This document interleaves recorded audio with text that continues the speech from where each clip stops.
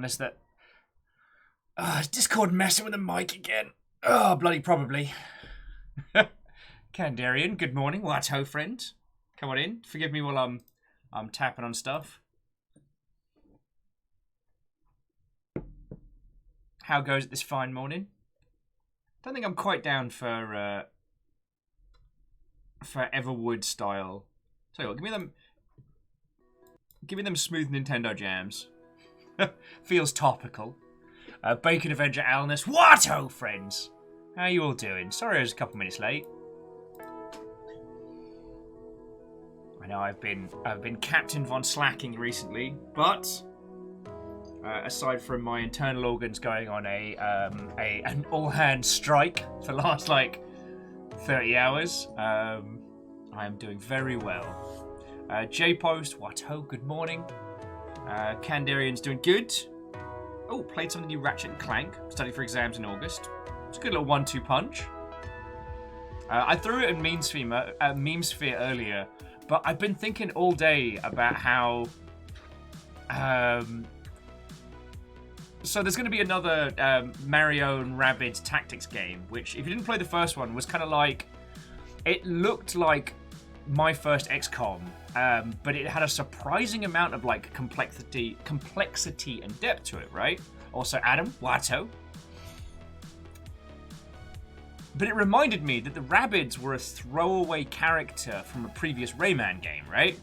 You know, they were the minions to Rayman's, limbless platforming nonsense. And yet, those tiny little, psychotic not rabbits have continued. That they have stood the test of time getting game after game. Whereas Rayman sits alone drinking in a bar in France. I think about this a lot. You know what, J-Post? I think a lot of people got that. Also, Numbers, Willing Outcast, good morning. Watto, friends! So, Alnus, I'm not against this. But yeah, I threw it in Memesphere earlier. And it's just a picture of Rayman just smoking in the dark. Looking at a picture of E3 2010 and be like, all right, little rabbits, buddy, you stick with me and I'll make sure you're okay.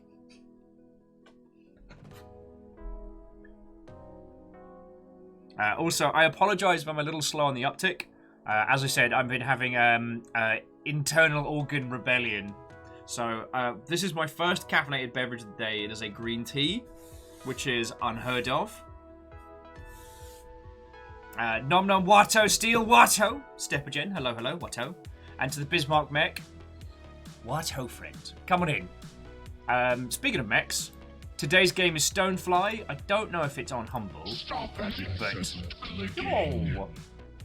J-Post, that's fucking cool of you. Thank you. First little house call of the week. That's fucking cool. Stop that incessant clicking.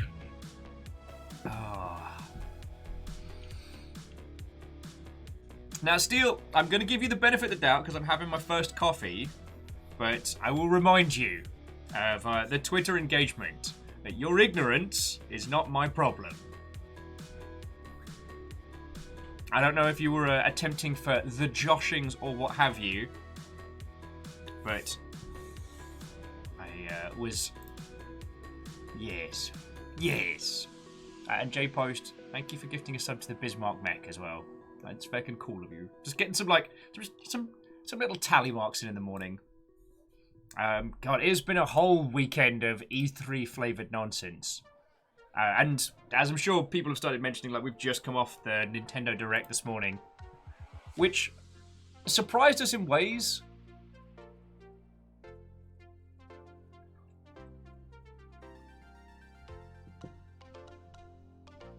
It surprised us in ways that I don't think anyone was expecting. And talked about a bunch of stuff that we were very, very sure was coming. The lack of announcement for the Switch Pro, I think, was curious. Draconic Watto. And Draconic, I'm holding hope.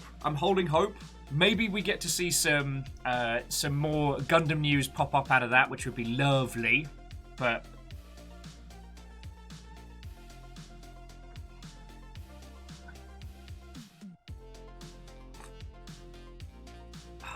see, Steel was saying, how can a remake be more hype than a Metroid game? You didn't play Another M, did you? See, not every Metroid game is good. It's about like, I'd say one in every 4 Metroid games has been a honking stinker. And I forget where we are on the cycle of Metroid. And Advance Wars is one of those fascinating titles that inspired so many people. God. Like, I'm trying to think of a good comparison. Advance Wars is to strategy games what, like, Smash Bros. Was to fighting games.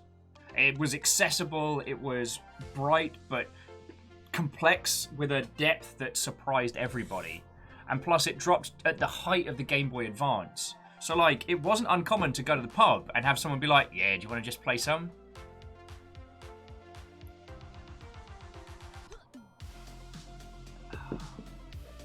Okay, Martin says they're starting their first MG build. So many sprues. I'm already lost. If you wanna, I could introduce you to the unicorn. That is 1,000,000 sprues from 1,000 places. Oh yeah, that was it. I was trying to find the things to show you all, but it seemed to have gone... Oh no, they're there. Alright. Yeah, so DX Man, I'm down for more. I'm not sure how I feel about the 3D art style, but it's Advance Wars 1 and 2 smashed together, which I'm fucking happy for. And thank you, Fiona! Fiona's doing this host. I also played Advance Wars by web for a while. That was a weird little sphere. And Kandarian, yeah, so the Nintendo Direct that came out this morning had announcements from Breath of the Wild, about Breath of the Wild 2, an Advance Wars remake, there's a new Metroid game, God, a couple of things, a new WarioWare. Oh, God. Yeah, okay, Lathy says that Federation Force was 2 games back, so we should be okay, yeah. God, Federation Force hurt. It was fascinating hearing people talking about how Nintendo has mastered the digital press conference. And I still remember, God, only a few years back when they did the Nintendo Treehouse live from E3. That was like a 2-hour-long agonizing slugfest. I remember doing it distinctly with my friend Christian. God, the first year we did E3 per bowl. Reactor online, sensors online, weapons online, all systems nominal. Hello, well my goodness, C3 was a slog. Yeah. Well, DJK and you have survived, so pour yourself a cup of whatever you fancy, and breathe, you've done it. Vanderbeest, head of House Order, Watto! Thank you for filling the pint glass. DX-Man, Lathy, Ian, Lizzie Moose, Watto, and welcome, friends. So, I mean, we can't avoid nattering about E3 flavoured nonsense, which I'm entirely okay with.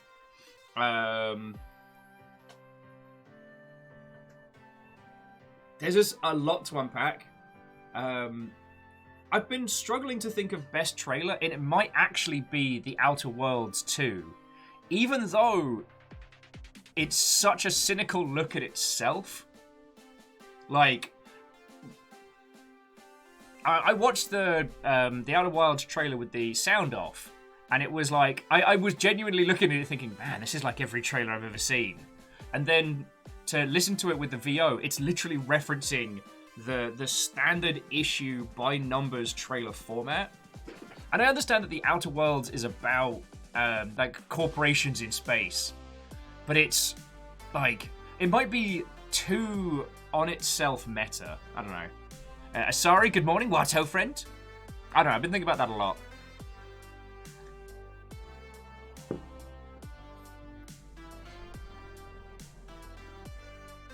Oh, way cool. Sorry, Numbers was saying that Frosthaven have announced the starter classes. You'll be able to head once more back in.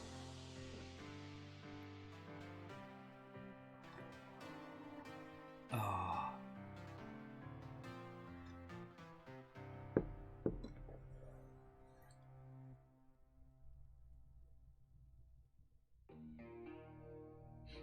Moose was adding, they wonder if someone was objecting to doing an Outer Wilds trailer with nothing to show. Possibly.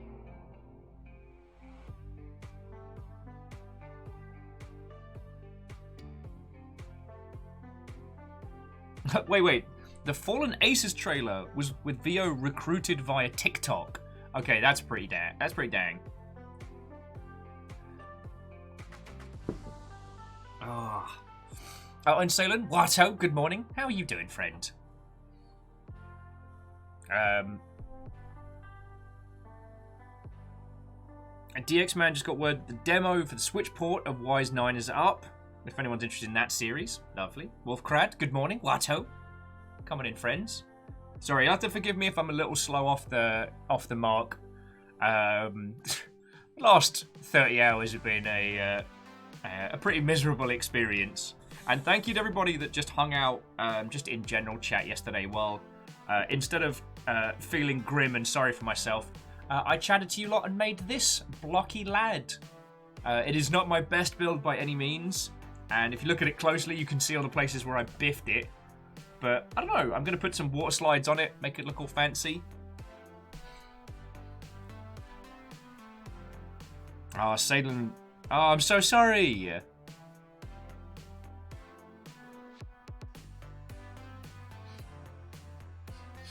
Going through the allergies.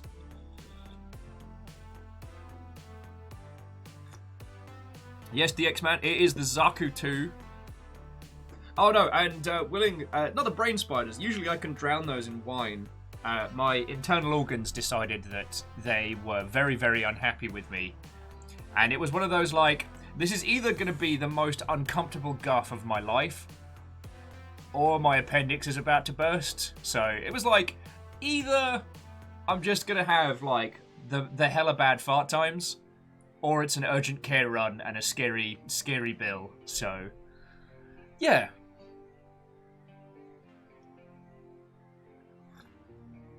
Oh yeah, so Martin, sorry, friends, Martin's doing their first master grade build at the moment. Now, if you don't know Gundams, and that's entirely fine, they tried to come up with like a system so you know how complex the build is. Master grade is kind of like the second to highest. It's usually the 1/100 scale and contains a ton of tiny details. Though you could argue that Verkai is like the one after master grade, and then you've got perfect grade. But yeah, Martin, most of the master grades come with a tiny pilot that if you want to paint them, you can. Mine are sitting somewhere because I moved them when we moved offices, when we moved into the lesser space. But yeah, for one of them, they even came with like a see-through little pilot. The unsettling one, I think, was the Master Asia. The Master Gundam, because it came with a little figure and it came with a uncomfortably oversized figure that I was not down for. Yeah, Moose, kidney spiders, there we go. And Draconic Dude, you're right, like mech model, that's just battle damage, you can fix it later.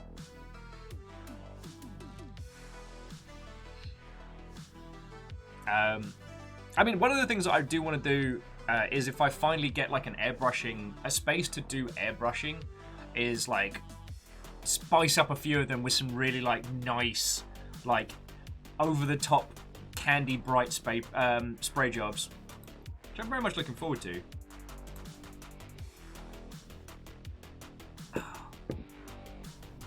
But that's more reliant on space than anything else. Actually, speaking of Gundams, I haven't even turned the Gundam lights on. Alright.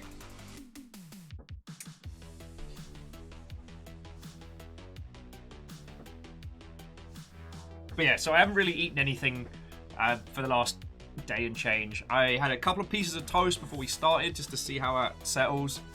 And I'm having green tea instead of coffee. So, see how that plays out and all. Anyway, Nintendo aside, like, we've been inundated with announcements and E3 flavored nonsense, which, like, as DJ KM was saying, like, it's a lot. It's over. Ish. I'm finding the whole discussions around E3 to be fascinating because what people are talking about is almost completely divorced from E3, which I find fascinating.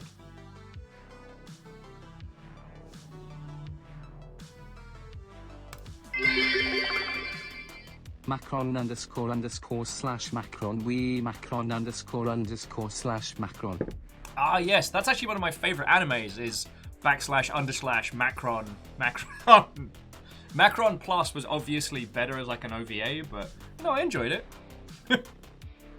Aperios, thank you for 20 months, dude. And for conversations and coffees. How are you doing?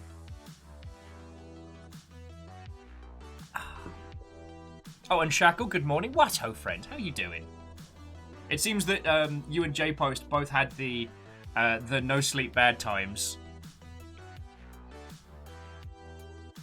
Oh, that's lovely to hear, friend. That's lovely to hear. Sorry, we were chatting last night. Shackle's AC was toast, so sleep just wasn't happening. And we've all been there.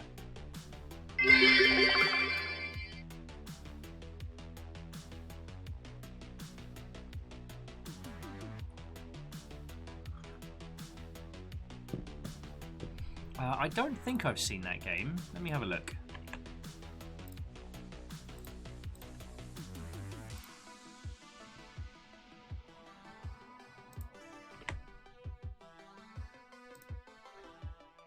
Oh yes, no, you gave me that game. And sorry, thank you for the 100 bits. Well, Aperios, let me be the dulcet conversational backtones to your paperworkage. I am going to wait and see how food settles before I decide on whether or not anything other than plain toast and green tea is going into my body. Aldous was saying, I think the biggest quirk of digital E3 is how wonky the co-streaming agreement is. Yes. And I think that's been because of the decentralization. Like, Nintendo Direct isn't part of E3. It is released during E3, but it's not related to at all. Nintendo have their own channels, their own space, and with a decentralized setup, there's also no physical presence. So there's no, like, one deal to rule them all that the ESA could put forward. Sorry, the ESA being the company that runs E3. For those of you who wonder what Alnus is talking about, so there was a message that went out this morning that Nintendo emphatically said that that people were not allowed to co-stream the Nintendo Direct today. And by co-stream, we mean like with E3 per Bowl, where you have the whole stream going, and then people just, reacting to it live on Twitch. This gets into a very, very curious part of content creation, where the precedent is against content creators for doing co-streaming. If you don't have express permission, or if the people putting it out haven't said that you can, you're just wholesale taking someone else's content. And because it's live, you can't make the transformative argument. But that's another kettle of monkeys altogether. Well, and see, honest, that's the thing, is that it's only a grey area because of how these things were handled in the past. So, not last year, but the year before, when the last year that we did E3 per Bowl, so Twitch had a whole slew of programming from all the press conferences, and Twitch got permission from all of the press conferences that they were covering to allow for restreams. So we could do E3 per Bowl because Twitch had secured that agreement with the publishers involved and with the ESA. But this year, everyone's decentralized. No one's going through the ESA as one thing, so it was pretty much up to each individual press conference's choice to allow.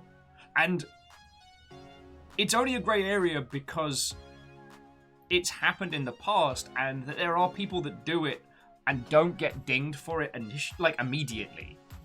So, the Longship's a small operation in Twitch terms. Like, yes, there's 50 of us cool kids hanging out and having a good time. But, there are people that have, thousands and tens of thousands of people viewing. We could probably have gotten away with it, maybe. But what if not? And this doesn't even cover, DMCA stuff. That's a whole different kettle of monkeys. Anyway, it's been very interesting.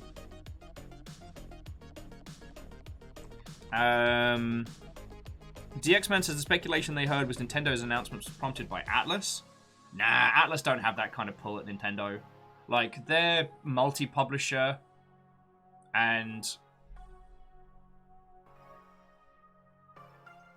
I mean, I guess Atlas have a lot of say in the Japanese territories. Oh, Mr. Squarepeg, good morning. Watto. I once knew a well-paid gamer who started complaining all the time to everyone about having to do practice runs of political simulator games. He was such a protester.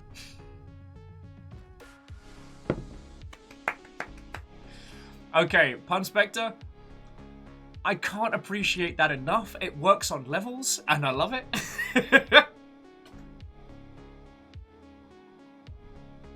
Fucking yo. Anyway, so that was why we didn't do, sorry, and Pun Spectre, thank you for the 200 bits. Forgive me as I'm getting slowly caffeinated the old people way today.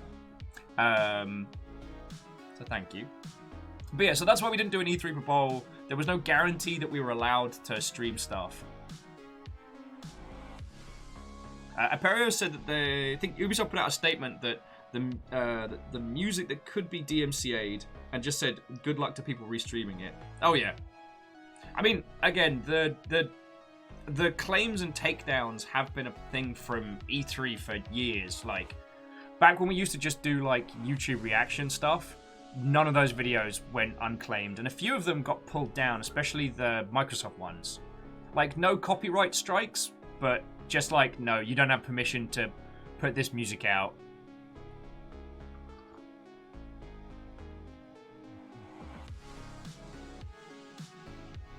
Kandarian said most of the chaos came from a tweet coming from the Japanese Twitter account, but not the American. I mean, you have to understand, like, Nintendo is a Japanese company. There is Nintendo of America, and they have a certain amount of autonomy, but, like a lot of Japanese companies, like, Nintendo of Japan, if they say, it goes. And if Nintendo of Japan says no one gets to rebroadcast, then... Well, hang on. Salen, I thought Chaos was already dead. Like, honestly, I was a bit away from my desk for a bit. Like, you know, I heard Chaos was back, and then I heard someone was killing Chaos. Ah, Square Enix, you glorious mess. I do like that Dadcore apparently seems to be the new character design phase. Sorry, I don't mean to be snarky snarkerson. And honestly, talking about like rebroadcasting rights and DMCA stuff is not fun. The TLDR on rebroadcasting is that unless you have written permission, you shouldn't do it. It's not like with video games where there's no downside. So companies may get really fighty around it, and right now, the press conferences are literally all that E3 is. There's no physical event, and there's no value in the physical event. So the ESA are probably going to go hard on smacking people that didn't get an official pass to do so. But that's another kettle of monkeys. Yeah. Yeah, see, Alnus, Dadcore. Like, the Final Fantasy character who looks like, you know, he looks like the divorced dad. We've got new Star-Lord and Guardians of the Galaxy, who looks like Midlife Crisis dad. Sage Bell, good morning. We're talking about Square Enix's Dadcore phase. How are you? Asado, good morning. Watto. Actually, is there anyone that hasn't had a good morning from me? Because I'm very undercaffeinated, so I might be just missing people entirely. Well, Sage Bell, that's what I'm on at the moment. Sorry to be overly graphic, but my guts decided to hold a day-long protest against my lifestyle choices. So I've had naught but water and disappointment for like a day and a bit. Which has not been fun. But I'm trying a cup of green tea now. I've had some plain toast.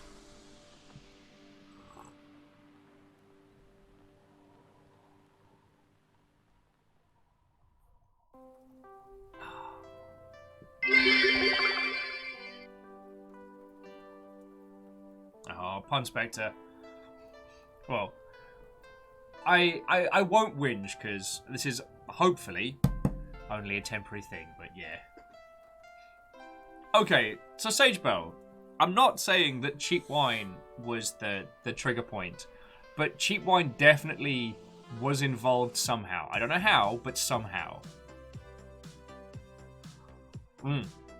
Though I will say, though, friends, thankfully the last proper meal I ate was a glorious cacophony of seafood and pasta, the likes of which I will dream about for generations.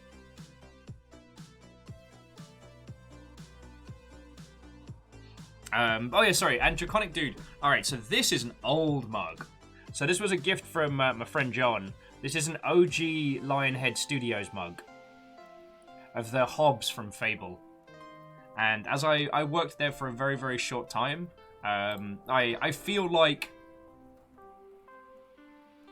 I don't feel too cheeky having this, you know?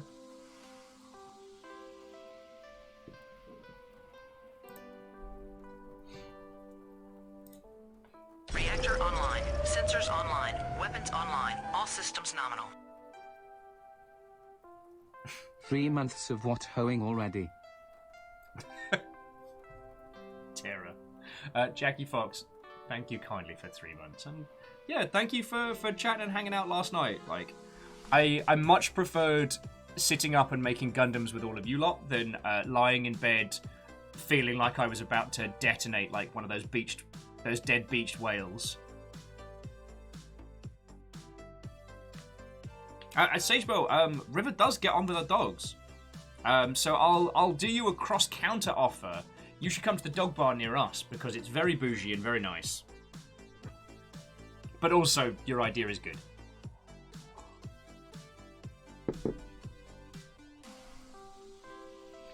Oh.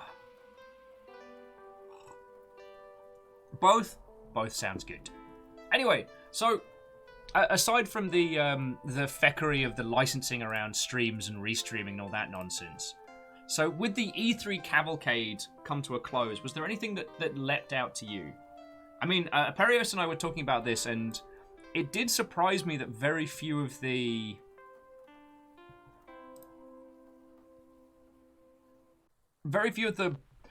big titles ended up leaving me aghast. The things that really stood out to me, God, as I said, Advance Wars 1 and 2 from today was lovely. Plague Tale's getting a 2. I'm very happy to hear that. God, where was that absolute banger that came out? From the... Oh, yes. Replaced. That was one I did not expect at all. And I guess Redfall... But Redfall feels like a safe bet, you know? So Replaced is a gorgeous-looking indie title. And Redfall is Arcane's next game, which is going to be a 4-player vampire hunter.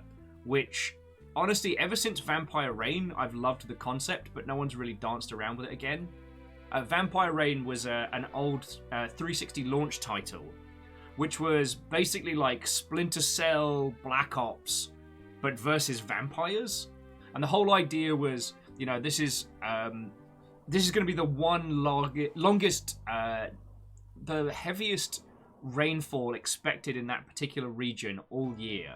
And supposedly, because vampires have superhuman smell, the rain dampens that, allowing you to be like ninja snipers and stuff. Oh yeah, and Alnus, I do agree, like, the Guerrilla Collective and Wholesome Direct set the tone that the others had to follow, and comparable to that, you know, they left a lot of even the big players feeling kind of weak sauce. Ray says Replaced look gorgeous, yes, as do They Always Run, yes. Yeah, Moose, Redfall, Vampire Co-op, Arcane, good times. Draconic says, am I weird for preferring mech games in third person rather than cockpit? God. That's a whole discussion on UI and how to demonstrate the feeling of scale and your surroundings dependent on what you want to go for. Oh yes, Sage Bell, we do have a Back 4 Blood release day. I was lucky enough to be friendo to... I was lucky enough to be tag-along friendo to a journo friend of mine during the, I believe it was the alpha. It's that weird thing now that I guess because we're past the point where you really have to worry about physically acquiring a game. Like, when Back 4 Blood comes out, if you've got the funds to pick it up when it launches, you can. Don't pre-order though. This is House Longship, we do not pre-order. If you'd like to know more about our pre-order philosophy, or if you would like to know which games you should or should not pre-order, please head to our official sponsor, ShouldIPreOrderNow.com. ShouldIPreOrderNow.com is the premier website for finding out whether or not you should pre-order video games.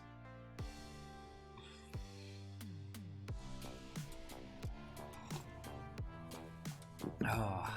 But yeah, I'm stoked for Back 4 Blood. I don't have that same kind of ha-ha! Because I know it's going to be cracking, and I guess I've taken kind of a calm approach to this will be good. Adam, no, apparently about it. There will be a Slime Rancher 2, which felt like a forehead smack of a moment. Like, why didn't we get a Slime Rancher 2 sooner? Do you know what I mean? Like, that game's such a glorious little banger. Sage Bell, Grounded's newest update, or as we call it, what if bigger spider? Spider bad, but what if bigger spider? Kandarian said the reason they're happy for E3 was the sense of returning to normal. Okay, I'm real happy you got that from it. I guess I'm just getting to be the old man in the room when it comes to especially E3 discussions. The current lineup's still very disconnected, but this might be what E3 is from now on.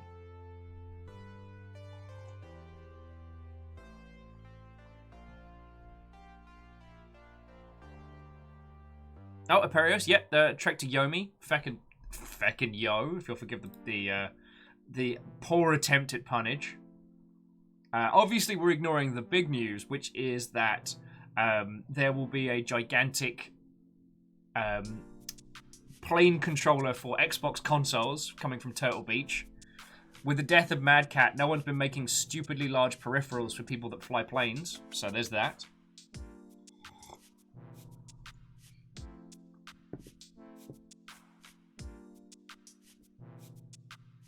Oh yeah, and honest, yeah, no, the glorious amount of indie wonderful. River City Girls getting a sequel, I'm feckin' for that. And forgive me, the name escapes me, but the team that are doing kind of Pikmin sans Pikmin, like I'm feckin' down for that.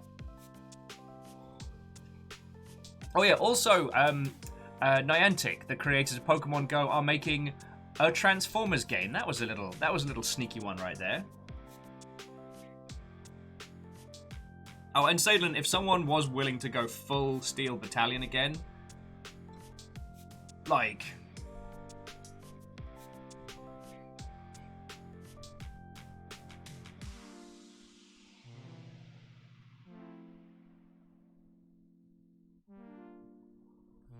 and Wraith was pointing out that I can't believe they took the time to include an arachnophobia mode for Grounded, but then have a massive spider in the trailer.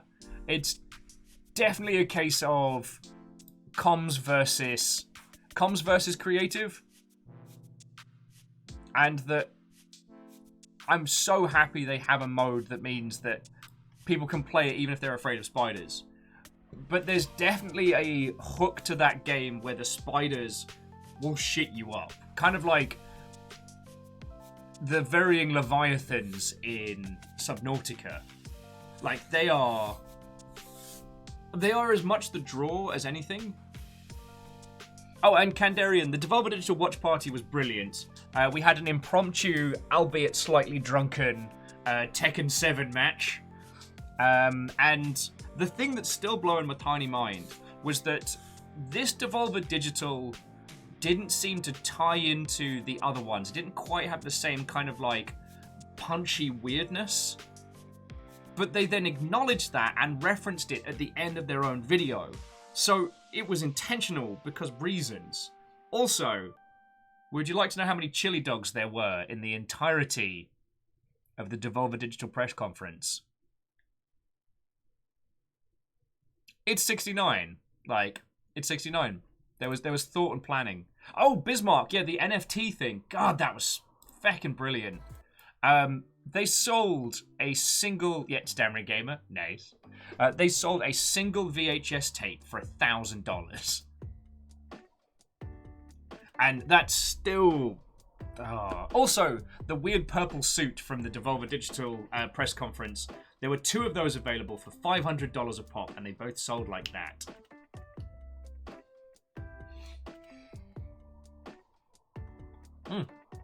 Sorry, friends. As a weird aside, Sagebell was saying they found the arachnophobia mode spiders to be more scary because you can't see their legs. So you can't see the shadows coming.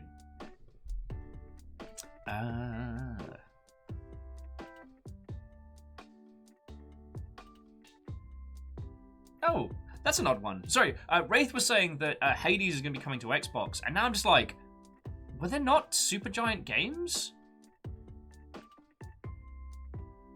And I guess you mean, like, because Bastion was definitely on 360, but was Transistor not?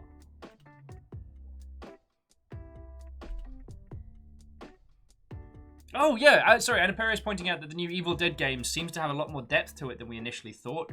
It's not just going to be what if Dead by Daylight, but with licensing rights. It seems like it's going to be good. Oh, also, as an FYI, the official release of the Resident Evil content for Dead by Daylight is now! Oh yeah, Bismarck, Death's Door, and Wizard with a Gun both look dope. And I do agree with the rest of video game Twitter of, you know what? It's okay to just call your game something like Wizard with a Gun. Like, there's so many bland, like, 1-2 punch multiplayer name, 1-2 punch AAA names that I will not remember because they're so bland. But you know what I won't forget? Wizard with a Gun. You know?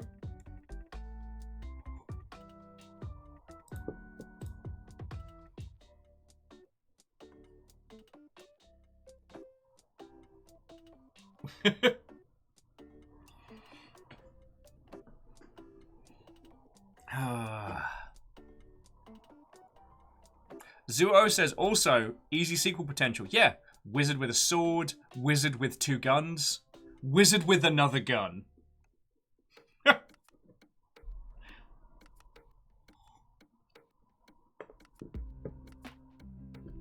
Yeah, and Alnus, like, nail on the head there. Wizard with a gun, I know I'm getting. I'm going to remember that, I know that game. But, like, Starmancer, The Journey to Albatron or whatever. Like, there were, like, 3 different... so, during the PC Gaming Show, there was a bunch of different sci-fi games that all got announced. And all of them looking brilliant for different reasons. One was, like, a dice-rolling RPG visual novel that looked great. The other was this, like, grungy, like, back garage, build your own rocket. Kind of like a punk version of... Oh. This time Viv is pissed off. Yes. And Shackle, thank you for the 200, friend. There was also this really...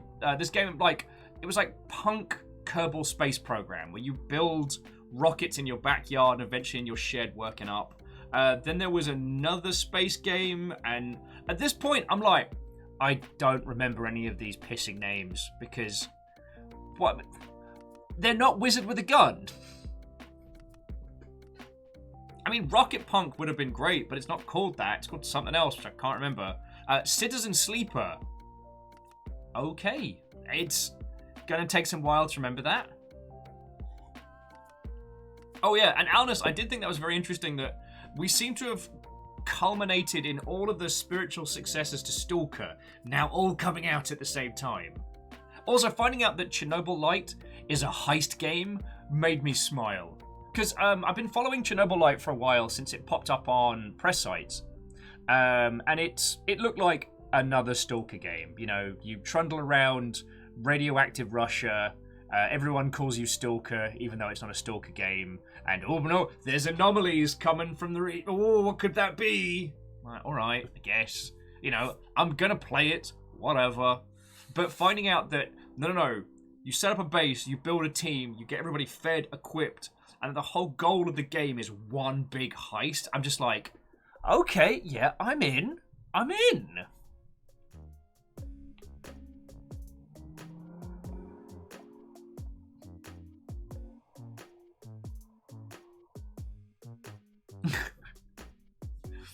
Oh, sorry, Salen just pointing out that we all dropped the lead.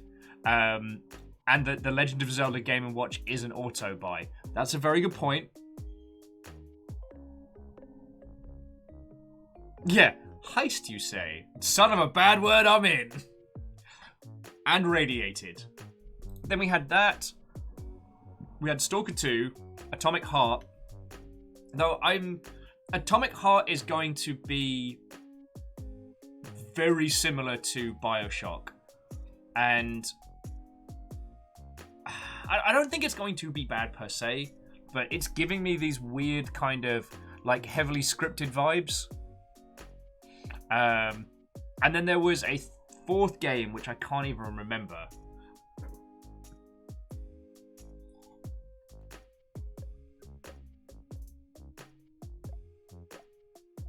Starring was saying no Fable. There wasn't any mention of Fable. Oh, sorry, pointing out Monster Hunter Riders looks good on Switch. Oh wait, no, isn't it? Is it Monster Hunter Stories 2 that we're getting? Because Monster Hunter Riders was the mobile title, right? I'm just making sure I'm getting the correct one. The answer is yes, it does look good. Yeah, an XO, Psychonauts 2 got a release date. And a... I don't know, the kind of trailer made my heart sing. Sadly, Samurai Gun 2 did not get a launch date. So you all don't have to worry about losing me just yet. However, I'm a little... the more I see of it, the more I'm starting to worry. But please understand that Samurai Gun is one of those games that I'm so entrenched in it that I'm one of those. I'm so far into it that any slight change causes me to analyze and reanalyze any of the details. So I'm hoping it's good. But it does seem like now the characters have different powers, which might unsettle things a little.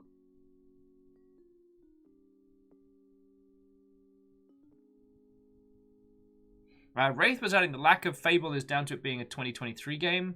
Same with Perfect Dark. Possibly. I mean, this, the Microsoft press conference, this E3, was all about Game Pass. And they did that wholeheartedly. Well, you know my feels on it. I worry about what Game Pass is going to do to the perceived value of video games, but at this point, it is such a good deal, and Mr. Microsoft isn't going to listen to my little ramblings in a tiny room. It's a thing that is happening, and so far, it seems to be incredibly beneficial to developers as well, so it's like...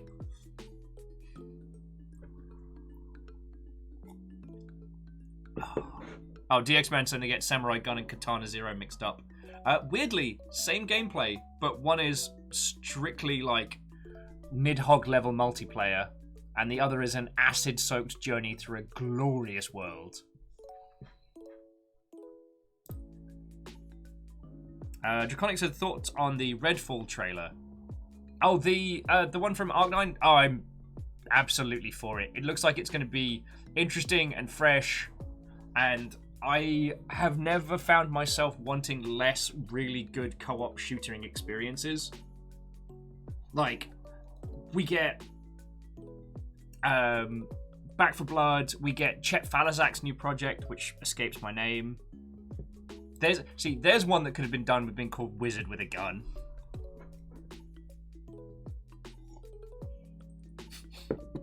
Road trip to Bellevue, abuse some friendos, get access to the building.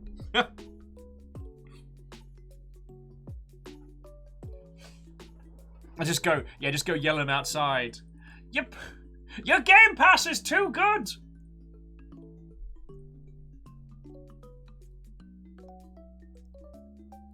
Earl says, does Fig crowdsourcing of Psychonauts 2 violate our glorious no pre-order? It depends to what level. But no.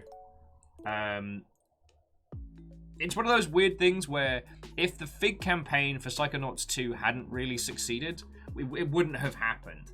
But because it did so well, it got picked up.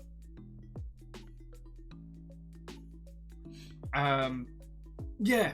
So Chet Falazak's doing a... This is off topic, BTW. For the first time in 150 years an Egyptian vulture has been seen in the UK. Cool, why did it take a holiday here I wonder? That is very off topic. Curious indeed. Thank you for the 200 bits though.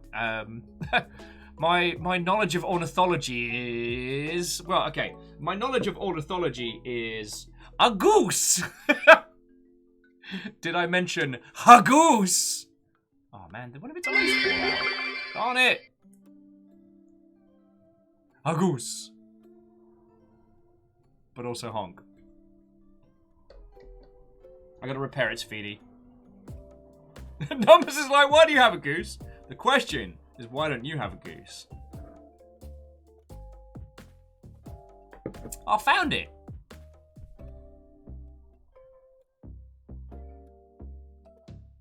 It's my goose. No, it was a...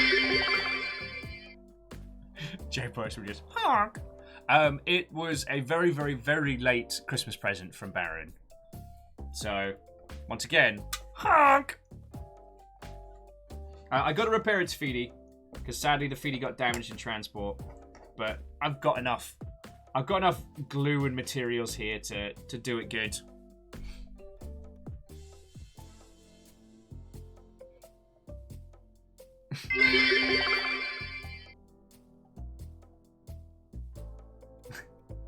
And Graphite, thank you for the 100 bits as well. Along with the spooky ghost that threw in 100.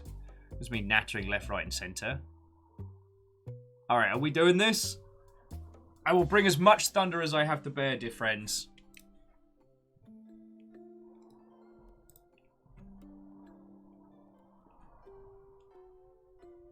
Alright, where is it?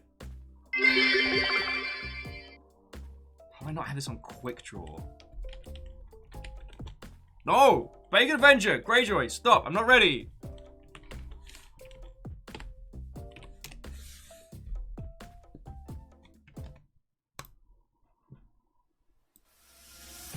There we go! Right, now we've got it going. Okay, so now, Sage Bell, thank you for 100. We are doing this, it seems. I don't make the rules. Bacon Avenger, thank you for 200. And, yo! Greyjoy tagging Sage Bell with a sub and all. House Carl sleeps not this day.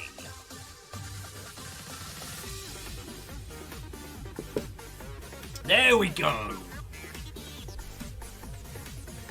I will say, I did miss getting to do E3 before with everybody. That would have been feckin' glorious.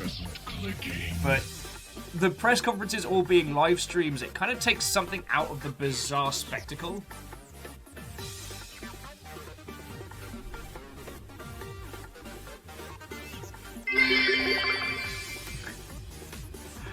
Oh, thank you kindly for 100 and top of all. Feckin' y'all. Bacon Avenger, I do not believe that I did.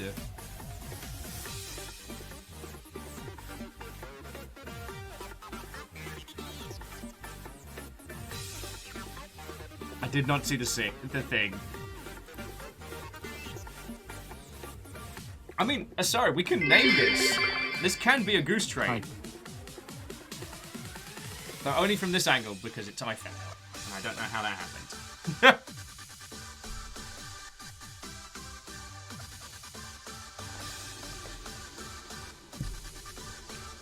I hope you're ready for Tiny Mechs today.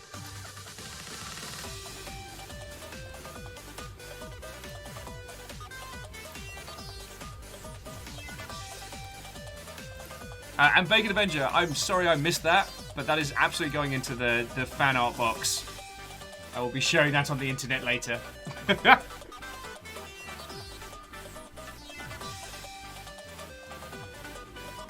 Oh, that makes you one step closer to being an accredited mech pilot. And I'm okay with this. Sorry, Vanderbeest, if I didn't say so, thank you for filling the pint glass. Apologies that I'm all over the place. I have naught but a slice of toast and some green tea in my system. Let's fucking do this!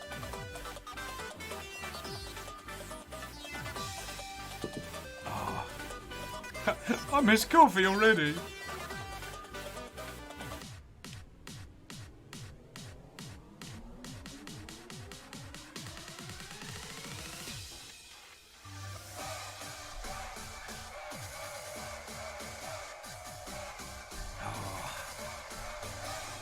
It's always time for Pokemon.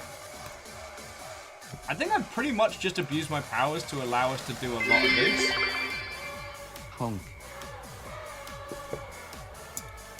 J-Post, did you say honk? It sounded like honk.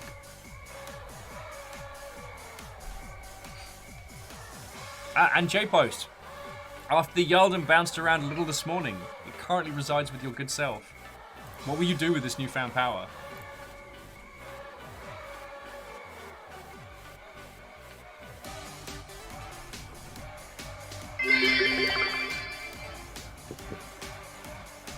And sorry, thank you for the 100 as well. I need to repair it first before I decide.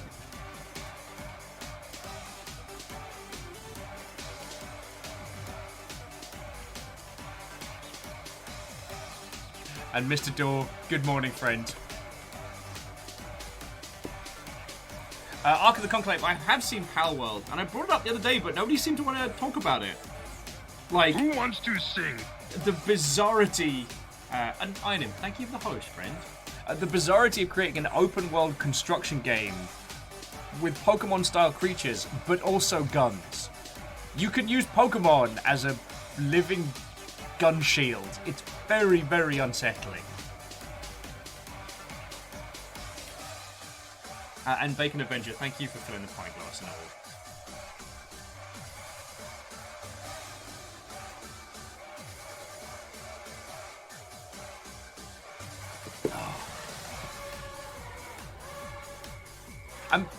I'm pretty sure Power World's just indie. I'm pretty sure they're just coming out of nowhere being like, you know what?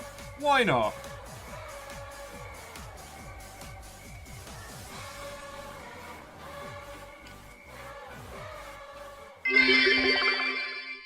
Growler too full, must cannonball. Oh, declaring direct war. Direct war. Viking, thank you for 1,500 bits, you legend! Get more Pokemans. Viking, yo! That's fucking cool of you, thank you. Oh, and the one and only Jeff. But what if I know more than one Jeff? My god. Thank you kindly for the follow. What-ho and welcome! Coming in.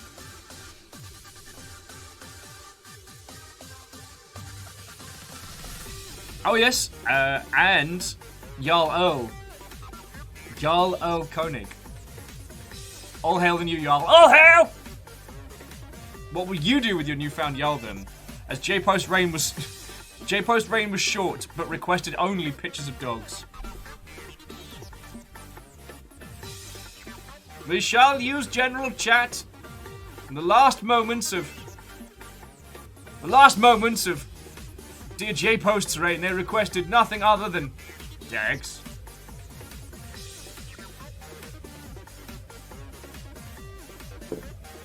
Oh. Fucking y'all. Sorry, I'm just making sure I haven't missed anything else on the hot sheets.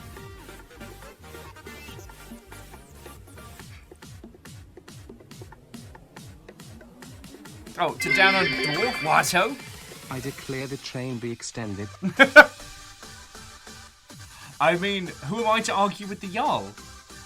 Thank you for another 500, you fucking ledge.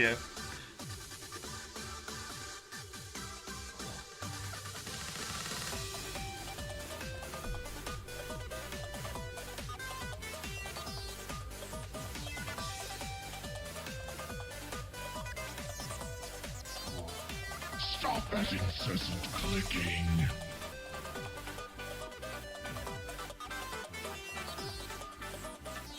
Oh, sorry. Thank you for gifting a sub to the one and only Jeff. That's very feckin' kind of you.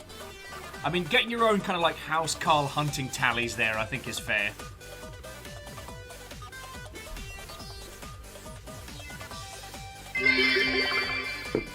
Hype train.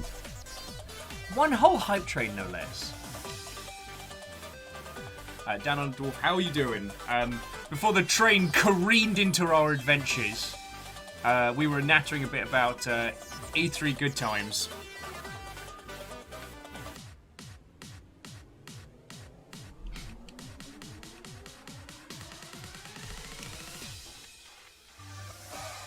God.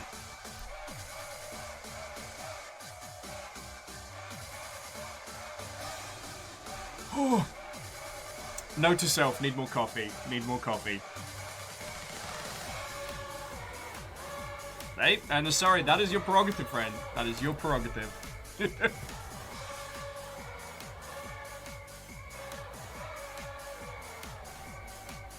Oh, lordy, lordy. Yeah, today's going to be a challenge, friends. Doing battle without proper full-on coffee.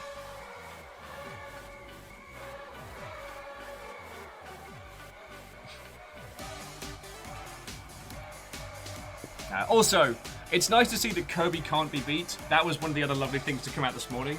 Is that not even the Kazuya, not even Kazuya, could end the invulnerable, nigh immortal pink blob, powered only by friendship.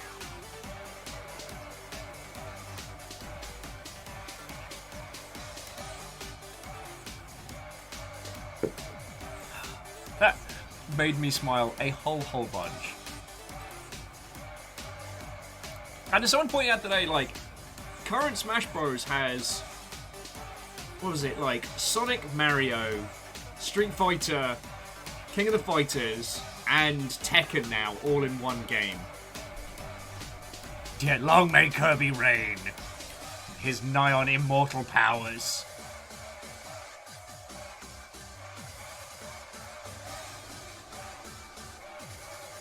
I mean, the only creature to be able to survive the end of the destruction.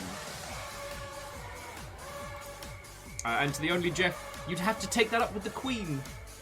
As, I am most certainly not the arbiter of the British language.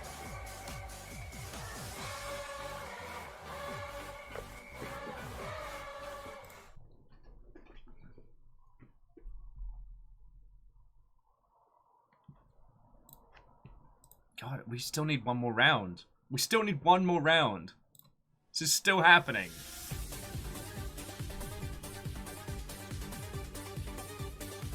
And I'm okay with Smash Bros. Eventually Katamariing all characters.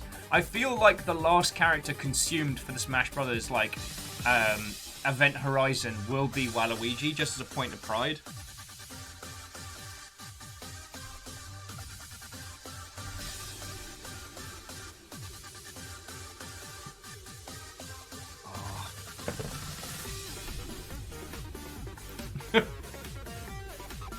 No, I'm sorry, I don't make the rules. Like, Agumon for Smash Bros. When? That's the question.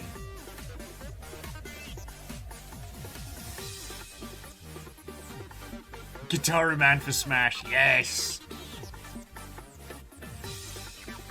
Now, what I'm really waiting for, and I think we all are, is Point Man from the Fear series being added to Smash. That's definitely been a long requested character that we all want to see.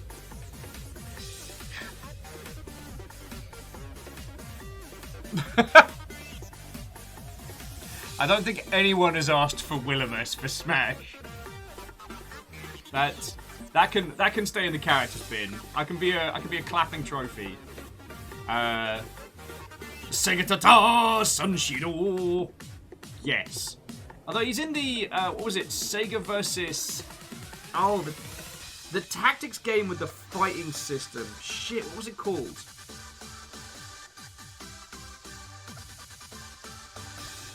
Oh. Well, Shadowstar, Watto and welcome.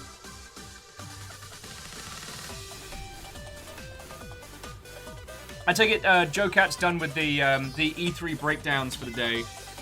We've been having a little natter about them, but there was an interrupting hype train, as you can well see.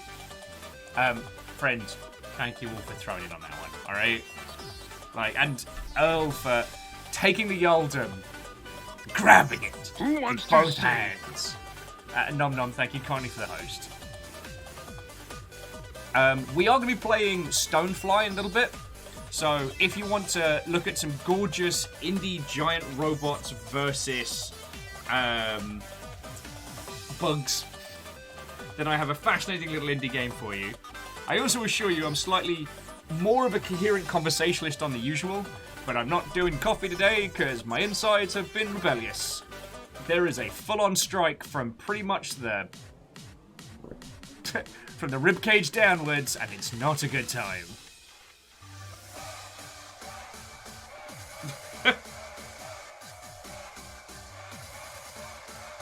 Oh, hang on. There we go. I was kind of almost meditating out to the Pokemon Sword and Shield gym theme, being one of the best stadium bangers in video games. Hey, Graphite, I can carry a conversation. It's been known to happen. Wrecked him. Damn near killed him. Perios, why are you like this? Oh. And yeah, I actually don't think Shantae would be too weird and add to Smash.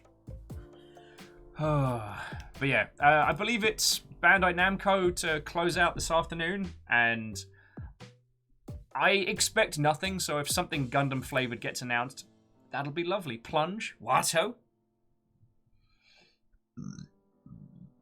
Charming, I know.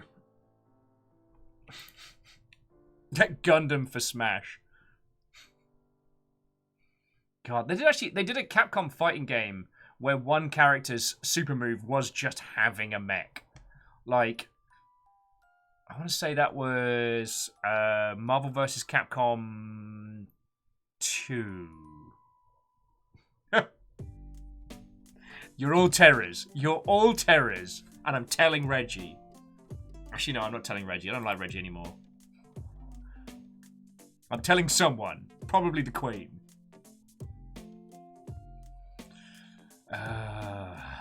You're all terrors. You're all terrors. I just wanted to come here, have a nice day with some giant robots that are also the size of bugs. Actually, should find out if Stonefly's on Humble before we get started. So yeah, I do have a lovely game to show you today. Nom Nom, it's nothing that needs covering today.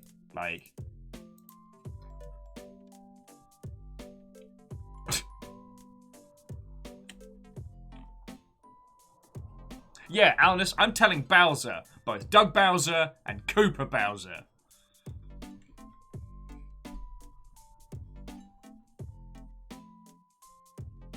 Oh, Draconic's just adding fingers crossed for Digimon Survive. I don't think that would be a weird thing to see pop up. Because Digimon's slowly been regaining a lot of, footing. And especially... God. Oh, was it Digital Detective? Was the one that really surprised everyone in terms of quality? Oh, God, I'd have to have a look. Because there's been a handful of really, really good Digimon games that have released. Cyber Sleuth, thank you, Draconic. And not only have they reviewed well, they've sold good as well.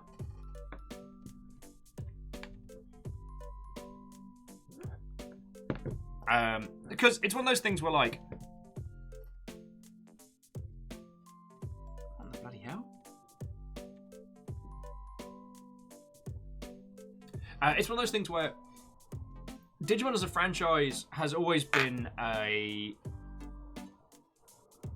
has struggled over the years to try and convert the old Tamagotchi style into successful video games. And there's been some very, very interesting attempts, and there's been some very, very curious ones. That it's nice seeing them do well. I've always thought that it's a franchise that has a lot of potential.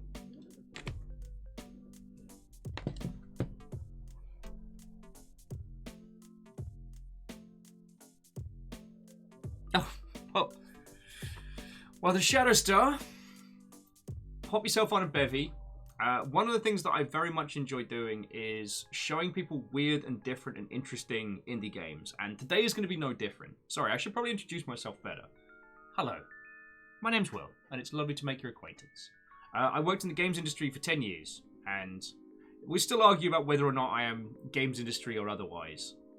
But these days, I do this here on twitch.television under the glaring eye of Mr. Twitch. But one of the things that I try and do here is find games that are different or that do something special and either like show them to as many people as possible or try and deconstruct them. And so today's is Stonefly. That's it. I was going to Humble. God, doing this without coffee is hard work. Stonefly? No. Alright, so it's just on Steam at the moment. Alright.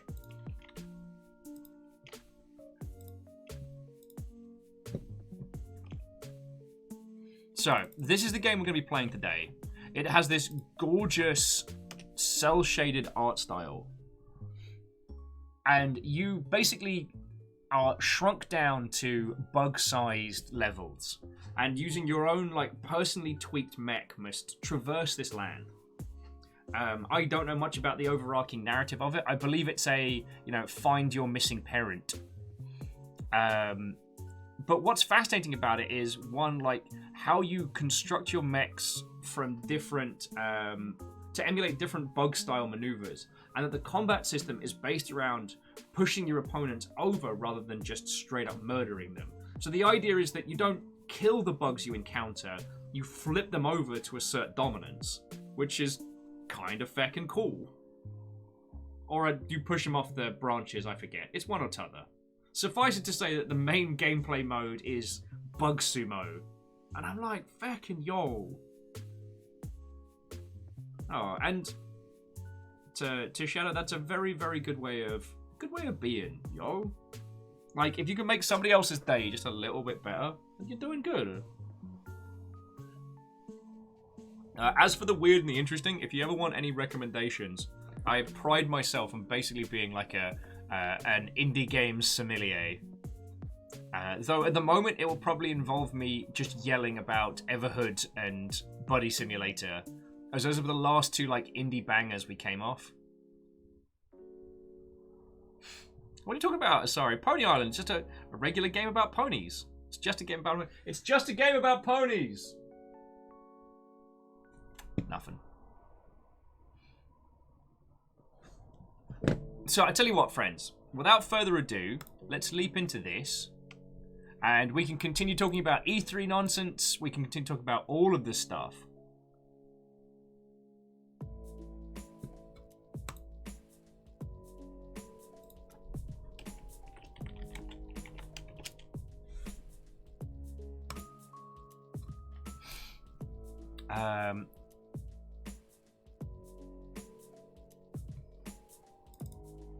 God, I'll have to Google it. My brain is not firing for 100%. No, I haven't played Prodigal yet.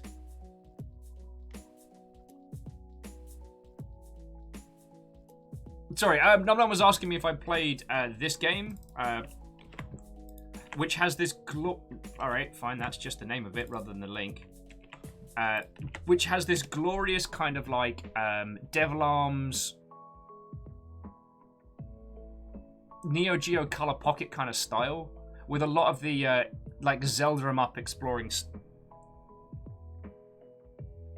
which I'm 100% down for.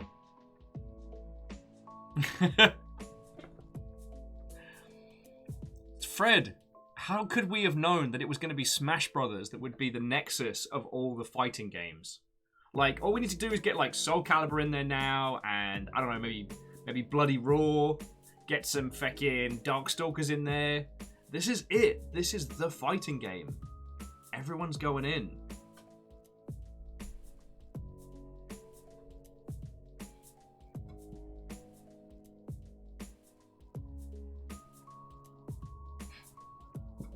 Gang Beasts for Smash.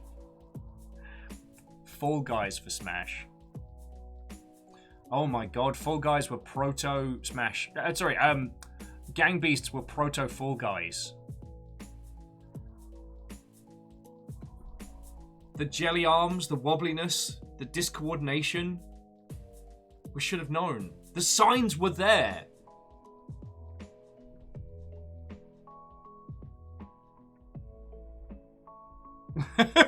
Sorry, just Alan is saying, don't put Soul Calibur in there. Once Kirby eats Soul Edge, it's over.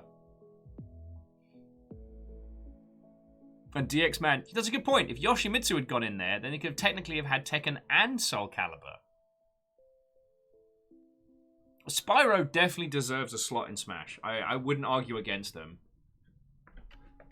There's a woefully small amount of dragons in Smash, and I feel like that's something that should be fixed. But no, Num Num, thank you for reminding me of that, because while I don't know whether or not that's one that I think will stream well, that's entirely my jam. One of my favorite systems of all time is the Neo Geo Color Pocket, and anything that kind of emulates that makes me real happy. Like, yeah, Devil Arms, Card Fighters Clash, Fasele. God, I played them all so much. I even played some of like the fighting game ports, which were surprisingly good. But the idea, I think that was because the Neo Geo Color Pocket was built with like I forget the term. Stooge! I don't forget the term for that. What, oh friend? Coming in. I was just trying to gather my thoughts into a mildly coherent mode before we leap into Teeny Tiny Robots. How are you doing, friend? Alright, how was your morning? What were you playing? What-o! Also, to the rest of your lovely selves, please, if you are not following Stooge, please do that. You will not regret it. Also, it was Stooge's birthday yesterday, so happy birthday, dude. Sorry I wasn't the most cohesive of individuals. My internal organs have been on open rebellion for the last, day and a bit. So, wee.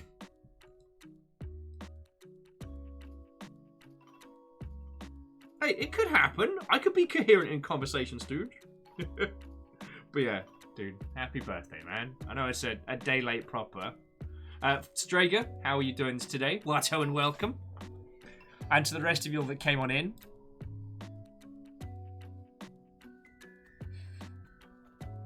I know what I said, and I said what I meant.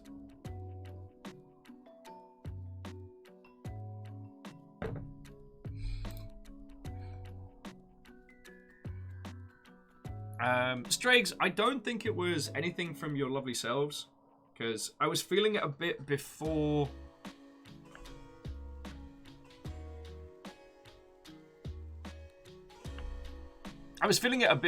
But I mean, the food was fucking glorious. Oh, nice. Strags is like, what a puzzle break today. Pretty happy. Feckin' yeah. Jeff, I don't have a VR setup at the moment. I was lucky enough to borrow my friend's setup for Half-Life Alyx, which was incredible. I can't say enough good stuff about that. I actually made a video about how good it is. Well, okay, no. I made a video about one area inside that particular game, and I'm still real proud of that. It came out real well. Though, sadly, no one watched the video because everyone was avoiding spoilers. And I was like, no, it's not spoilers. It's just talking about one bar and how it makes you feel.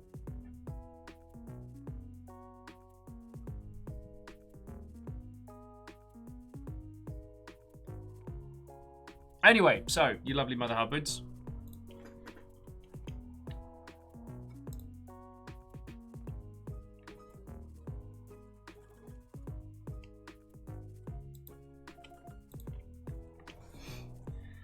Right. Let's get this game going.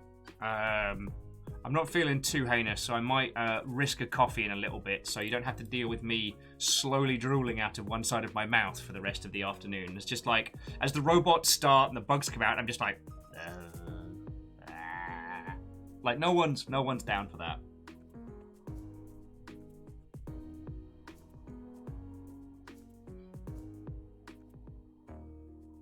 Oh, that's a good point. God, Numbers. It's one of those things. I really hope they've kind of survived as a business. Sorry, Numbers was saying that they haven't done an escape room since before lockdown. And yeah, I really hope a bunch of those companies have survived because those are real good fun. Oh wait.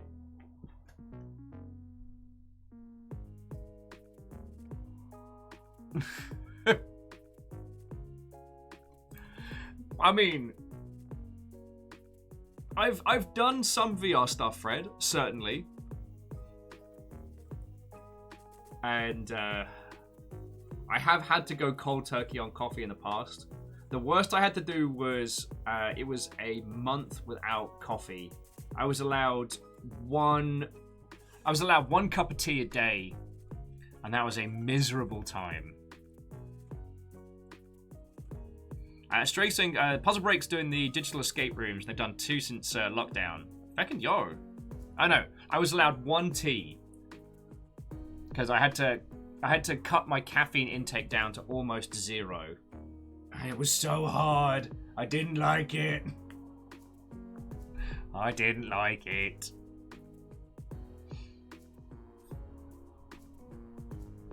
Oh, Fred, I agree with you. It was a miserable affair. I was just sad and low energy. It was not fun. No one had a good time.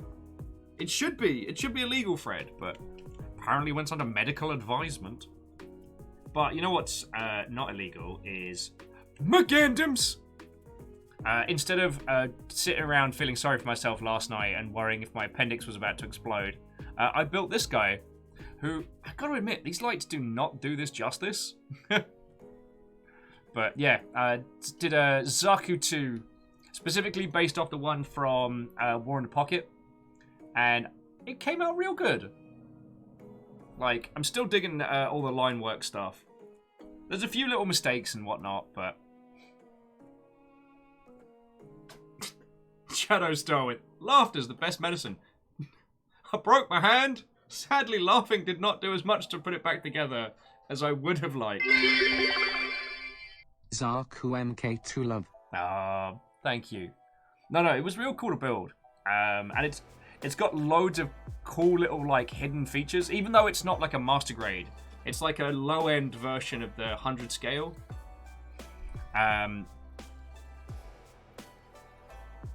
Whoa, actually, Fred, it's funny you should mention that. Sorry, Fred was saying we should do some of the classic Gundam games.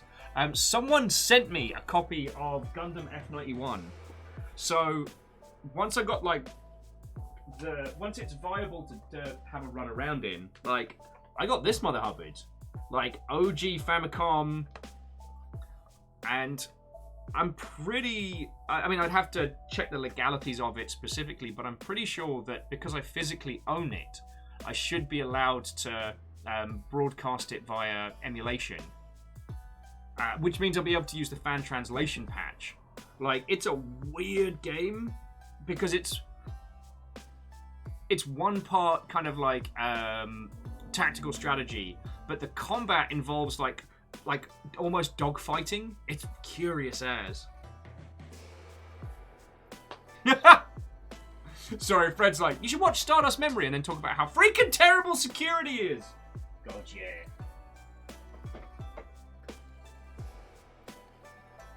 What is it with Gundam? The Gundam is a franchise and letting kids do very dangerous things. Oh, Martin started watching Gundam Unicorn. It's good. It's a kind of it's a nice bookend to the Amuro Ray story. But you don't need to have watched OG Gundam to enjoy it, which I quite like.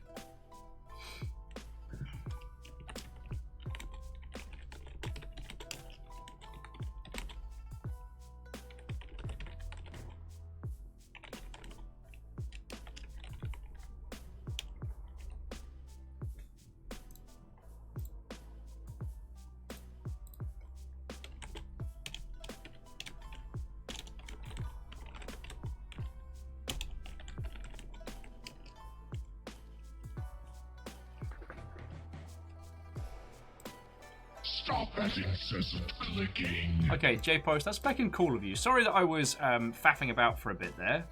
But J-Post, thank you for gifting a sub to Fred. That's really feckin' cool of you. I mean, that's a high mark for the House Carl hunting boards. I feel like we should make a scoring system. Oh, excuse me. I am going to have cheeky T-burps, though, because my innards are in open rebellion.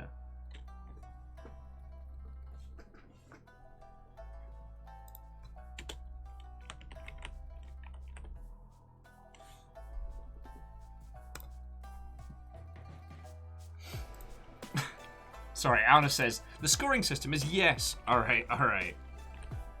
So, let's get this game started.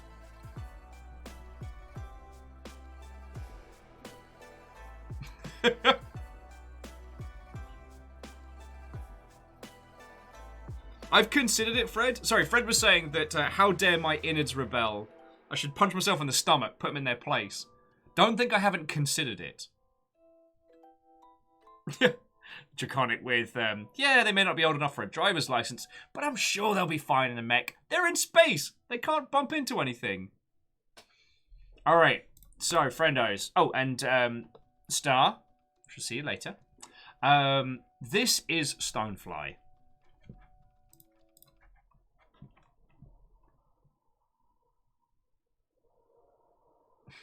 And Rebind. Watto and welcome. We are just about to leap into Stonefly, which I've been looking forward to for feckin' ages. I mean, it's teeny tiny mechs.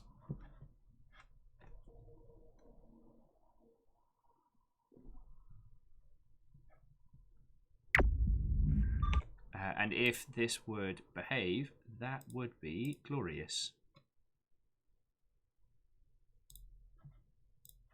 It's called Acorn? Okay. Here we go. Hey, JP Watto, friend. How are you doing?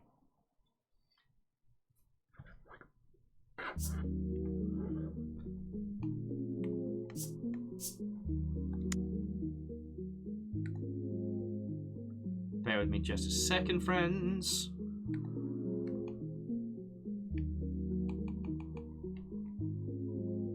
That's fine. Is it subtitles as default? He's hoping. Okie dokie Loki. Oh, and to JP Bradley, I'm doing real good. I mean, okay, as I was just saying to these lovely Mother Hubbards, my internal organs have been on open rebellion for the past 30 hours. And it's getting to the point where I might take Fred's suggestion and start punching my guts to remind them who's in charge. But I'm doing good. I've been looking forward to this for ages, and I think this was... God, I'm trying to remember when this was announced. I feel like this was an E3 indie showcase from last year, and I loved everything about it.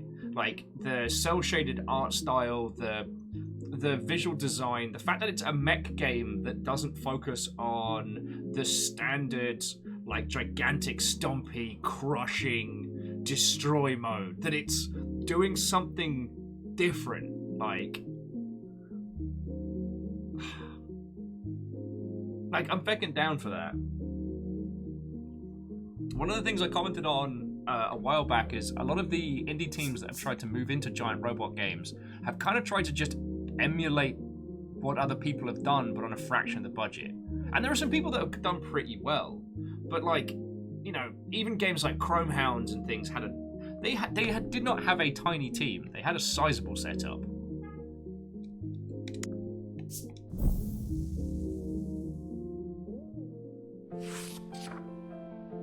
So let's give this a go. It's already charming as shit.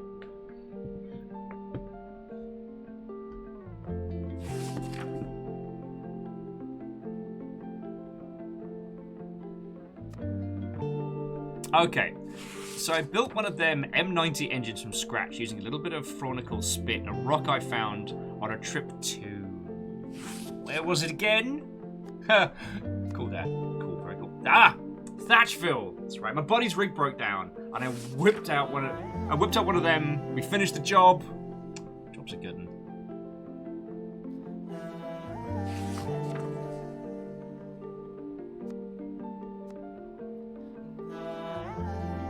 I've been requested to go help out the Da for a second. Lost Flowers, I don't know. I didn't see any spiders in the initial assets.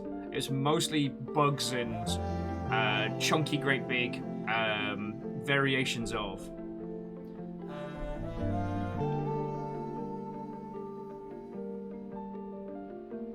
Yeah, and Lathy, I know you're not saying that it's zero work, but I do agree with you that we're at this point now where if you want to just go for an art style that looks like the concept art, you can. Someone was joking that why don't we have a Final Fantasy game that looks like, is it Amuro? No, that's the Gundam pilot. The bloke that does all the concept work for Final Fantasy, who did like, how was it, the Emperor's Egg? Amano, thank you. That we don't yet have a game that looks like his concept art, and that is a massive oversight. Like, I'm feckin' down for that, you know?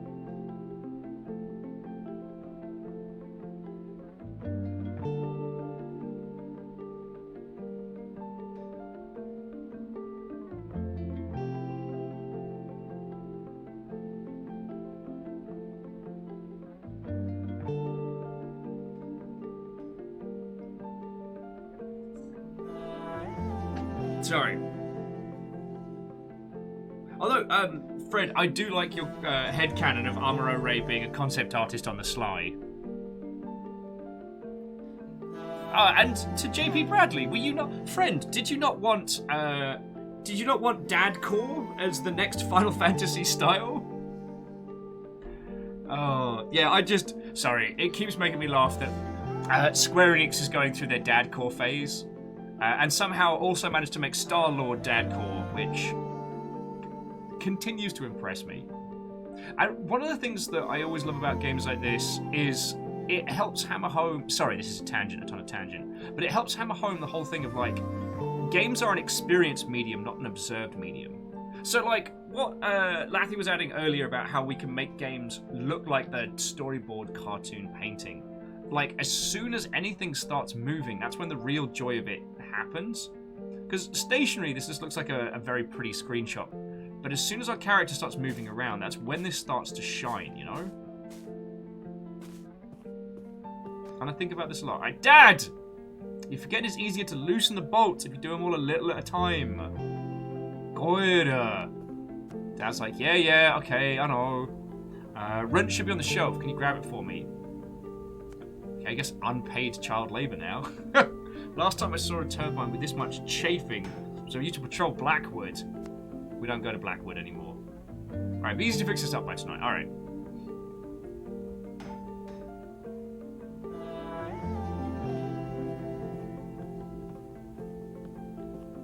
I don't think I could agree any harder, Lathy, that, like, it's not true Final Fantasy if all of those people are just wearing one belt at a time.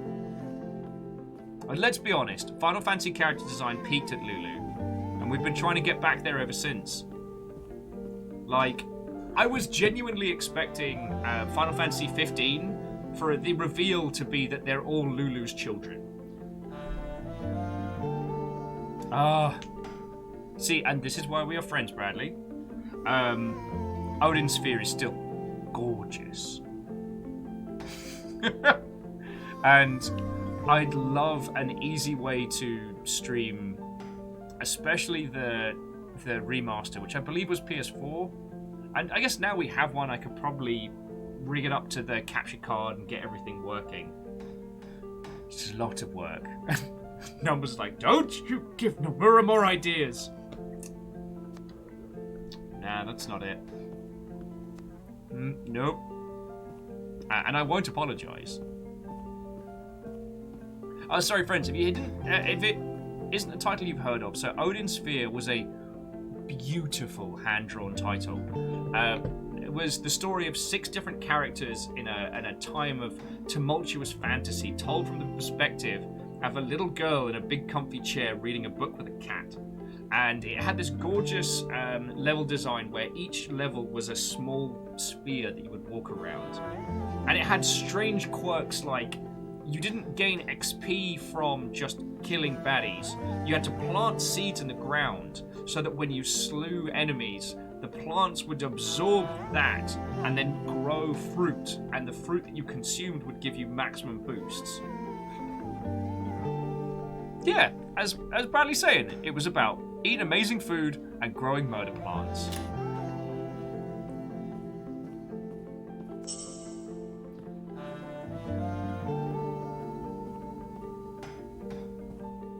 Alright, let's pass in the wrench. You, sure the bolt's big enough? Dad's like, of course it is. I've got a knack for this, Anne. Years of listening to you yammer about engines is paying off. Keyhole clamp should do the trick. Do you mind? On it, but you're gonna need a size 8, not a size 10. Eh. Oh, darn it. We're out of limo dot. Which of you was meant to get us limo dot? Alright, gotta get us back to Willow Bucks by tomorrow morning. Alright, I can go to town, pick up some from Frankie, no problem. Alright, but next time, what if you just head to the shops and you don't pick up the limo dot? Like, I'm sorry, but we're gonna have to have words. Back in my day, limo dot was so rare you'd have to find it in the wild. But find swarms of hook wasps to get droplets of it. I once fought off dozens of them myself, barely made it out alive, and it were uphill both ways. I've told... you've told this one before, is right after you vaulted between the two tallest oaks in the forest. And I'll keep telling you that until you realise how cool your dad is. And Graphite, I don't know if you should apologise for being distracted by cornettos. Like, I haven't found a good cornetto substitute in the Americas, so I can only think about them and dream. Though, if you indulge me a purely the pointless side conversation. Oh, there we go. There's the plan. Dark chocolate and raspberry Magnum. It's a limited edition thing. Gone now. I think about them all the time. Alright, so we got the clamp on. Oh yeah, I do need a bootleg cornetto pipeline. There's got to be like a cornetto underground here.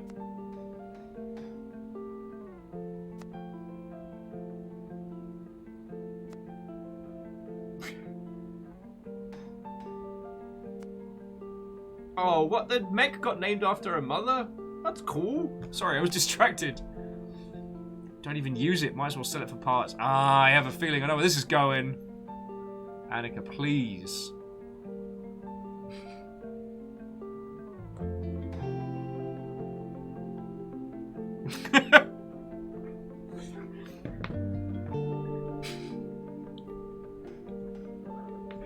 Oh, Emily, you are a treasure. An absolute treasure.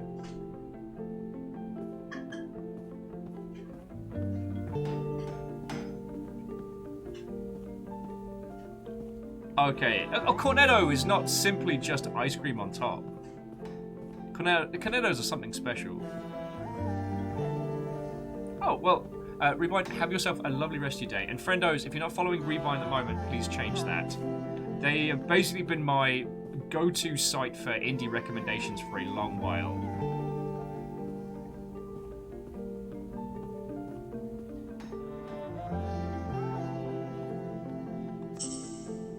Oh, pressure mold from the shed. It's the bloody shed. Oh.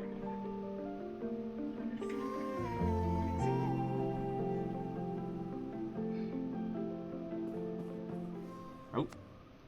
There you are.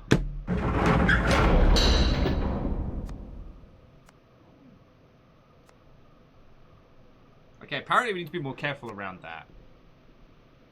It's 50 years old. Another scratch won't hurt it. The thing is priceless. Okay. Take care, friend.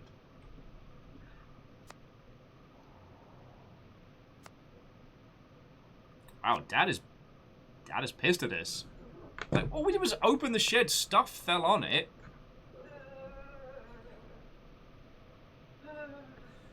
What's wrong? There's a very big spider in here. Do you need me to handle it? I don't know. I'm trying to pour it down the drain. I can handle it if you'll talk to these lovely people. Friends, I'm on spider detail. Alright. Let's move. I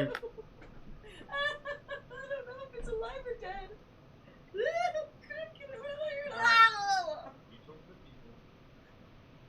very big spider. Hi.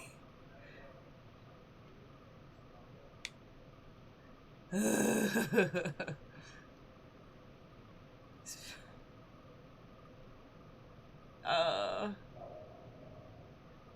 now you bark. Hi guys. I'm staying away from the spider. It was very big. It was very big, very scary, and I think it was dead, but I didn't want to chance it. It was like this big. It was big. I think it was already dead, but I didn't want to find out. I didn't want to accidentally find out.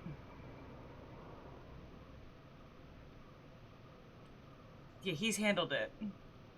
And then River's getting new water because it was in her water bowl. Ah. It's not even a spoopy spider. It's just big. It was too big for my like. It looked like it could move, and all I expected it was to like jump on me at any second. All right, we are in spider-free household. Spider-free household.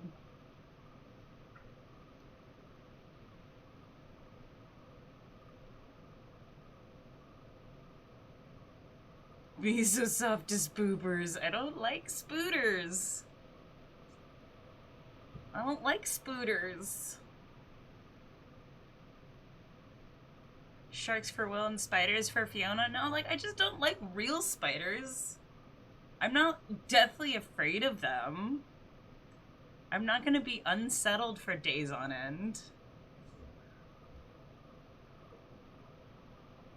Spider sharks incoming. No, that sounds awful. No, thank you. We look away for a few seconds. No, Will's dealing with a very large spider that I found in River's wash dish. Fuck you. You deserve that, you ass. The amount of times you make me jump while I'm in Subnautica, I'm not even slightly sorry. Oh no, it was a big honking spider. It were gone. Like, it was not on this mortal coil anymore, but it was in River's water bowl. So anytime Fiona tried to walk with it, the water moved and it looked like it was... Oh, it was funny. Alright, Lost Flowers is with you as a fellow arachnophobic. River, come here.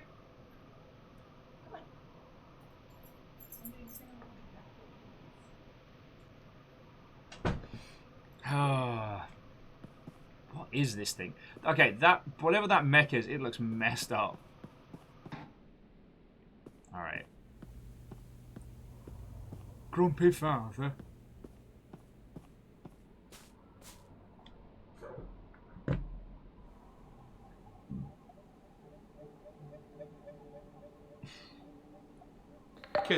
Cares more about the rig than he does me. Fred, I didn't bite the spider because I was worried about transferring my powers. It's like the rule of ninjas, you know, as the more you have in one place, the more the power spreads.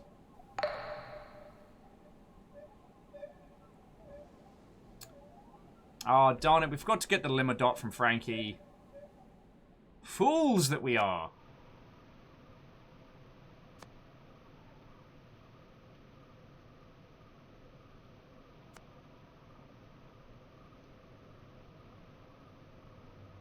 So we're gonna borrow our father's giant robot and take it out for a run. I see no way this ends badly. Oh, actually, Lizzie, I don't know. Sorry, Lizzie was asking if Fiona's seen the video of the dog wearing a spider costume. I don't know. It remains one of my funniest... One of those, like... Sorry, not the funniest video. I overstate. But it remains one of those videos I go back to if I'm having a bad day. But my worry is always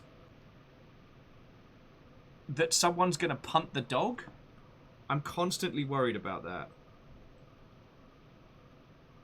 Because it's like... If someone's fight reflex kicked in, then we'd have a problem with a punted dachshund. And I'd feel very, very bad. Anyway, yeah. Fred, you're right. This is starting to sound like a Gundam origin story. Like, oh, I'm just going to get into this giant robot before stuff happens. Ooh.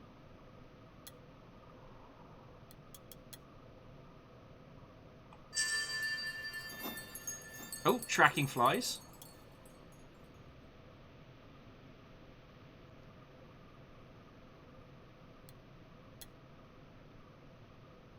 It's interesting. It does like little errand twitches of its own volition.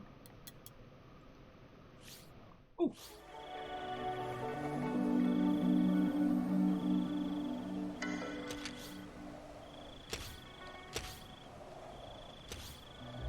Bounce to stay airborne. Hold to charge to jump higher.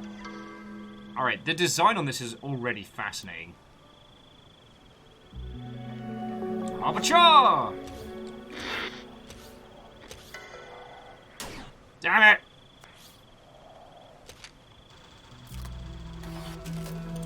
Gotta remember to repair the mech.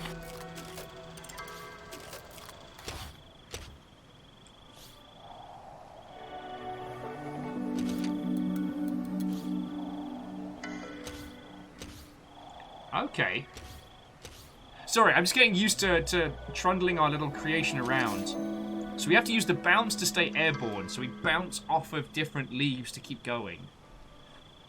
But then we can do like a little charge jump if we wanna. Oh, God.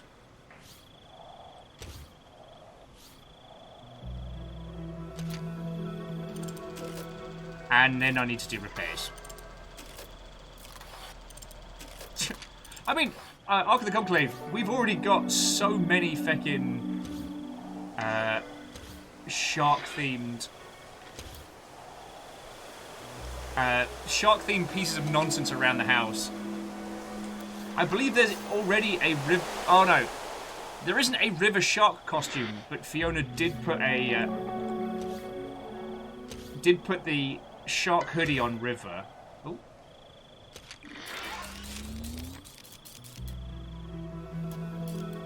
All right.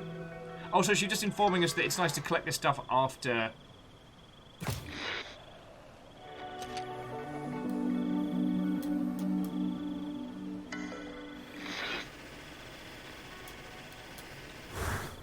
Oh, wow.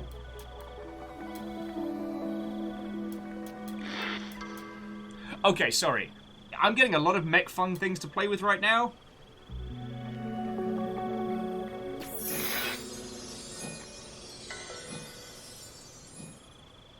So I have no idea what that was.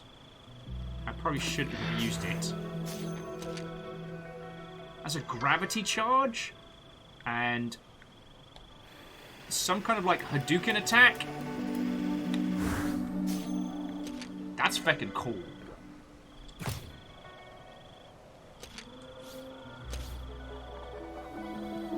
I have much to learn of this giant robot way.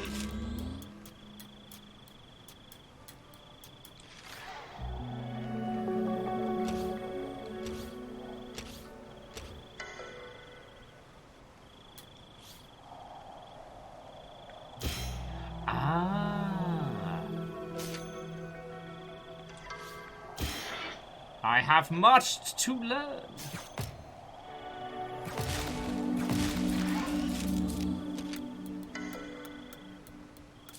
Okay, that's cool. Sorry. Let me take a breath. Okay, so, by leaping around and dropping bombs on things, I can crack stuff open. I then collect the varying resources. Nothing too bombastic there. But just like the Buglian movement, the way the back of this thing opens up when you jump, I just love. And how it's like the last part of it gives you that kind of wind trail. And I've just learned how to do cool dashes.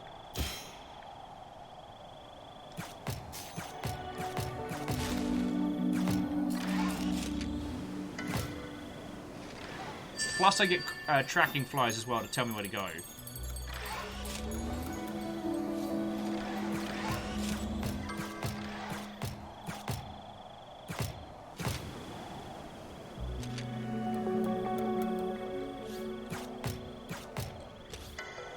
Yeah, Fred, this game is so pretty, and I worry it's because of my my lowly caffeinated state that I'm really not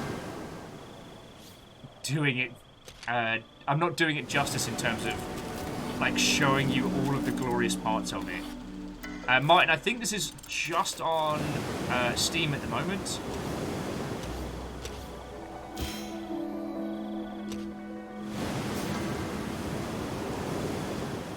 Oh, okay.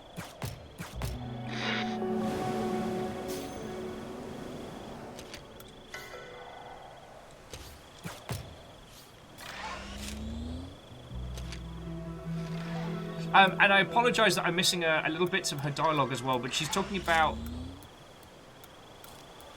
how impressive this mech is. At the moment, she's trying to pretend like it's not that big of a deal, even though it's fecking awesome.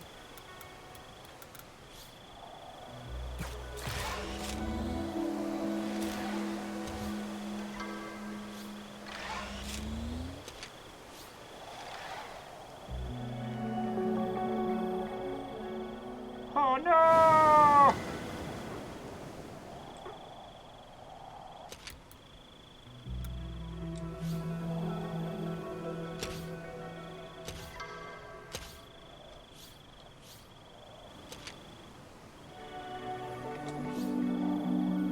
Oh, come on! Alright, I'm not being a very good mech pilot here. I'm sorry.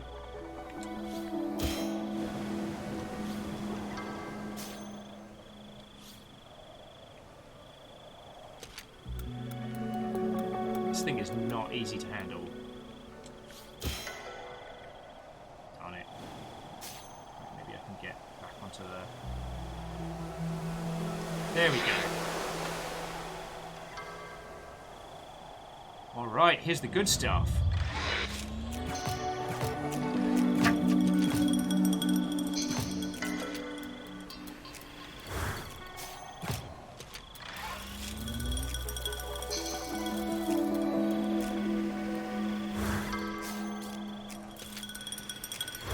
Yeah, get out of here, mates.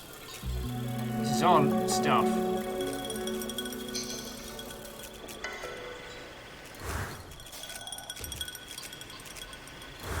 Oh yeah, so again, this was kind of like the combat system, is we don't directly attack the bugs. We don't hurt them. We just push them out. And then we get the goodies. Kind of feels like I'm bullying some tiny little garden mites here, but you know, whatever.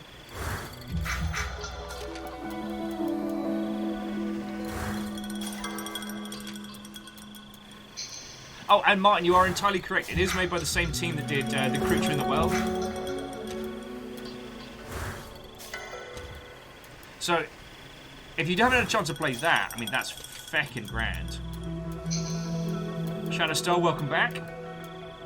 I'm still kind of getting to grips with it, so I'm being both a poor game player and a worse conversationalist.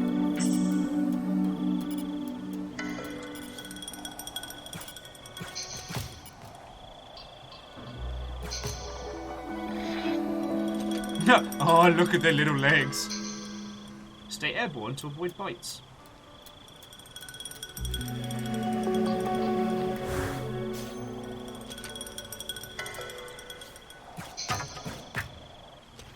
So the idea is you flip them onto their back. And then once you got that, then it's Hadouken!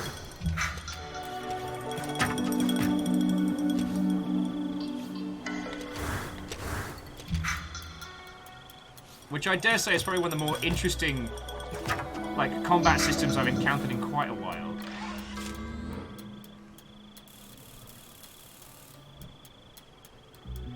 Alright. We've got Lim Dot for days, so where are we heading?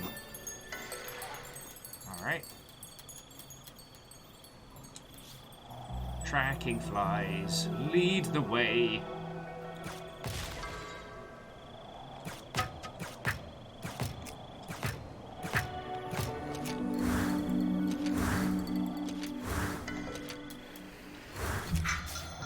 Right, stop stealing my nonsense. Sorry, where were we? Yeah, I'll do... If spidery creatures pop up, what I'll do is I'll pause it so that you can either Alt-Tab or if you need to make a move, I will not be offended.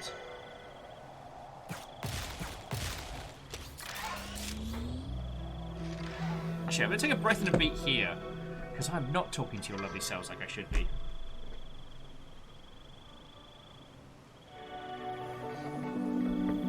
See, one of the things I've always really enjoyed about giant robots is how it can change the ways in which we move and perceive an environment.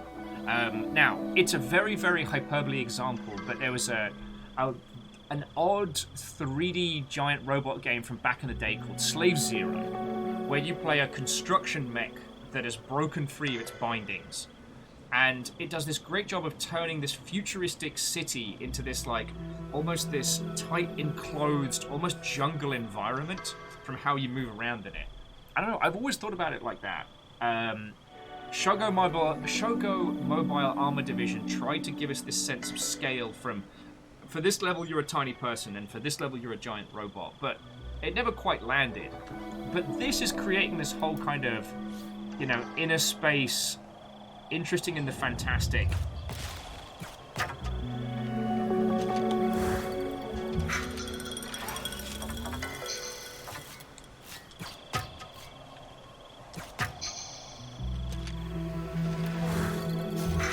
Aha! Getting the hang of this. And the things that I love about this is whether or not it's meant to be saying something about the ecosystem of this world, or if it's trying to just put together a combat system that's more evocative of, you know, of bugs pushing each other over. But the goal is not to murder the shit out of these, like, tiny ants and whatnot.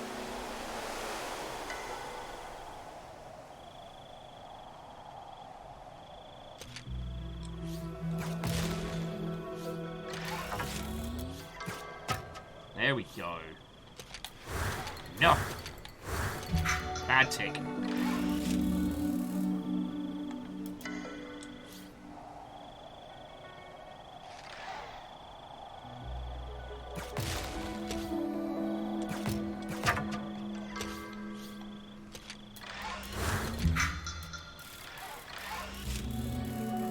But how much limb dot do we need? Guess a lot more. Oh, Jackie Fox says they've seen Slave Zero. Okay. Giant robots is one of those spheres where we haven't really had, like, a big fiscal success in that space. In, like, outside of a fair few branded creations, you know? Like, Gundam's not hurting for successful adaptations.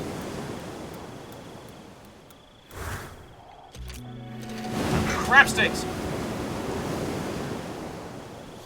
There's me just...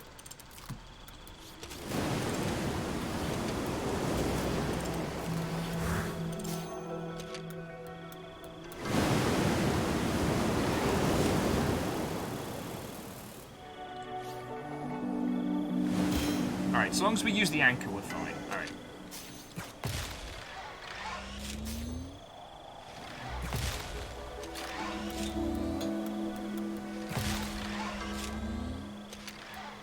Sorry, it's a lot to get my tiny head around, and as I was saying, my conversational skills have not... Oh, you little bastard!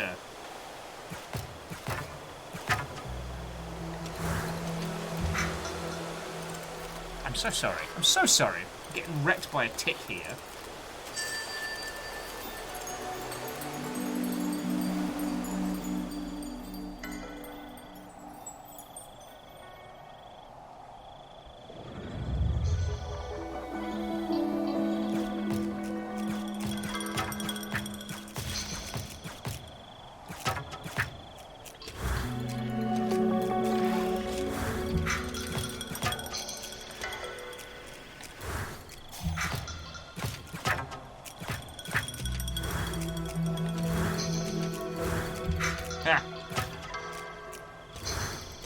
You know what? I don't feel too bad just yoting ticks around. Like, there are many enemies that I would feel guilty, you know, facing in armed combat. Ticks aren't one of them. Sorry. To JP Bradley, apologies that I'm not my usual conversational full self, but I'm really glad that I got to show you a little bit of this. If anything so far, please take my lack of snappy banter more as a compliment for this than anything else. Like, this game is already drawing me in.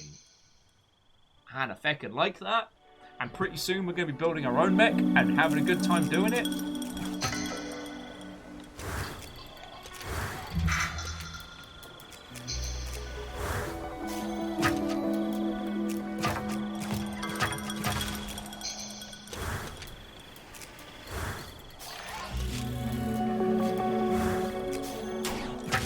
Oh, you little shits.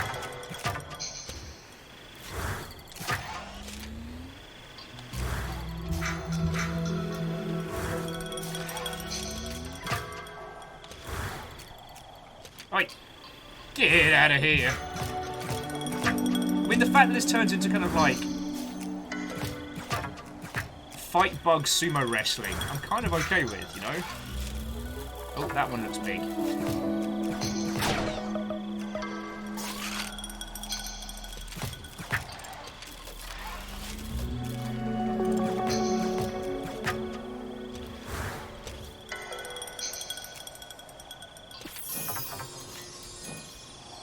Oh, the shiny is a lure.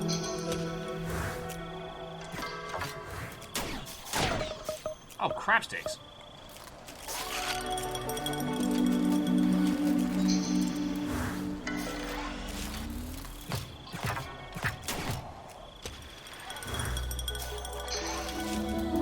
This is challenging, to say the least.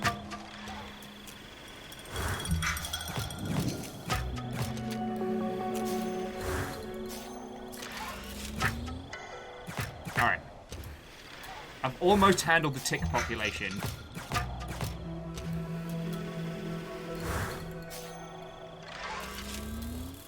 Alright. So where were we? Oh, I've been informed that I'm on the big TV. A great compliment.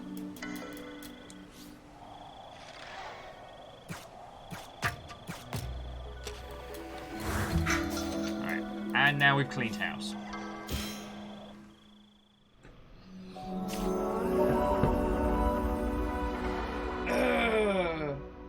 Alright, that should be enough. Let's get this back before Dad wakes up.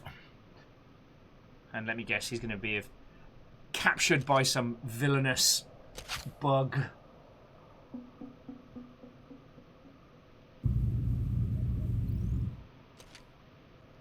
Father!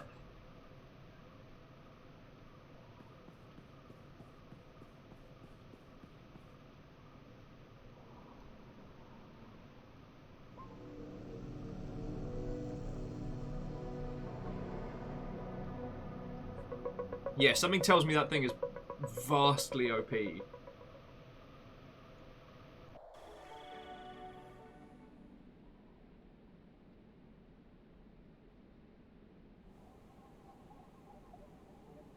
Who was out in town so late? Guess Dad's rig handled better than I thought it would. But there's only one answer to who was out quite so late. Hagoose! That's not going to stop being funny for me. Just want you all to know.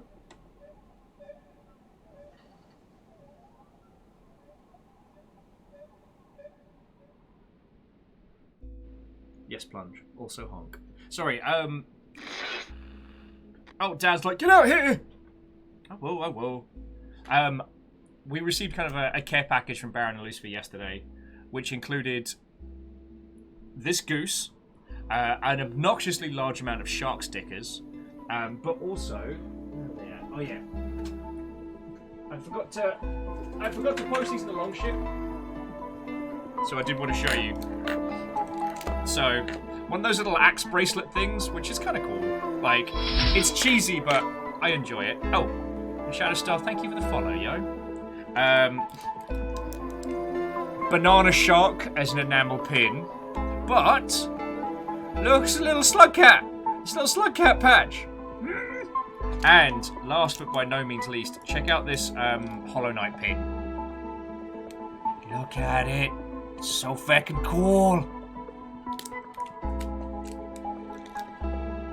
Ark of the Conclave says, don't you love it when you're the reason your hometown gets wrecked? Right.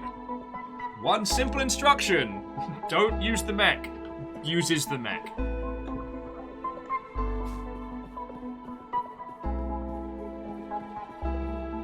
Oh, no, sorry, there is a lot of shop stickers.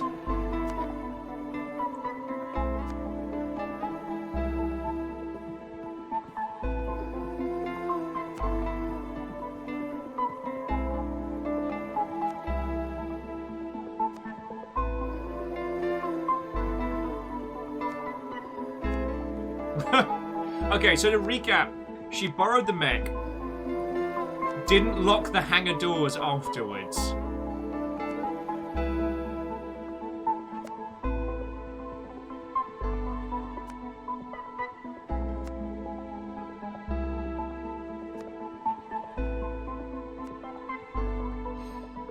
Our kid just biffed.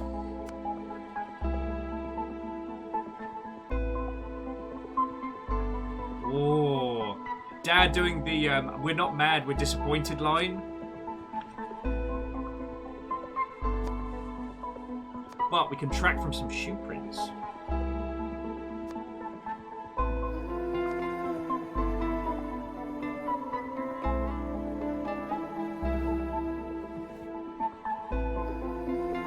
I think I'm going to risk a coffee in a sec.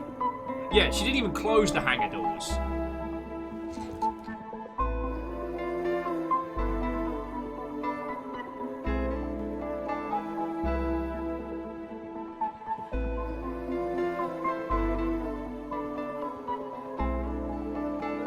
Those are some big-ass bugs.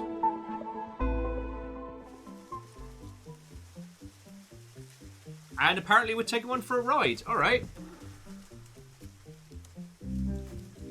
Whew. All right, friends, we're taking the grasshopper out. Apparently.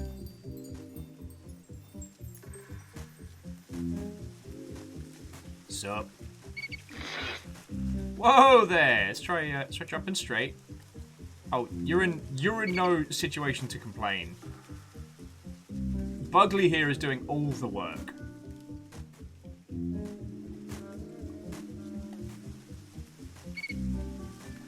Dang, if the art style's not doing the rest of the work.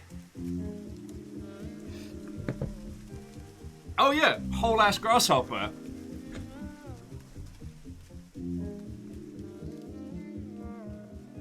I could see the grasshopper being domesticated. Oh yeah. Although, to think about like how powerful their legs are, if they were if we were scaled up or they were scaled down, is a terrifying thought. Like, we're talking like Moose can't handle this levels. Plunge saying they could be like the cows of the bug world, just more jumpy. Ah, bug cows. My favourite. Alright, who we got here?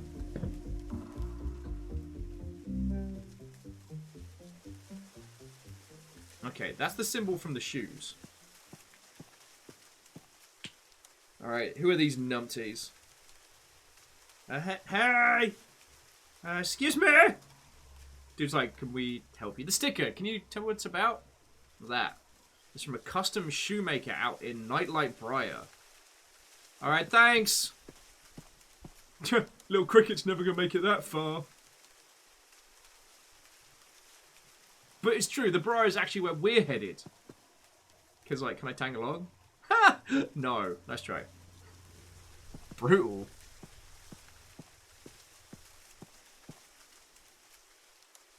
That was an odd group, said the child. Don't listen to him, giant bug.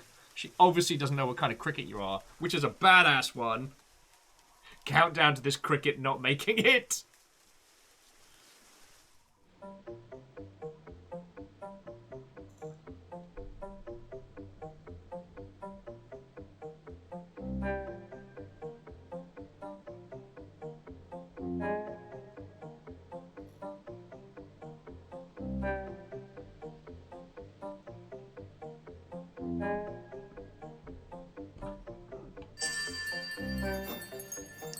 Alright, so friendos,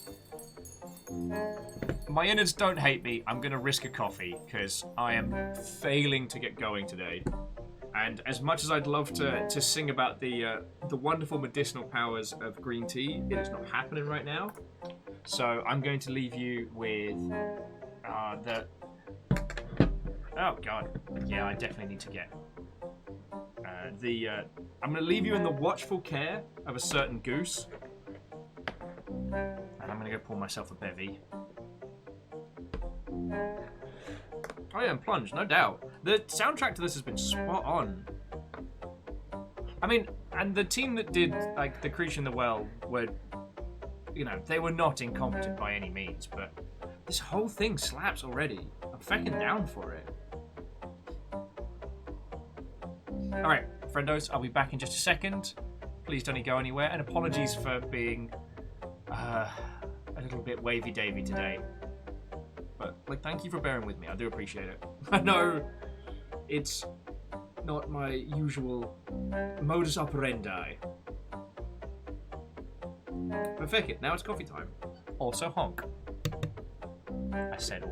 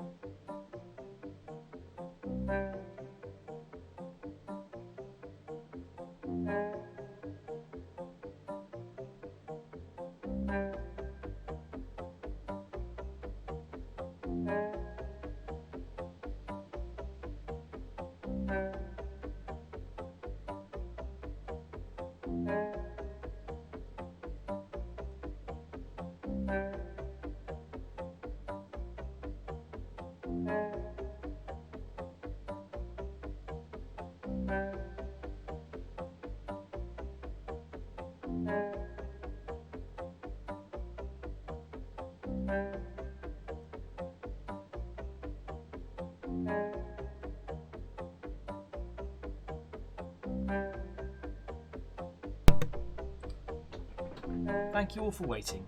I hope the goose didn't cause too much in the way of trouble.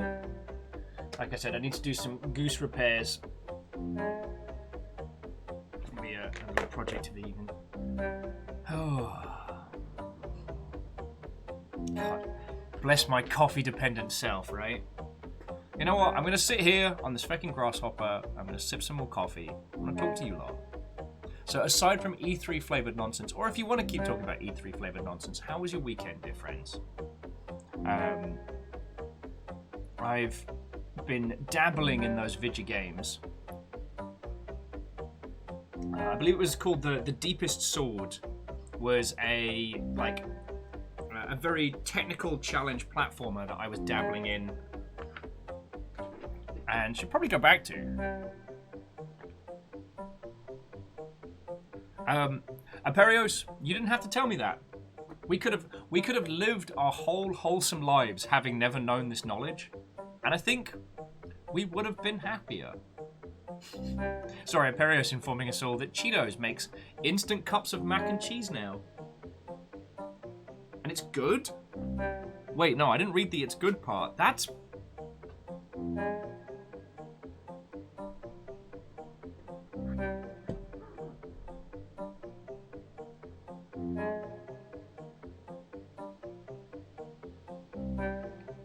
Like, I'm definitely uncomfortable with that. I'm not gonna lie.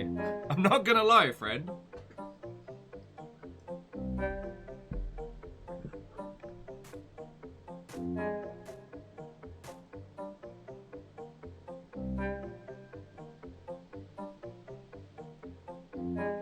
Oh god, so Salen's had the box product and says it's like getting the flavour of Kraft mac and cheese and Cheetos together. Fine. Though I will say, the appreciation of the Americas and their use of mac and cheese still remains one of the glorious things of this continent.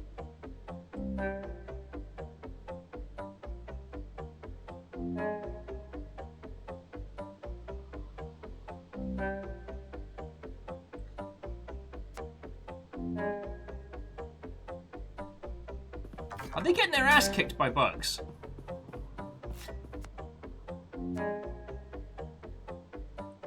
Jammed my wrist. I can't fly, we're in trouble.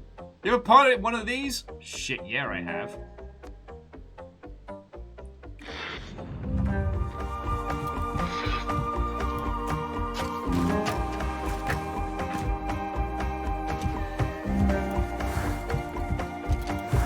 They're only the baby bugs as well.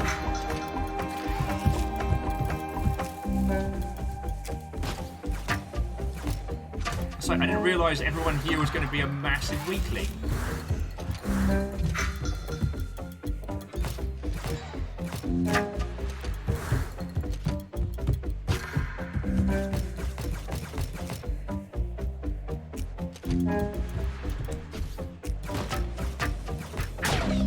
Oh shit, they're aiming at me? Oh, that's shenanigans.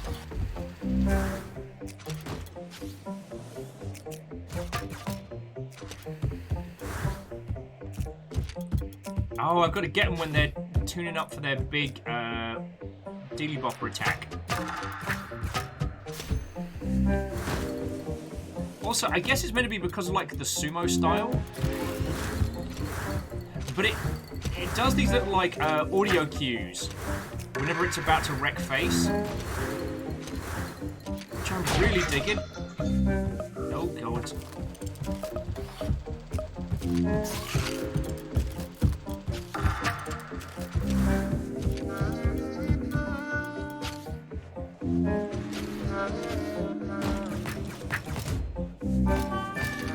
Okay, I get you. Gotta wait for it to... Alright, hold... Jafar James, hold those thoughts. The game's still very, very intent on teaching us how to play right now. What you gonna do? What you gonna do? Get out of here! Chunky bug. And you ticks can be gone and all. How did you just come back?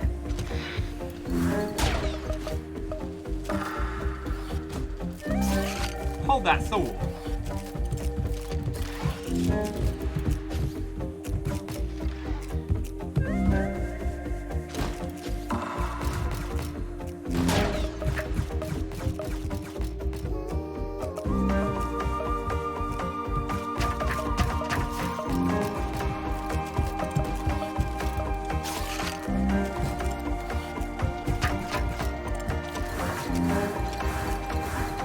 Get out of here!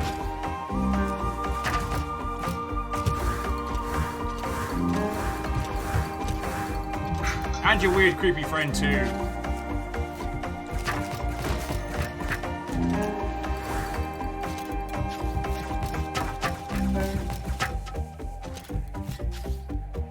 Alright, you could just do me the honor of... Ow! Bastards are the worst! Feckin' ticks, am I right? No! I'm getting bullied here!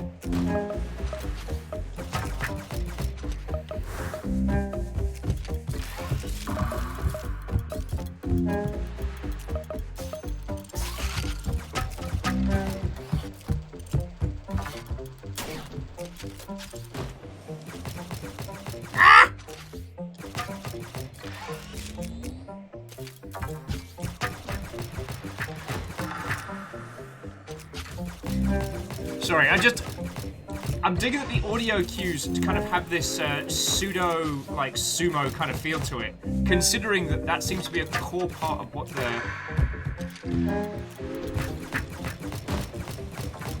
Fucking die already!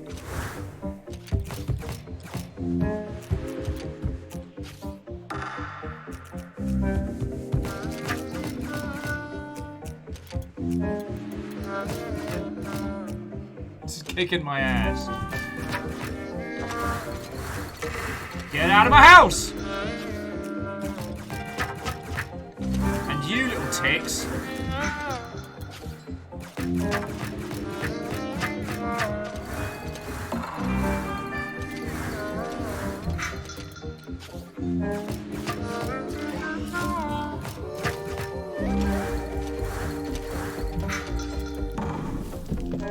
Bleed, Nora.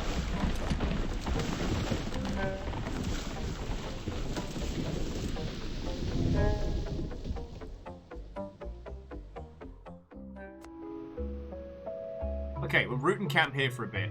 Whatever that massive thing was that we saw. Alright. Clara owes us. We can do some fighting. We can do some giant robots. Ravenwood, who's captain of the corpse with Davin. Alright, so aside from the haunting concept of combining Kraft mac and cheese and Cheetos, because apparently we have no understanding of what too much is. That we have no concept of flying too close to the sun.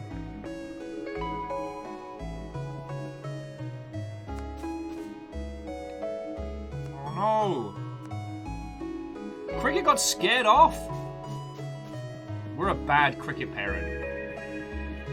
Not okay with this.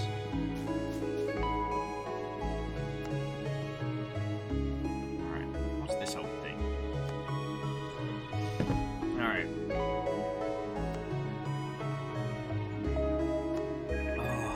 God, I hope this coffee doesn't mess me up because it tastes amazing and it is doing me a heel.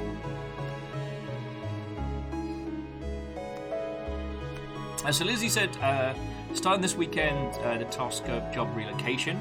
So putting out feelers in Facebook groups, gotten some nibbles. Oh, lovely. Come on, I need more hours in a day. There's so much stuff I need to get done. And then being out of action yesterday, the only thing that's really changed in downtime work is that now my to-do list has a paint stain on it. Because I was trying to get the red paint to work. Alright, it doesn't... The thing is, you can't really see it, and I'm kind of regretting that choice of helm. But for my Zaku 2, instead of putting a little sticker over the eyeball, I actually gave it like a metallic red sheen to give it that, like, that Zaku glow. You can't really see it. God, I can't even if I get right close, you can't even see it. So I guess what was the point in that one? But, whilst testing out the ink pen to see if I could get like the right consistency on it, all I did was smear my to-do list in paint left, right, and centre. Oh, and Jafar James, that was the mech that I finished last night when I was chatting with people.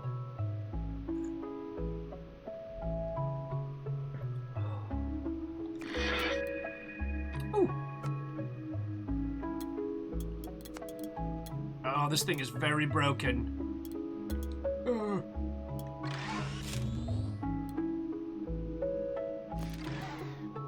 Alright, let's see what we're working with here. Alright, here we go.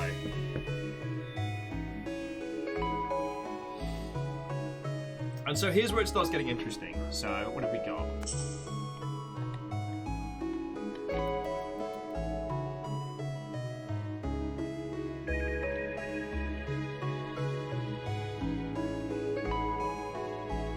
Okay, those are handy.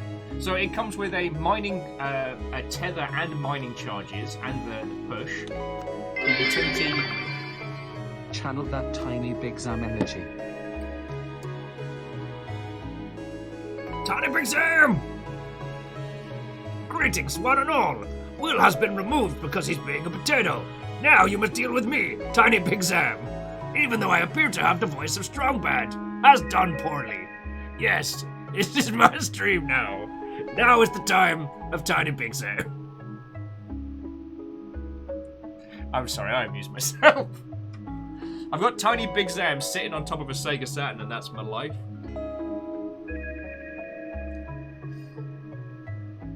Oh, and Jafar James, what did you think? Sorry, Jafar James started watching OG Memno.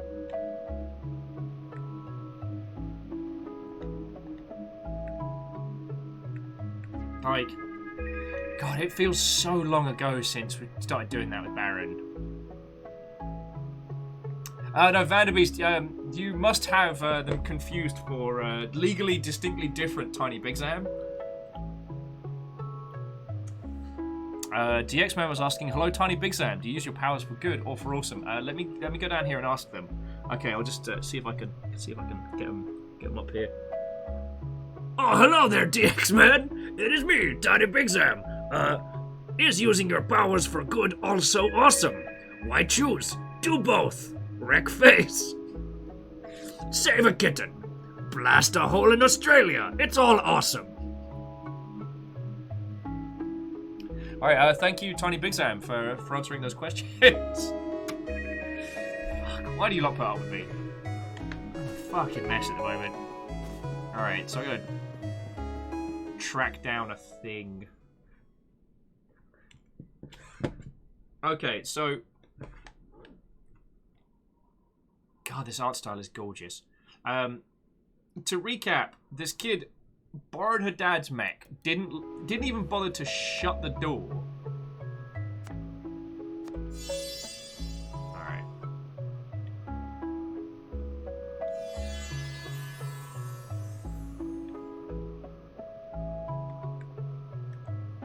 Okay, so we've got a keyhole clamp for adjusting, and then I guess we need to go out and hoover up some other stuff later. Alright.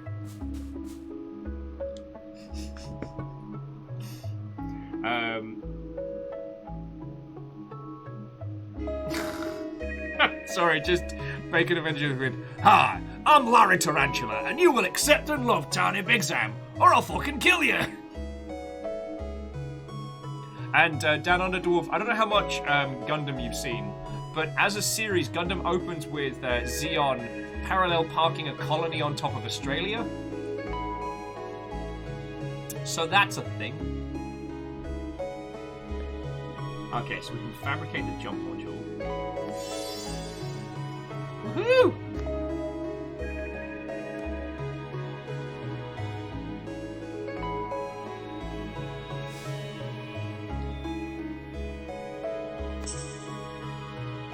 And we can fabricate jump as well, because we've got more than enough kit to do so.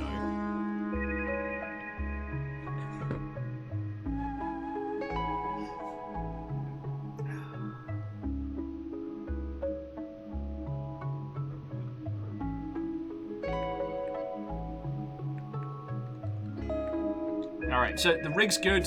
Our character just needs to do a little power snooze and then we can continue. I'm looking forward to being just let loose in this little world, you know what I mean? Oh, well, Down Under Dwarf, there you go. Gundam's a fascinating property in that it's less... It seems nigh on impenetrable. Alright. I just did!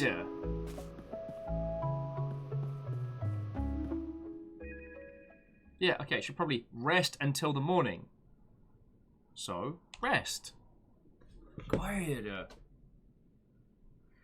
The most unrealistic thing in this video game is being able to fall asleep so instantly.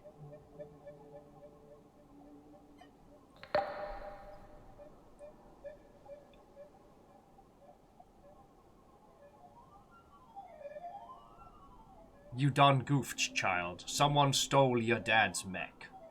Now he's done sad. Alright. Nightlight Briar. I'm off to Nightlight!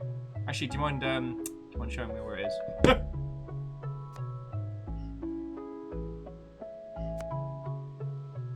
God, I am not with it today. I'm so sorry, friends.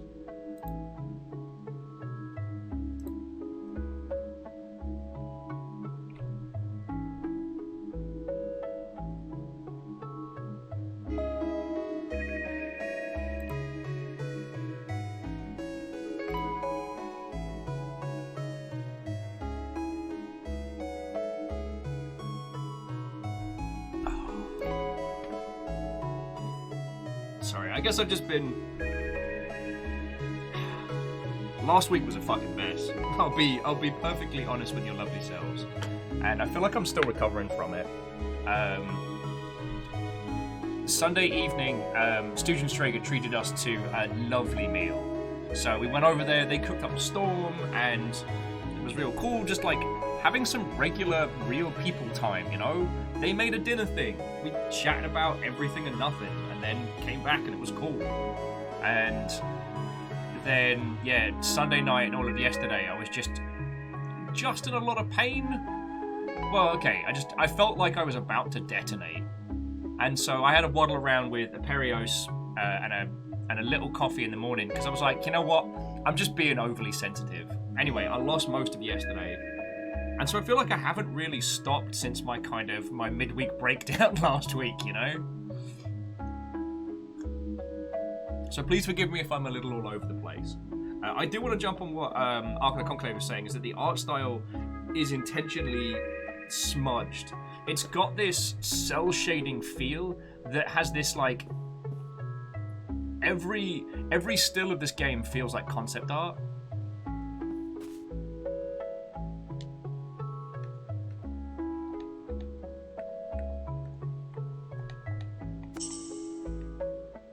What's custom style? Oh, wow.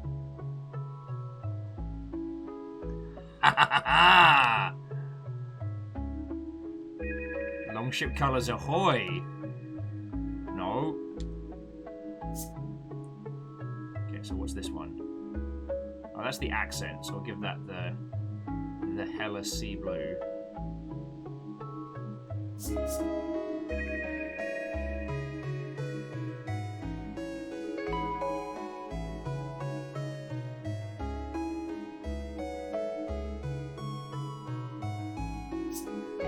what's this one? Oh, the dirt is kind of like the blood of the enemies. I'm digging this whole kind of like red versus blue stylings we got.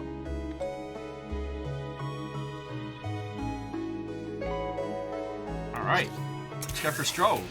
Oh, God. Okay, that's feckin' cool. And graphite, we can do hot pink as well. I think we're allowed.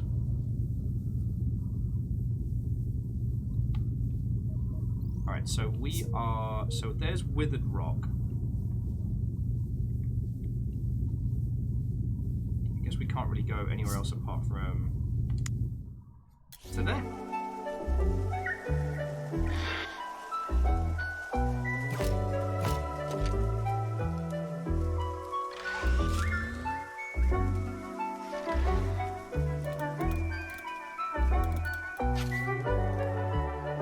Let's see what we can find, friends. Let's see what we can find.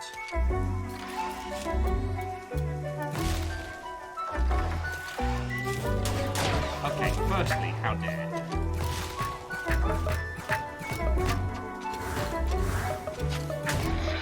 Oh my word. I'm getting my ass kicked already. This is the worst.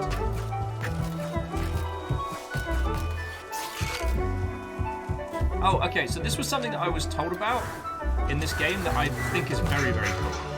That a large proportion of your hull designs come from spending time in the environment. Hang on, let me pause it so I'm not being a complete dingus. This was pointed out, I believe, in Rock Paper Shotgun's article on this, that so while there is some technology that you find in the world, there's others where you're just kind of doing things and you have a breakthrough. It's closer to kind of like the real mother of invention, you know, necessity. But those moments where like genius just strikes and you're like, oh, why don't I combine the Maflampa-Flamp drive with a gigantic stick for the Maflampa-Flamp hammer?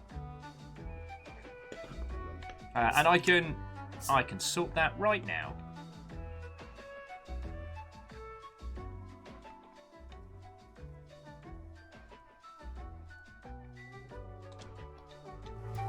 How's that? Might still be a little loud.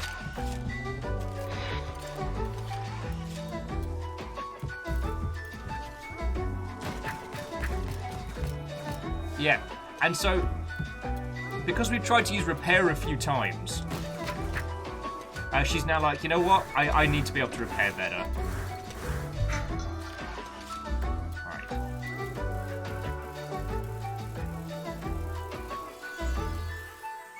And now we can put together our fabrication stuff. Okay, I can still tweak it.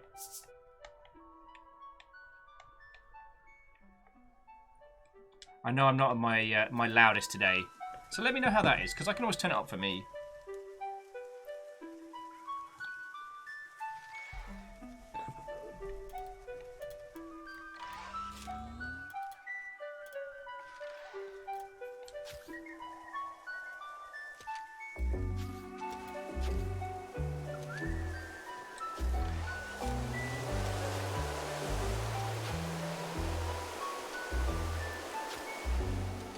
Also, one of the things that I'm so grateful for that I'd love to see as standard in a lot more 3D games, especially ones with this kind of 3D movement, is the little dot that indicates where I am in the world.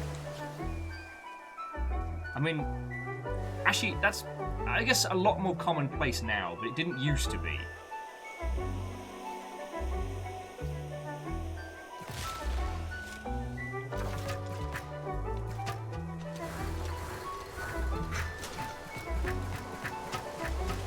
Yeah.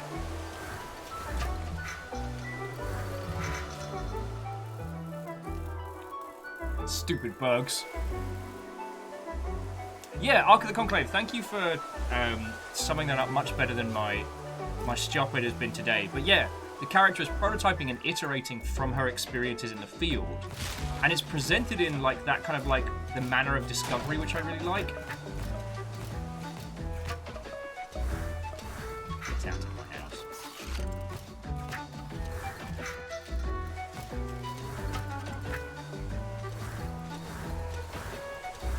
Don't think I won't pick on bugs smaller than me.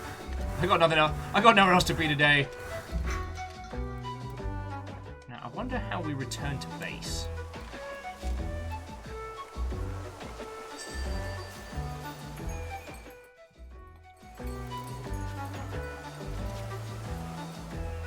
Or I wonder if we have to go through like an area first, you know?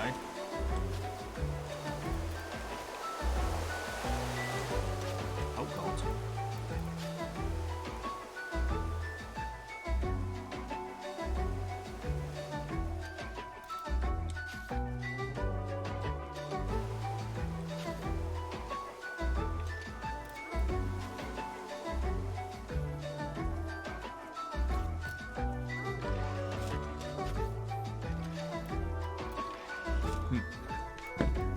Oh.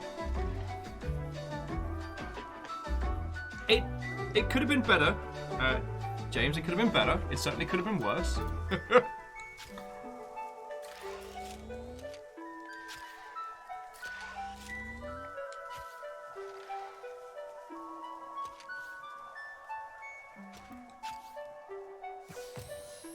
New location discovered.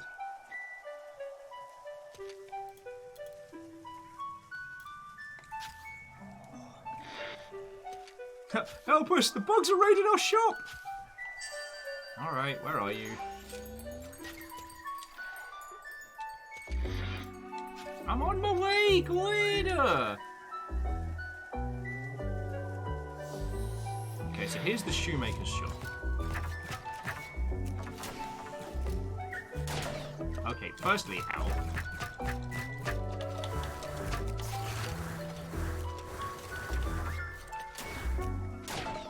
Crap sticks.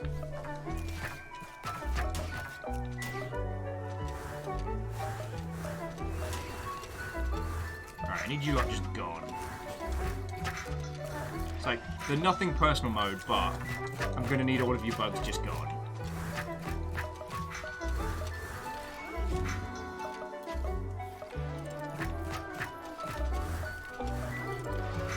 So I'm not entirely sure as to how our health system works.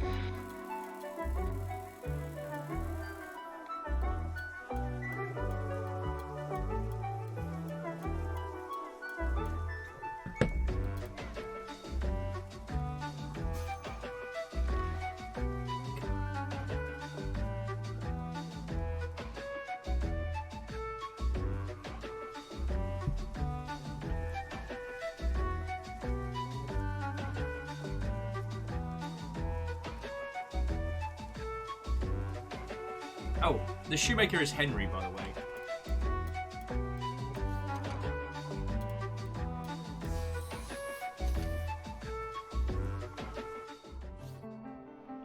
Wait, what?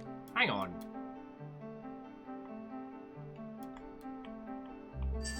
I don't know how to...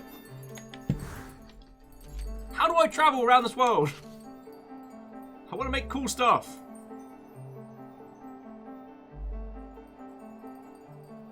I want to go back to base. I want to make my stuff. I want to talk to you lot. But I'm not doing a very good job of that right now.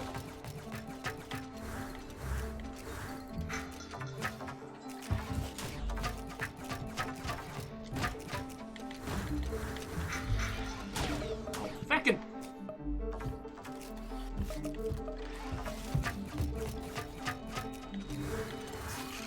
I'm getting my ass kicked. And I don't know how to go back to base. And I don't know how to make more stuff. Everything is very confusing right now. I'm getting my ass kicked.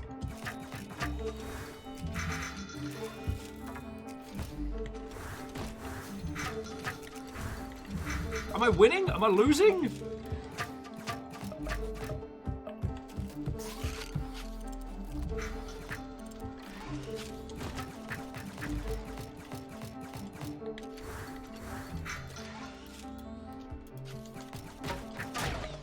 Crud sticks. Alright, well, I'll take it. I'll take it. A cheap win's still a win. So, okay. You know what? I'm just going to chill on this feckin' rock, and I'm going to talk to you lot for a bit. Because I'm getting... Because everything happens so much.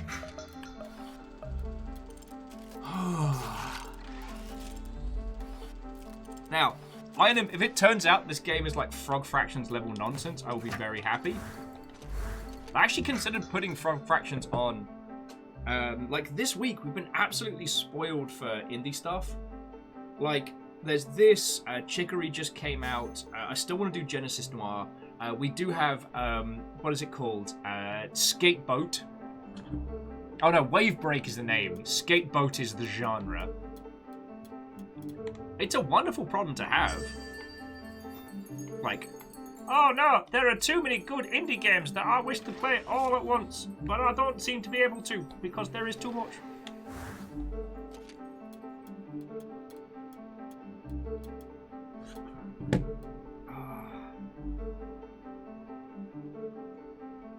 And Lost Flowers, I think you could be right that the lower our health is, the more we get knocked back.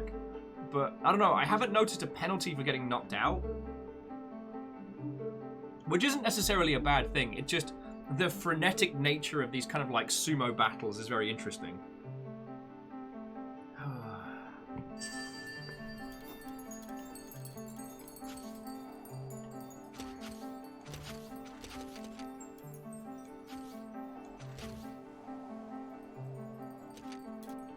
Where am I? What is happening?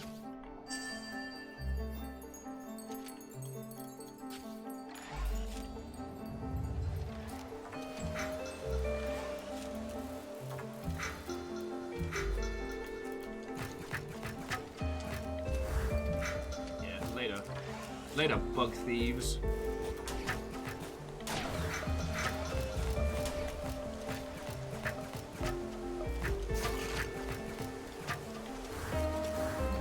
Get out of my house. Stop shooting me, but also get out of my house. Which might be your house now I think about it. I guess it'd be very British of me. Get out of my house! This is my house. Do you have a flag?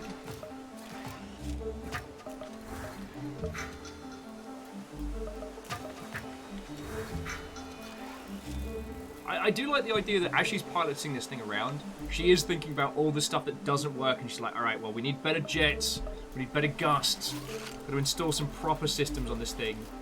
Kind of being a complete mess. Reflective, abso-heckin-lutely. How are you doing, friend? I am all over the place today, but this game is feckin' grand.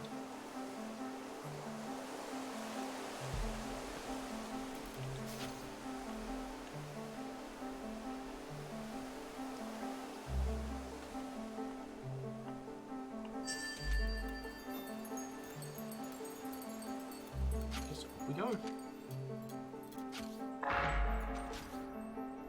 Okay, you've reached a checkpoint. You will start here when traveling to camp. Visit camp. Okay, I guess that's how we do. Okay, pressure mold. Workshop tool. Please. Polymer constantly used for attaching things. Alright.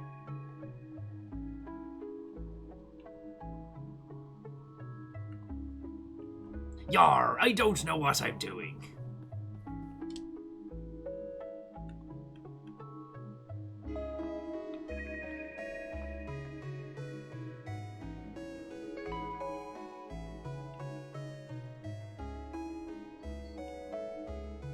Ditonite.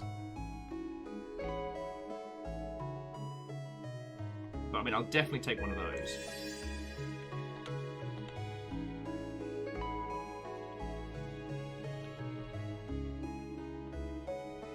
So much stuff to acquire and construct from. I don't know what I'm doing.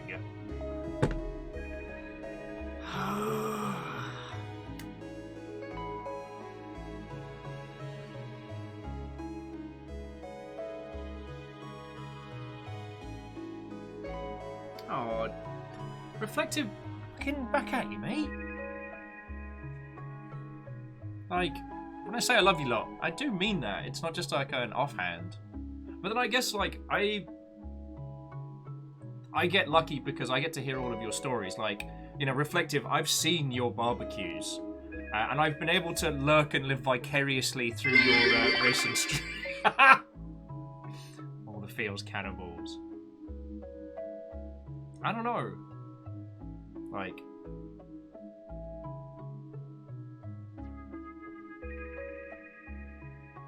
I can only speak for myself that I spent a larger portion of my life kind of shunning away, like, expressing, you know, gratitude and affection for people that I wasn't in a relationship with. Not realizing that you can, and it's cool. So, like, love to you. You know? One thing I'm doing this week is I've been writing to all the peeps that I've been watching their stuff, or well, mostly the people I've been watching their like long form videos. Because and Bacon Avenger, thank you for refilling the pint glass. There's so many people that have no idea how much they've helped me through lockdown, and I'd really like them to know. Obviously, and reset the clock, I messaged Mikey, but like I also messaged my buddy Lucian, who does the Lucian, or however he says his username, who does these long breakdowns of 40k stuff. I'm not a big 40k fan, but his videos have been perfect to just kind of like not let the brain spiders take hold in the evening. No, and Reflective didn't bring it down at all. I've been in a very, very strange headspace pretty much since last week, and I was, yeah. I felt like I was going to explode yesterday, and so it was that thing of like, is it a burst appendix, or is Will just a little bit having a bad time? Only time will tell. And I think if my innards were going to pop, they would have by now. But I know what you mean, and yeah. Tal, myself, everybody, I'm putting a lot of hours to hope that people can feel like that. You know? The thing is, you haven't brought me down at all by saying this is the time of year where, despite having the knowledge, I get paranoid. I get paranoid that I've upset everybody. I get paranoid that I've alienated everyone. You know, as things slow down during the summer, which is when it should do, and especially doubly so now that, you know, as everybody's getting their jabs and gets to go back outside, like, things are going to get quiet. They're going to get quiet here, they're going to get quiet on the Discord, and that's fine. But I can't help that bit in my brain that's like, nah, you fucked it. You fucked it. You fucked it. You had it. You had it. You lost it. You fucked it. Shut up, brain. But no, so it's lovely to hear, and thank you.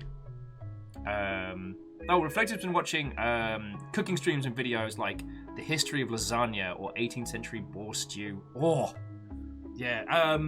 Wood turning videos, anything involving resin pour. God, Toy Galaxy. I've watched so much Toy Galaxy. I now know have an inordinate knowledge of like 80s and 90s toy lines.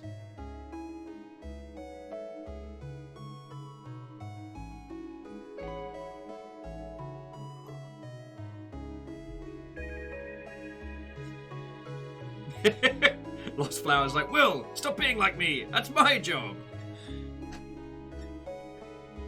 I mean, that's the thing, right? Like, I am much better at helping others than helping myself, and you know, I can look after you all. But one of the few downsides about the human experience is often the intellectual knowledge of something doesn't prevent it from kicking you in the feels.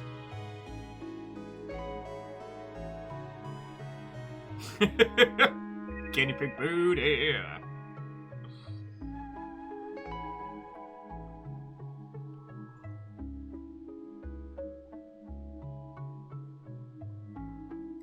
And I and him, cheers to you, friend. Like, back at you. I'm really digitally antisocial, like, outside of streams and stuff, so even though I'm not always the quickest to respond and stuff, like, it's never a bad thing getting DMs from people. But more importantly, Reflective, my late Christmas present came in from Baron. Honk!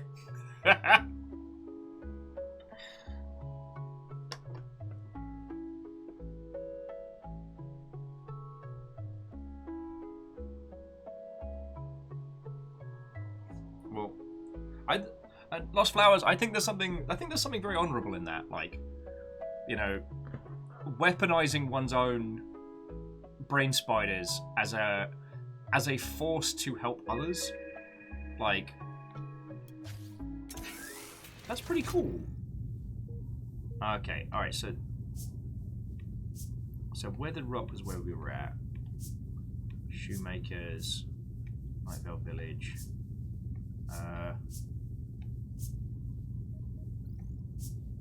Yeah, we can check out Nightlight Village. I want to just hoard resources while I'm hanging out with you lot.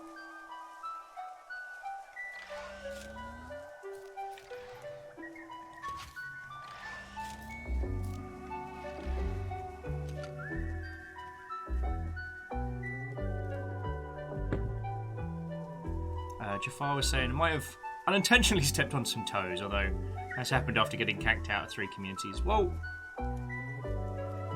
I know we haven't always been perfect at it, and, you know, it is something that me and the moderators were talking about, but, like, you know, if you ever feel like, if you're ever worried about your interaction with others, like, talk to me, talk to Tal, you know, we understand that both physically and digitally, like, social interaction is a trained ability. It's one of those dumb things about the human experience that feels like it comes naturally. But someone like myself, like, you know, I was in digital communities and chat rooms and things far younger than I ever should have. And I always liked talking. I liked talking to people, but the ability to converse and be social and, like, go to places and hang out with people, that was something I had to learn. So we've always got time to help peeps. If anyone feels like they're... If anyone... House Carl hunts again! Whoever that was that gifted us sub to Reflective, you managed to hunt an old school member of the Longship from the shadows. That's pretty powerful.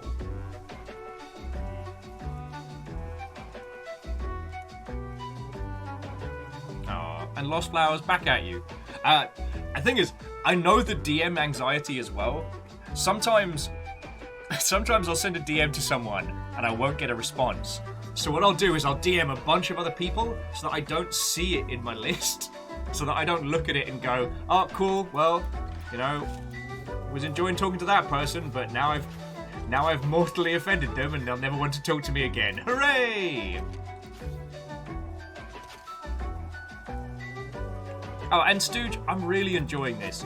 Actually, like, this is one of those games where I don't think we'll do more than a day's worth of stream on it, because it plays fecking brilliantly.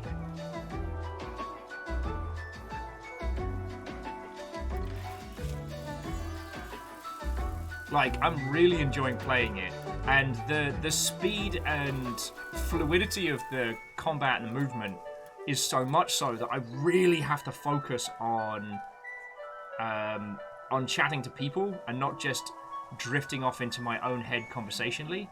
Oh no! Don't go on the ground, Tiny Bug! You don't meant to be there! That's where the bad stuff is! Apparently, that's my mech pilot voice today.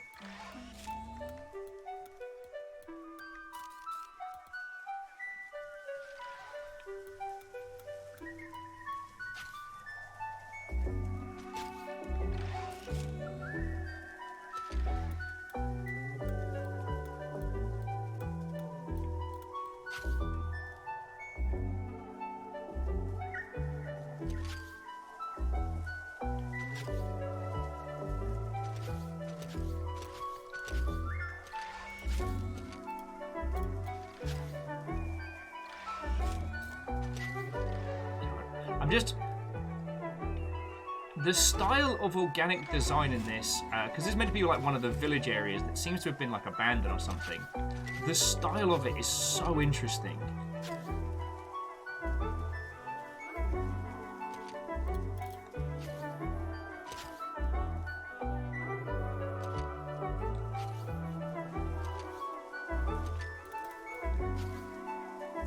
Also, this game very clearly indicates when you can and can't leap onto something.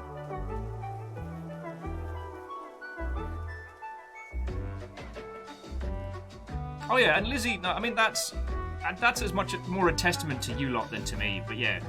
You know, I'll...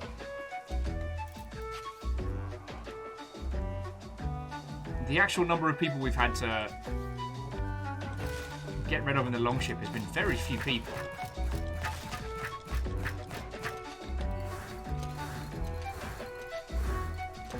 Because we'd much always rather work with somebody if they're having a hard time than be like, yoke and be done.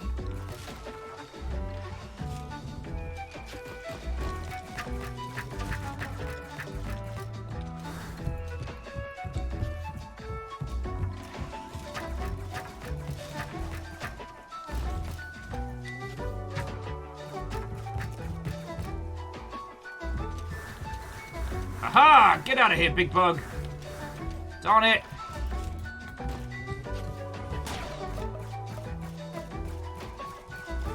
Hold that thought.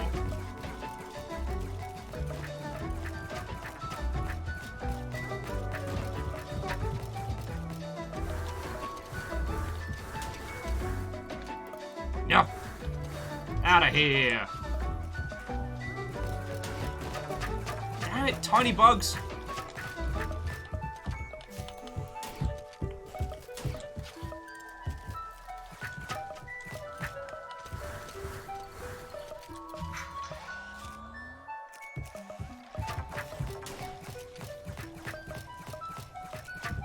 Sniper jerks kicking my ass.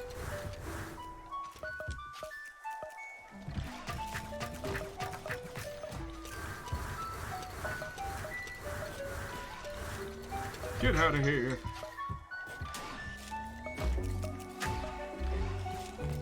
I'm having a bad time. Having a bad time. God, if we just start having a feels conversation and then the bugs are like, but what if interrupty potato? Upsetty spaghetti.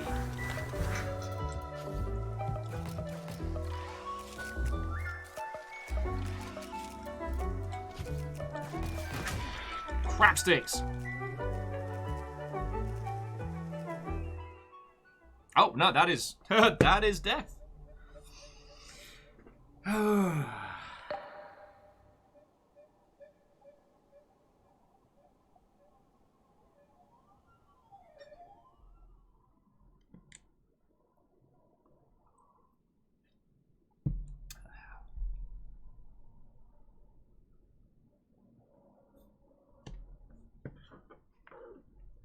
God. Now I must pay the price of failure.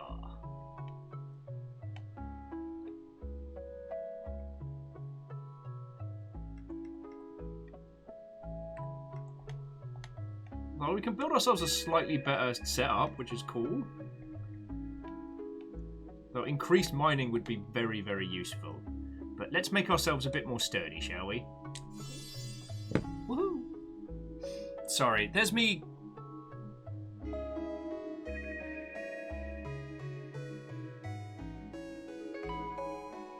There's me multi-track drifting when you all are telling some proper stories. I'm sorry, friends.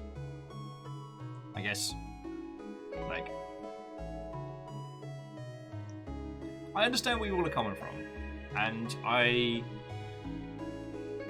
worry sometimes that I don't do enough to bring people into Longship to make it feel like a place that you can spend time. Like, I was talking with, oh god, I forget who it was, it might have been Tal, but like, in my arrogance, I still want to make the Longship people's like main little like digital base of operations. I want to make it people's little home, little hub, you know? That's one of my goals right now. And I hope I'm succeeding in that. But also, this is the quiet period, and I need to stop kicking my own ass so much when things aren't, like, popping off all the time. And yet, I give myself no breaks, because I'm a fucking dingus.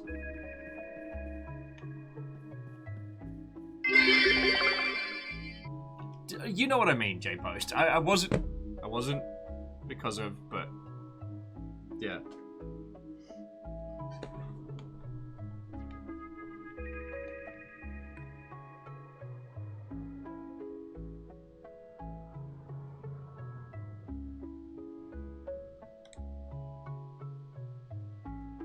Okay. These pieces are literally just for selling. I'm down for that. Now we can repair speed increase.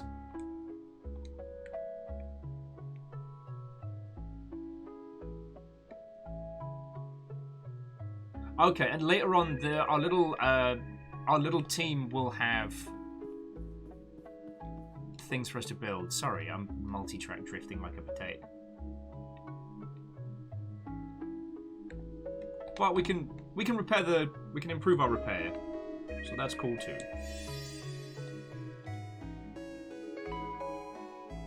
I'm sorry.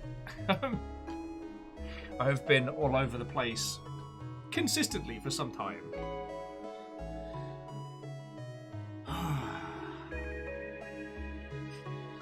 I know I'm not doing the no, sorry.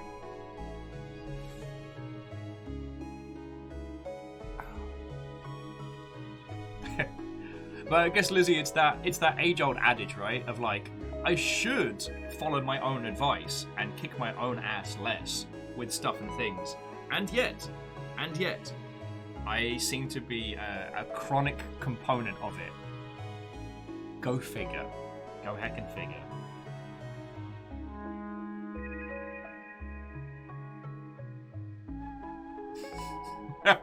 Yeah, Item's right. If I start apologizing for apologizing, that's the ever-increasing fractals. And then I'm just going to melt someone's PC.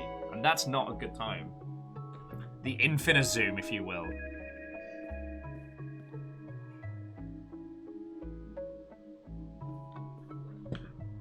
But I know what I'm like.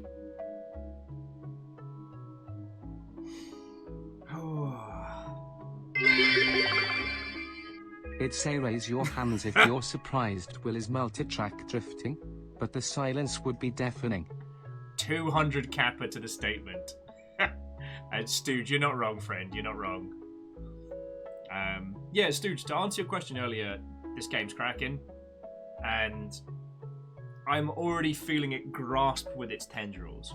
Like, the manner in which one acquires resources and improves is really good. And it does that...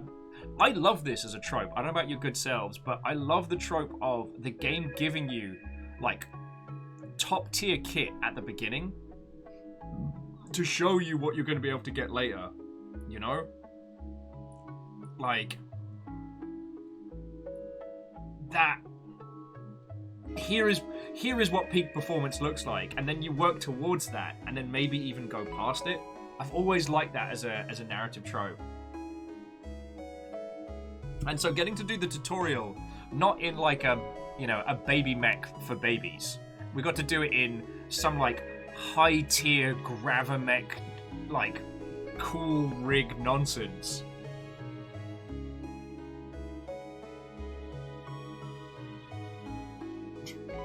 Or Iron Imp, to put it another way, it's the two people holding each of the doors for one another in an infinite loop of politeness. It's the Infinisori. And sorry, and Stooge, thank you for the 200 bits, mate. Like, as if feeding us and keeping our dumb asses going isn't... Feckin' y'all. Feckin' y'all. I will say, Stooge, I'm looking on the calendar as to when we can leap into some Barotrauma, because I've been seeing other peeps jumping into it. I'm like, we've got to have another good run of that one. We're doing Dark Souls this Saturday, but that's because we've got Megaran and my good buddy A Rival joining us for a round of Pulsar. So it's like, we have Blackout Club with a lot of people, and then we're going to have Pulsar with a lot of people. So I wanted to do something that's just for us on Saturday, you know what I mean?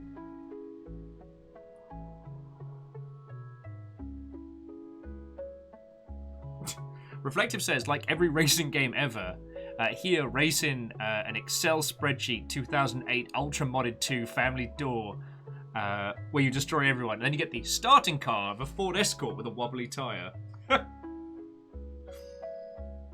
I mean, fair. Road Rash was real good for that.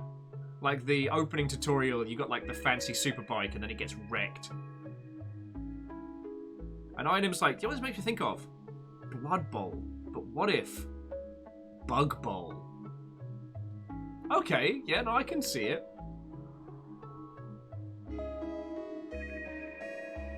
we never really got any kind of like sumo beetle games out here in the US. Or in Europe, I should add. In Japan, sumo beetle wrestling's like a thing. It's a pretty big thing. I don't know if it still is, but at least as a trope for video games in the ilk, it is.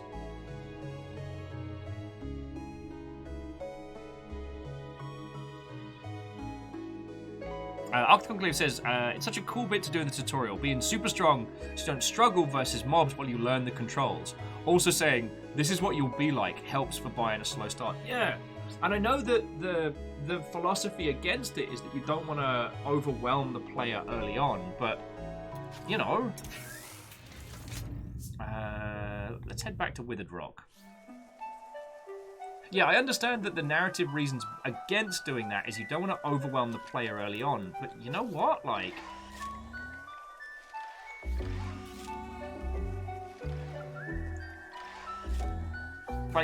while the player has access to a great many things, letting them... Haha! We'll win this time. Great big bug. Yeah, in your face. And your face is dumb.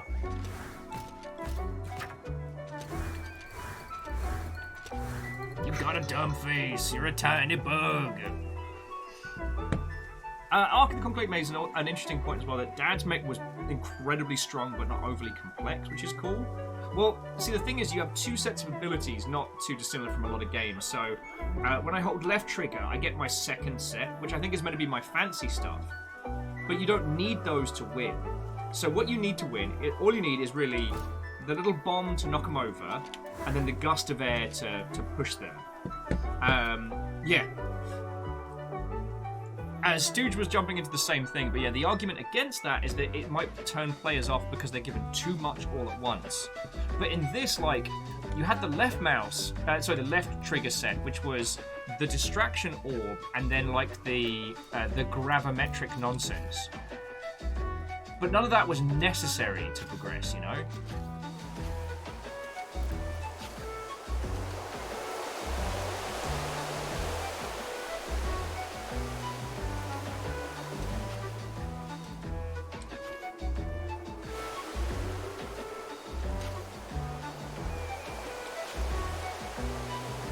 And away we soar.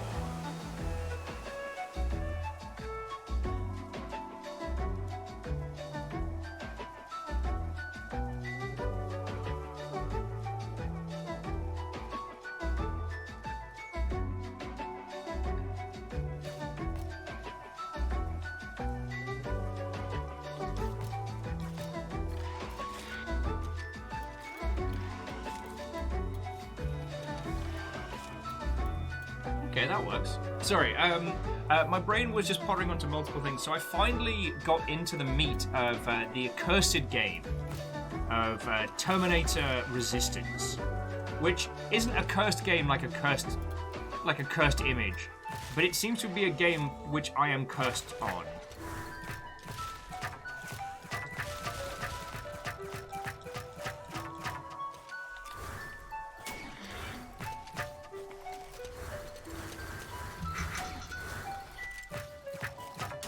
So in the sense that every time I've tried to play that Terminator game, it has resulted in me having a breakdown or a bad time or what have you. So I just started to referring to it as a cursed game.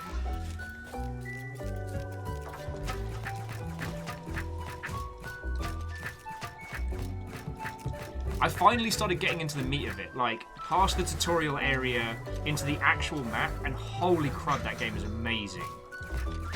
But it is definitely one of those games that suffers from, like, tutorial fatigue. It's another shooter that teaches you how to be a shooter. It teaches you how to do a Bethesda. And I'm like, you know what? In some regards, some of this would have been better if we'd just been given a... how to phrase it? If we'd just been given, like, run of the place to work it out ourselves. Like, some of the things that one could consider complicated would become content. bastards. I'm not okay with this.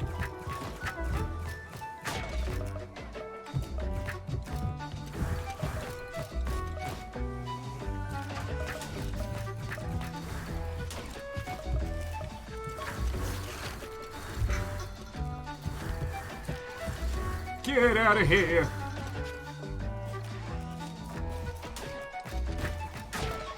Oh, this is going badly. Oh, this is going right badly.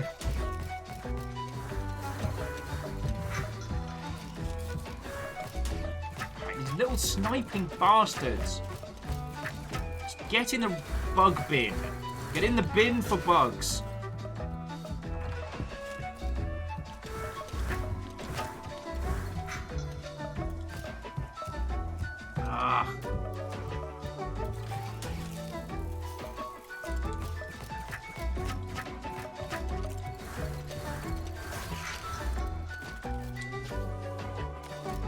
Sorry, I'm just clearing out the aforementioned bug bin. Need this big bastard to just not serve. Alright, we'll definitely converse once I've cleared this little plateau off.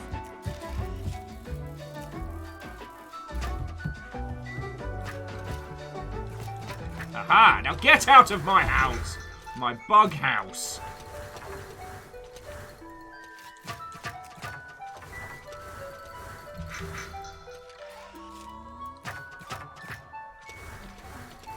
So, Will, how was your Tuesday? Well, I spent most of it clearing ticks off a log. How was yours? Hold that thought, dear friends, because I know you've all got some really good points on this one, and I.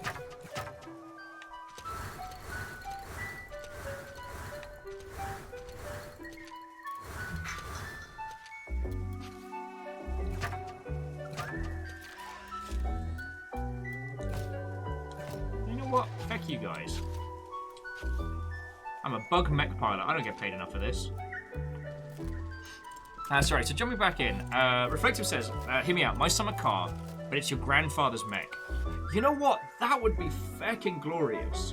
Also, because my summer car absolutely revels in confusing you. Hey, Tuna, how you doing, mate? What ho, friends? I've been a little bit wavy-davy conversation-wise, but we're talking about kind of like, one of the things that I really enjoy is tutorials in games where you're given like end-level stuff to give you an understanding of the world. I always like that as an example. Like that Chonky was mentioning, in Castlevania Symphony of the Night, you start with OP endgame equipment and it's taken from you. See also the, classic Metroid games.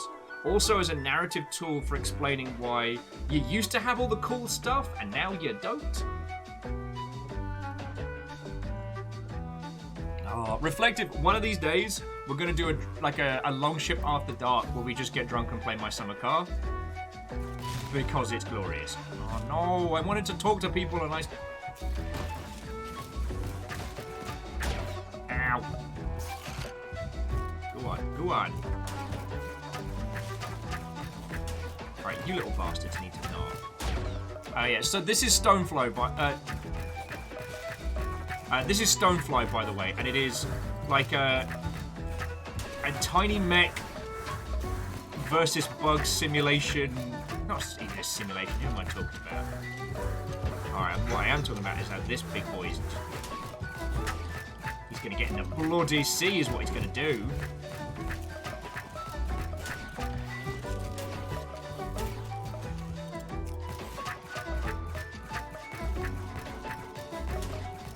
Oh yeah, and you're right, Tuna, they do have that in Rogue Legacy, which works really well. God, I think the first time I remember encountering it was that summoning game I kept talking about. The kind of like Devil May Cry, but you're a summoner rather than a fighter.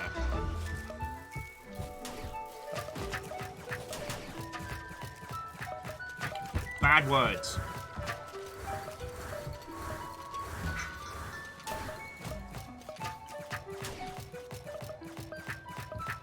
It's like I can't get any heals in because the little bastards on the side keep sniping my nonsense.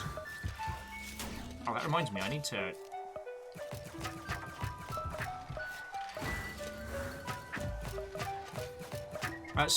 Tuna, how you been doing, friend? I saw you doing the E3 dance this year.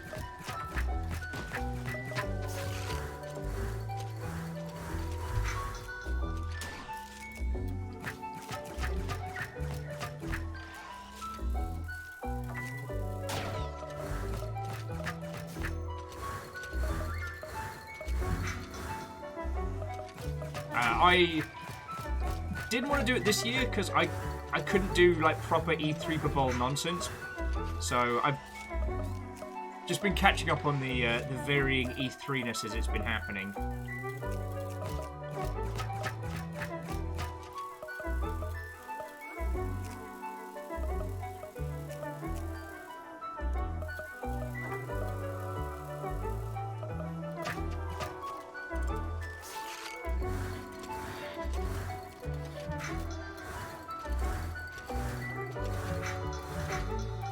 Oh, and we've learned how to do repair speed too. I'll take that.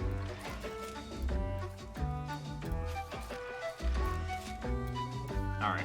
We can leave the rest of these little bastards to their own devices.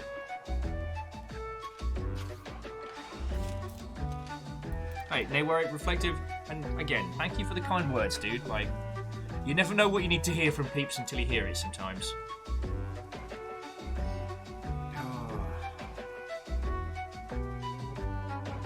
Sorry, I went off in a strange direction again.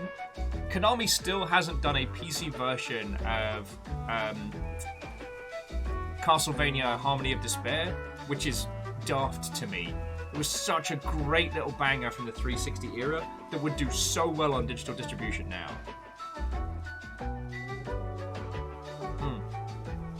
See, Lost Flowers, you're not wrong.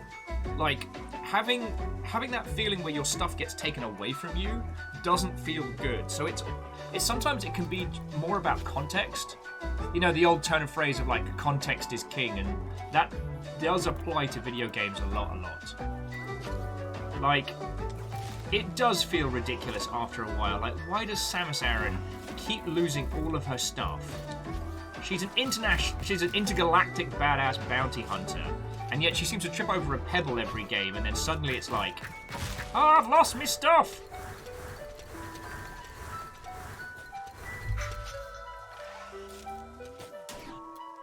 Oh, as for you piece of bad work. Get out of here. But there have also been a lot of games where getting that kind of power has felt, like in this one, I guess because the way it was presented to us is, this isn't our mech. This is our dad's mech, and we've just borrowed it. Oh, Stu's asking, why does Mega Man always return to his baseline Mega Blaster? Why doesn't he keep the weapons he had from the previous game? Like, I know what you mean.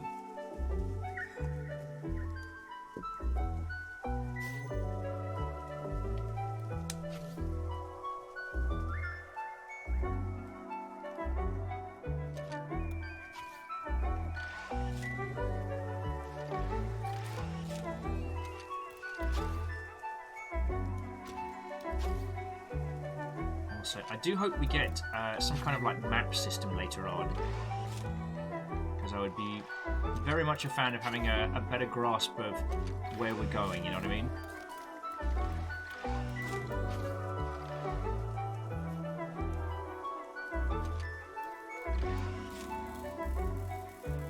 But we can always go to the shoemaker and steal up a bunch of Dalium.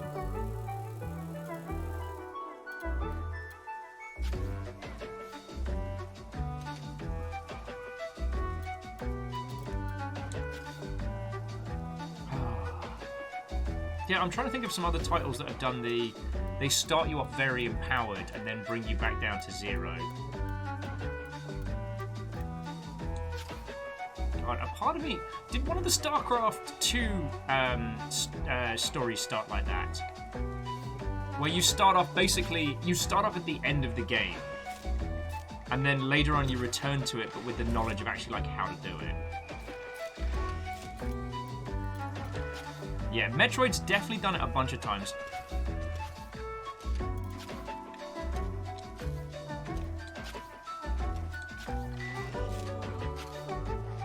And you're right, I did mean the shoemaker. Oh, actually, Salem, I don't think anyone's mentioned Assassin's Creed, but that is a very good example.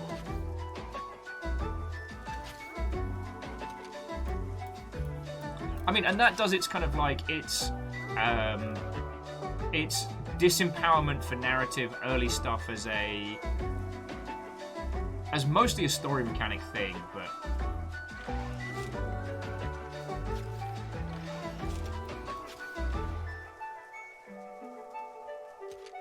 I mean, I guess they're all story mechanic things, sorry. Again, I am not the sharpest spoon in the drawer today, so you will have to forgive me if I end up speaking what can only be described as mildly incoherent bollocks.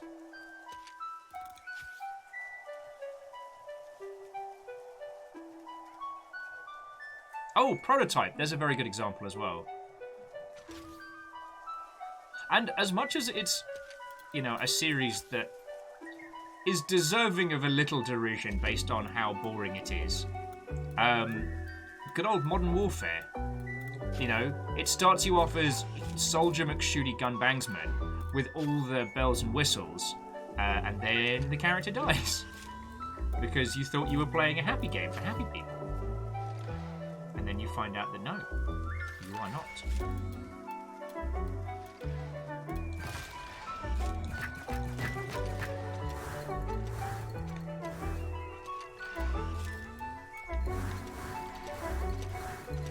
Get out of here! Oh, weird. Octocockley was adding that in Symphony of the Night, when death takes your gear, it shows how dangerous he is. And also says that you are no longer in the kiddie pool, and the world opens up to you. Oh, yeah. Night Valen, what ho, friend? Actually, we tiny bug mech, but thank you for noticing.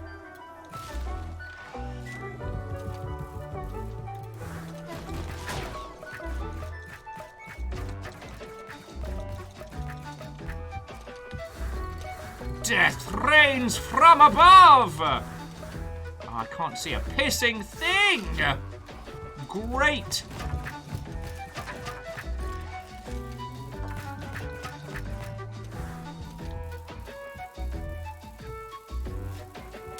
But we don't always have to win.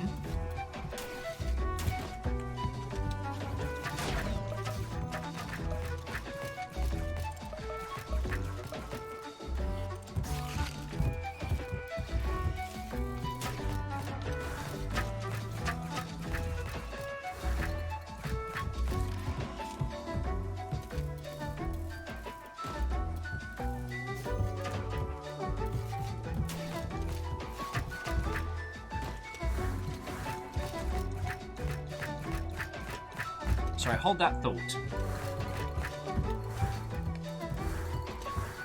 Oh yes, Lost Flowers. How did I forget that? One of my favourite Final Fantasy games. Final Fantasy 15 starts you off with a whole slew of abilities and powers that you will not have till way later. And I will say, on replay of that one, it's great because suddenly you realise what everyone does in the beginning. And I guess you get it a little bit when you play through it proper, but like, I won't spoil it for anybody. I still think that good old Final Fantasy 15 might be one of the best we've gotten so far, and I know how contrite that must sound, especially as someone who fought for good old Final Fantasy 8 for a long time. But God, I still keep thinking about it, you know? Like, if I go back and rewatch the ending, even the last time that we all played through it on stream, it still reduces me to tears. So yeah, it's one of those wonderful things in games is that how it's presented, even if it's mechanically the same, can be drastically different in the feeling that it invokes in the user, giving us a whole bunch of extra tools, which I really like, you know? Vanderby says Final Fantasy Tactics starts you with a mid-game build for your first fight. Oh yes, and then you flash back to the snowball fight and stuff, right? Correct me if I'm wrong.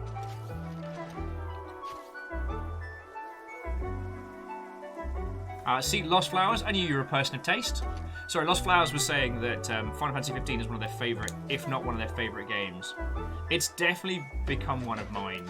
And replaying it with the Longship was real good. Oh, cool. Yeah. Drift treads. Sign me up.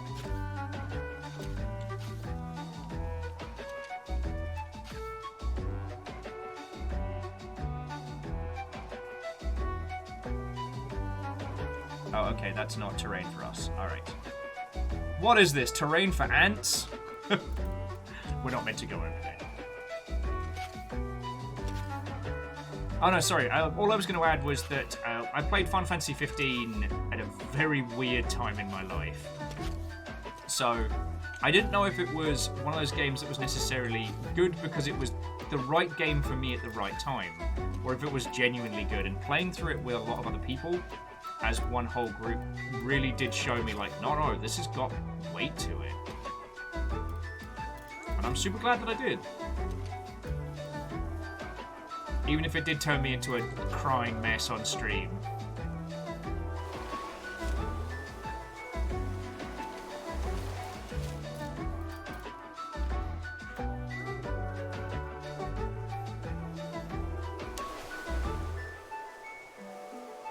Oh, cool, we're getting towards the... Oh, my God, I hope that's snow.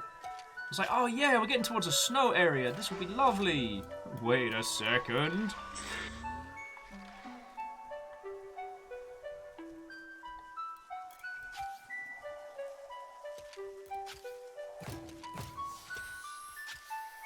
The Blue Spruce Trailhead. I might be in over my head here. Let's see what happens.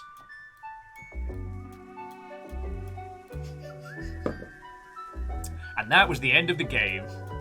Sorry, Band Cybertrucks was all like, ah, it's a bug! Squish it!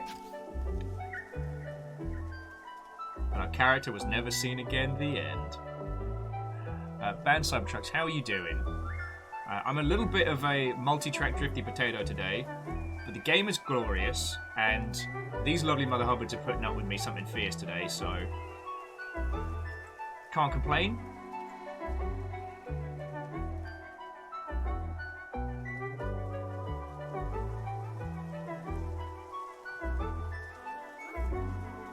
Cybertrucks is the Thor and Shane and let him squish bugs. Depends on the bugs.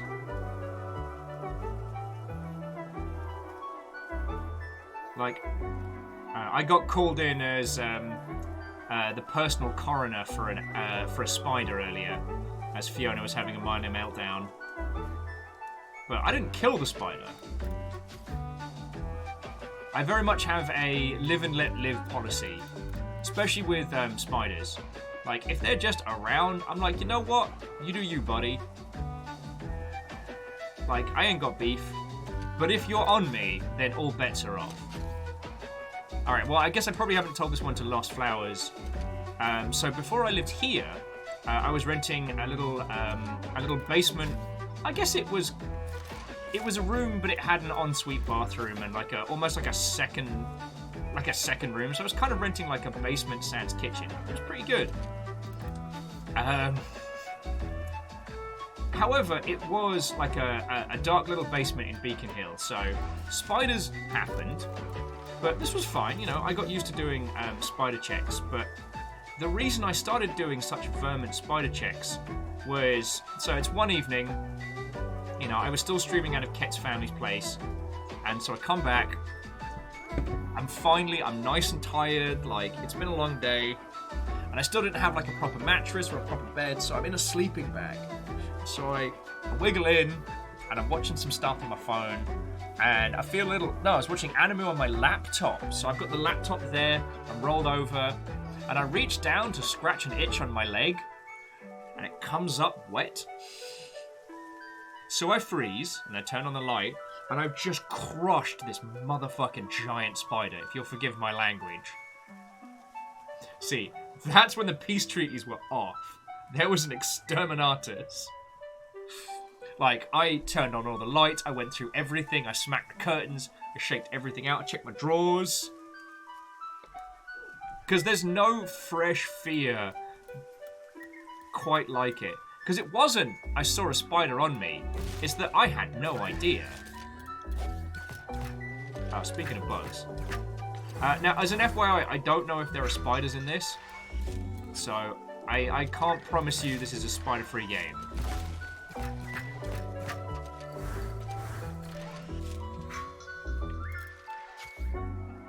Yeah. As Lizzie says, boundaries have been crossed, agreements have been thrown aside by other forces. Tonight, the nations shall tussle, for you got in my sleeping bag, you spidery weirdos.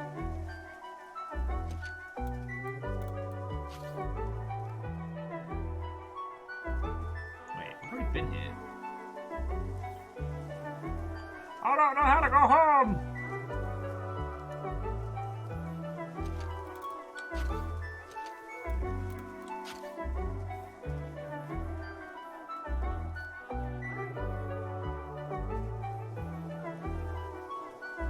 I don't know how to get home. Graphite says, as someone who's worked with tarantulas, the most unnerving thing about them is how light they were. Yeah. You develop this, like, mental image because they're so big that they're going to be so weighty. And they don't weigh at all. Have I just condemned us to an early grave? Possibly. See if I can pull this back. Yeah!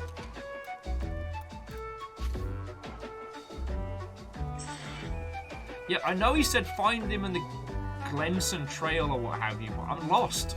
I'm lost and I want to go home.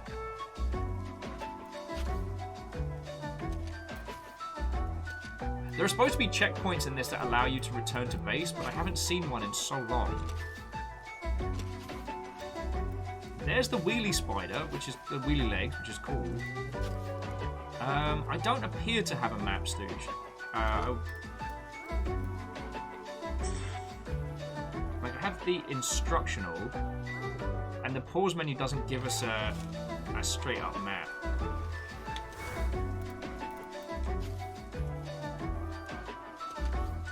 Alright, well, at least it means I have more time for conversation, because I've been severely lacking on that.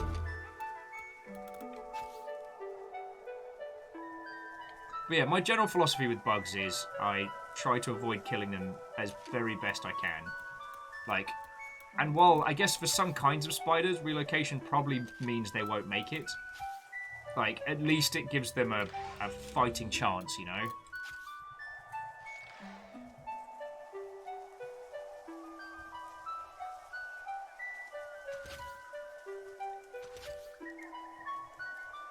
I don't know, I just... When I sit and think about it, the idea of just, like, squishing them outright always feels... I always feel rather guilty.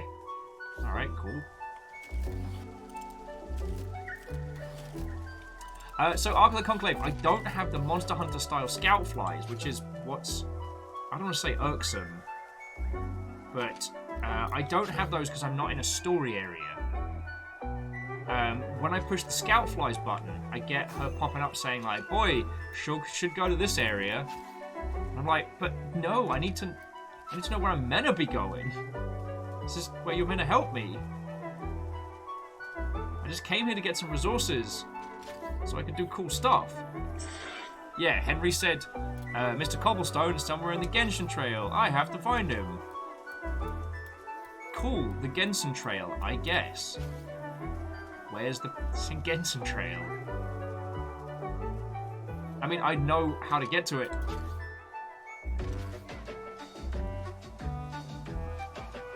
I'd know how to get to it if we were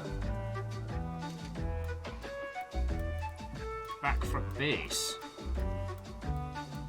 Yeah, Stooge, that's what happens when you push the down button.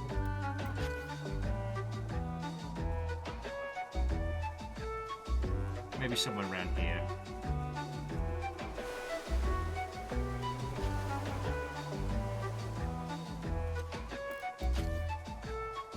Because, like, there's this area here, which looks like it might be a hub of some description.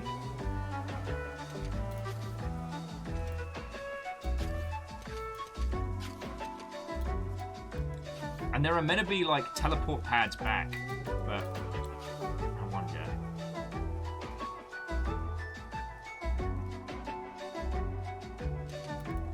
Did I ignore the elders too much?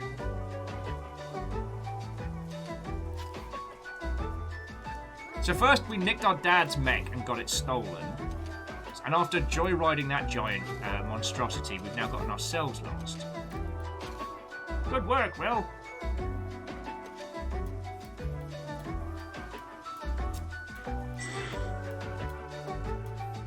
There also doesn't seem to be like just a return to base function.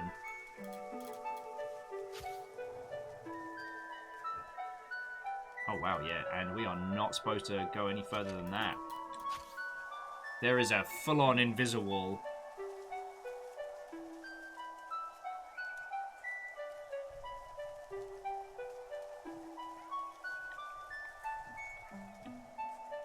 Yeah, nothing from clicking in sticks.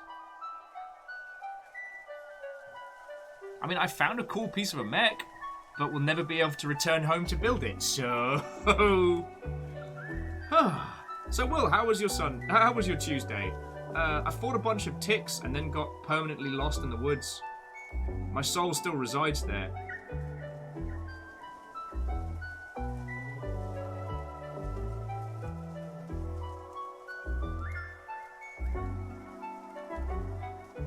Ooh. Is this good?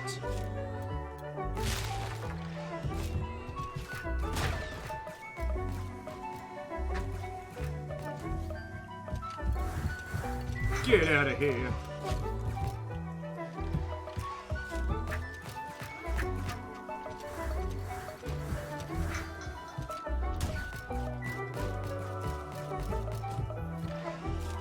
Yeah, I need you to do some repairs right about now.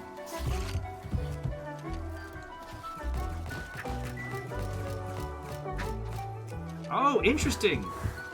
These big boys will actually, their doof shots will hit each other. It is fascinating. You wanna go, mate? You wanna go? Sorry, Ray.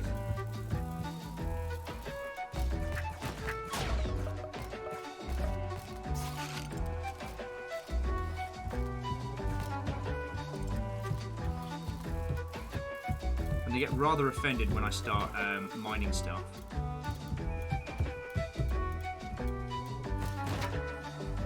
Aha! Actually winning. Okay, now the question is, pissing, how do we go next? Fecking we, I guess.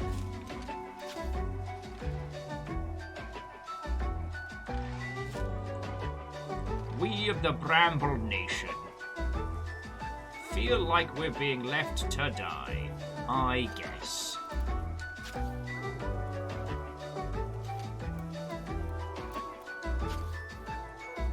That is one thing that's always worth discussing with, like, there we go. Oh, turn this bloody looking off.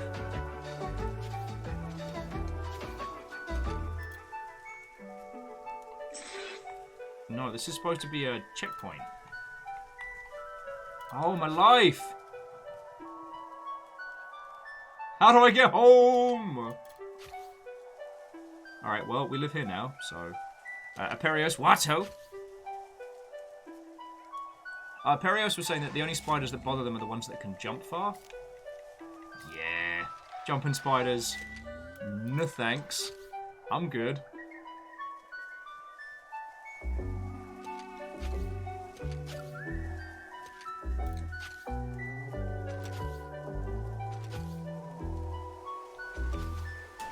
Peoples. And we have spoken to the shoemaker already. We just need to go to a specific area. And I thought, because I was allowed to go to regions for...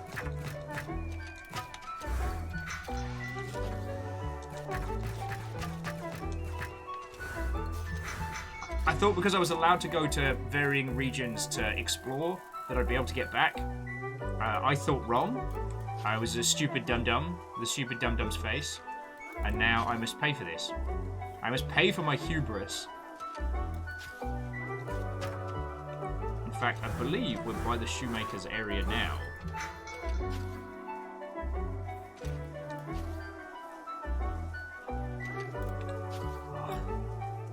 kingdom for a map, you know?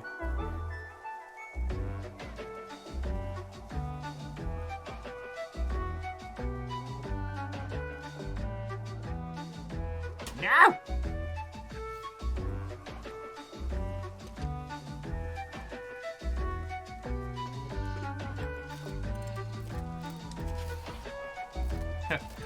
Exo, the idea of even having PlayStation 5 money right now is a whimsical jape to my good self. But I do, like, you know, I hope you get your stuff sorted. My brain immediately goes like, God, imagine having PS5 money.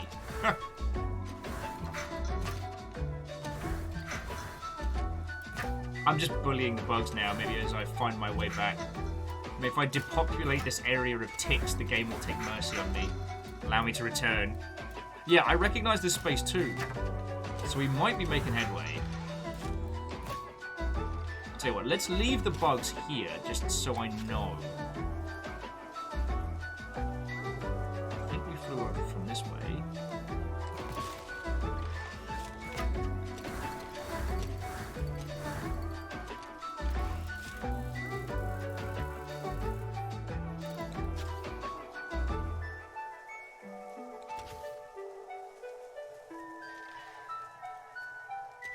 Alright, this looks familiar.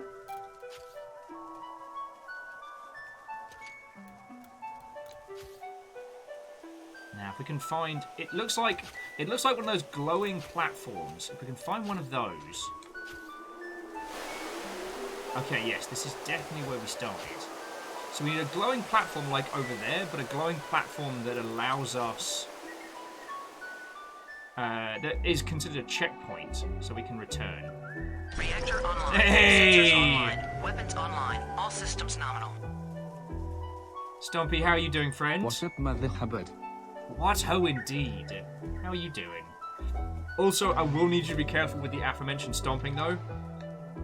Our mechs today are very small, and they frighten very Who easily. wants to sing? They also get very lost. And Exo, thank you for the host.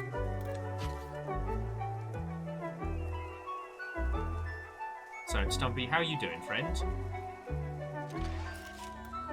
We're currently playing Stonefly. I'm exceedingly lost. And I have no means to return home. So I'm a little bit like Quantum Leap all up in here.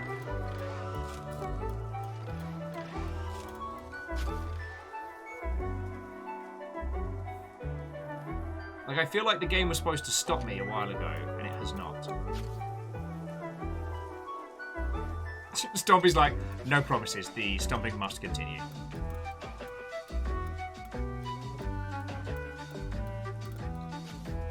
I'm not sure it's the acronym, but like working on homebrew stuff's fucking cool. So I'm definitely in support of that.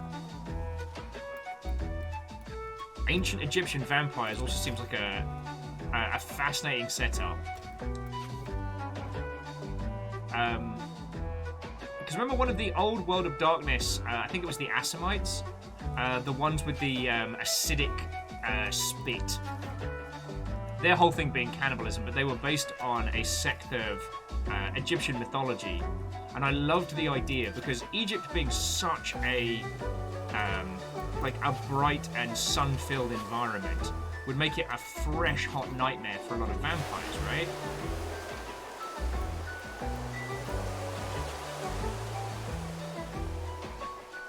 But the idea is that they use their vast wealth to craft these spaces specifically designed for them. Oh, shit.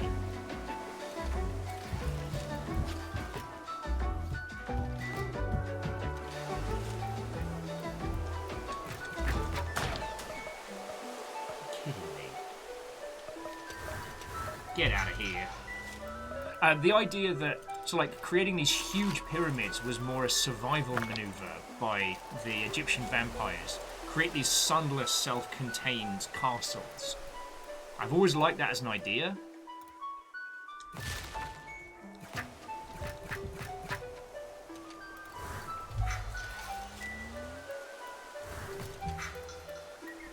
Oh, well then, Bacon Avenger, I have forgotten my vampire clans apart from the obvious ones, so... Eh. Ticks ain't shit. Ticks ain't shit. They ain't never gonna be shit.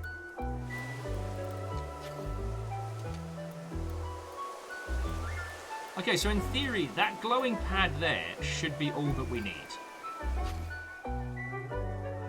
Maybe I just did it wrong last time? I don't know.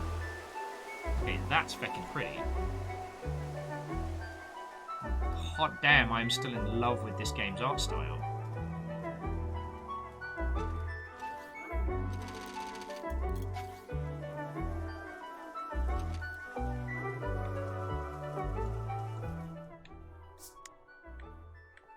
Not this fucking... Grumble, grumble, grumble! My name's Will Overguard, and I've achieved maximum grumbles. Today I will be playing Stonefly.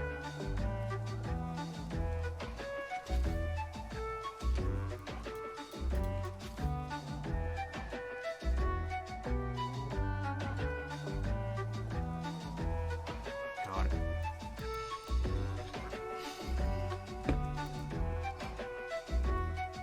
I understand that I am not batting for 100% right now, but, like, level with me, friends. Like, where I have the option to explore this world, so I have, but I have no way of getting back. So I'm basically just trapped in the woods forever now. Cool, great, I guess. But no, so Stompy, that whole thing sounds fucking awesome.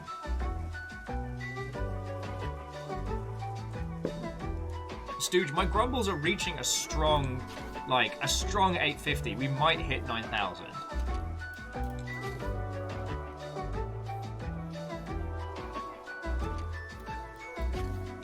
I mean, we could just build feckin' Gendams. Like, I'm here for robots. If Stonefly can't help us.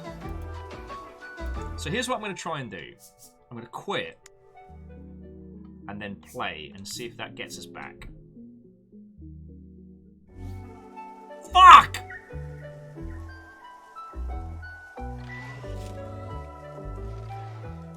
Although it does refresh all the materials. Lizzie, I'll definitely, if I start to feel like I'm gonna start wailing on this game unfairly, I'm definitely gonna switch to Gandams. Because I want this game to succeed, and Jesus H, what the fuck is that? I want this game to succeed, and I don't want to detract on it because I'm in a bad space.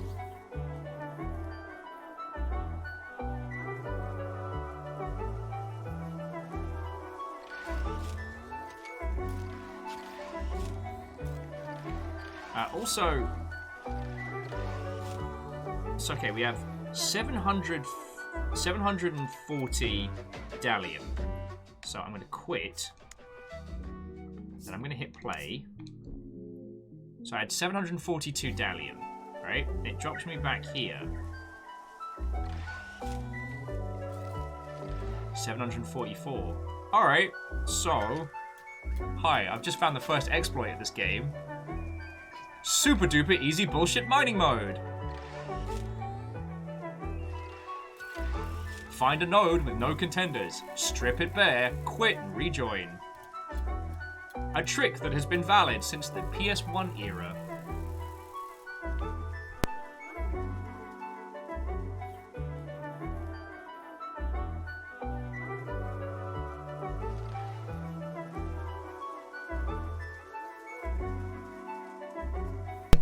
Stu does make a good point, though, that none of it matters because we can't get home.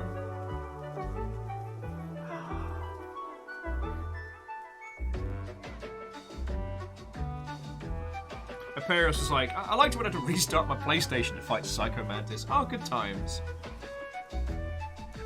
No, it was... Oh, God. It was one of the Baldur's Gate hack and slash games. It might have been the OG Dark Alliance. But if you played the PlayStation version, what you could do was you could load a character as your... So you start your game. You load in your second character.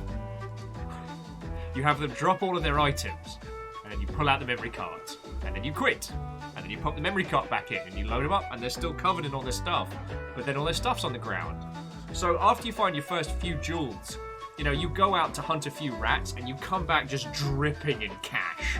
Like, rings for days, cloaks, shiny, you know, materials made from other realms. Everyone's like, weren't you supposed to be a bunch of first-level adventurers? And you're like, oh, I'm sorry, I can't hear you over my vast riches. Good times, good times. I do think there's something to be said for some co-op games having the option of fuck it, let's be stupid modes, like, included.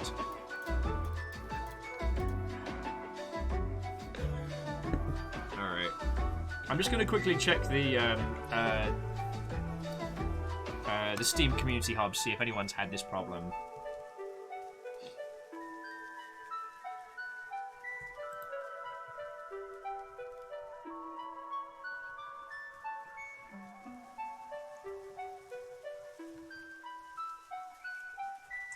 Oh, okay.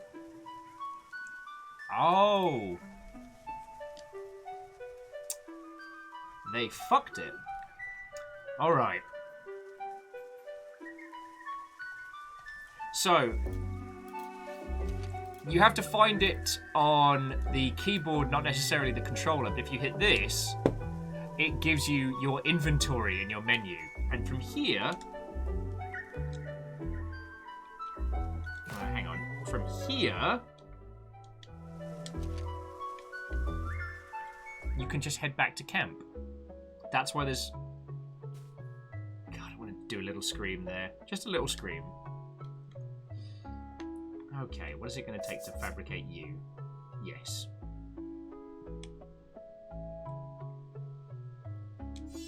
We got bumper wheels! Look at how much fun they are. Alright. Increases brake radius. We need some pyotite, but I think we can exchange for that.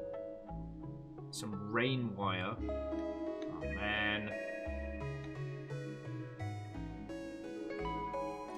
Durability.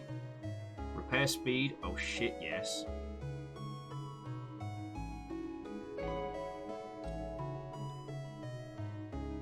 Oh, it needs a solar coil. Alright. I'll be more sturdy then, I guess. Stumpy, thank you for the tiny bits. Alright. Yeah, J-Post, that's a big thing lacking on the controller. So I'm going to take a breather, not like take a break, but I'm going to chat to you lot for a little bit, just so I don't bring that, like, negativity through with this. So,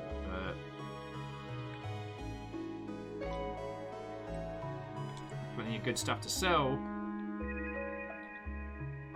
Okay.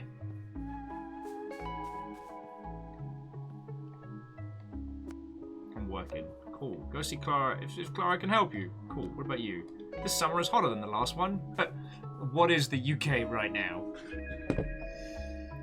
Oh, I still think the bastard one, talking about like actions outside of games, was the X-Men game that had you reset the console to... Had you reset the console during the digital area to progress, to beat one of the bosses. But the thing was, if you had a Mega Drive, especially, not the... Well, no, I guess if you had the Mega Drive 2, which was... I don't know if you had the Genesis 2. I forget how they did it out here. But that particular console had a quirk, which was you didn't have a reset button and a power button. You had a power button, and you had to tap it gently to reset it. Or if you pushed it in, it turned it off. So the greatest boss fight in that whole game was basically like a reset your console chicken. I love nonsense like that. But you know, like, friends, I love meta-narrative stuff, wherever it may be. When we had finished having a trundle around the Gundam store, we popped our head into Pink Gorilla in the International District. And they had a copy of Ultimate Carnage. And... if you're not aware of it, Ultimate Carnage was an old Spider-Man brawler where you could play as Spider-Man or Venom. The idea being that Carnage is on the loose and Spider-Man and Venom work together because Carnage is worse. He's actually going to be the villain for the new Venom movie, which could be good.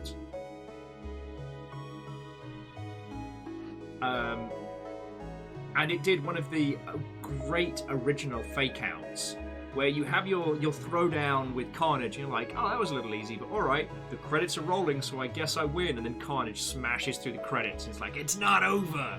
And the real battle begins. I really like that. Why are you drifty? Why are you drifty? No drifty! No drifty.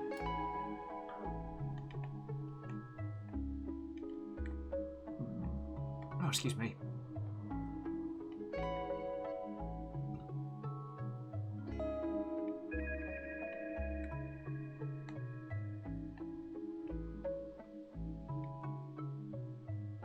Interesting. So the more we wail on these bad word Mother Hubbards, the more we learn about them, so the more we can possibly steal from them. Alright. J-Po says they want at least 20 minutes more of Venom and Eddie Brock being roommates. The fact that the trailer for Venom 2 opens with Venom trying to make Eddie breakfast is amazing. And I think they canonically... canonically. God. I think they mentioned Venom's love of tater tots from the comics, which I do like. Sorry says, Will, did you ask about getting stuff from the PS2 from Pink Gorilla? I did not. Seattle, when we went on a Sunday, so I thought it would be calm. And basically, there's loads of people that have been vaccinated. So it was surprisingly busy. Like, everyone... Like, there was a limit to the amount of people that could come in and out of stores and stuff.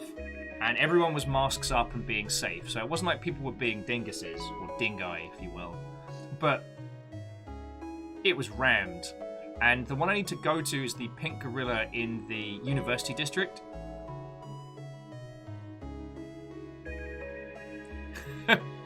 Ninja's like, wait, people eat breakfast? Dude, it's a feckin' mystery to me. If I eat too soon after waking up, the only thing I'm going to have is a bad time. Don't ask me why. Apparently, that's the trade-off for not having much in the way of like allergies or dietary restrictions, is like my stomach needs to warm up like an old car. Coffee will forgive me. Also, Falcon, how are you doing, friend? And congrats on the charity drive. So, friendos, I'm sure I've told you all this. I'm going to say it again. 1, please be following ET3 Stooge, because unlike me, he has the ability to get up in the mornings. But also, do throw a follow over to Ninja Falcon, who is who is actually good at video games, and has just come off doing a St. Jude's charity run.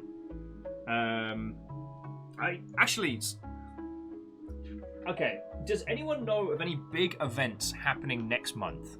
Because next month I want to do, I've been planning to do a drive for charity research, for Cancer Research UK. I'm going to be playing the original NES version of the Turtles and hurting myself with that video game. And I'm trying to make sure I'm not crossing over with any big events or stuff like that. And I haven't found anyone to help with. And I don't necessarily need help with mass organization. I think I just need someone to be like, this is the day you should do it. Here are some good ideas. And Ninja, I'm not putting that on you because you've come on in. It was more a reminder so I can ask. I know there are a bunch of practical Mother Hubbards in chat right now who can probably help my dumb self. Because I know June is like when St. Jude's do their big push. Or is it May? Alright, time travel's fucking weird. Anyway, what do you check out my mech. It's got a dumb face.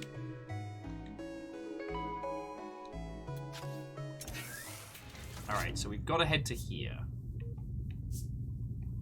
It doesn't like me. It doesn't like me going where I'm not supposed to.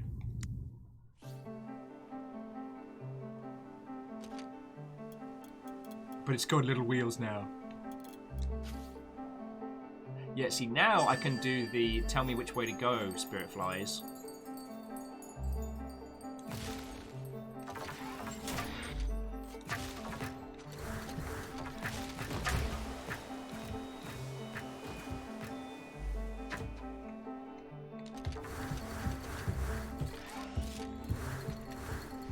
And away you go.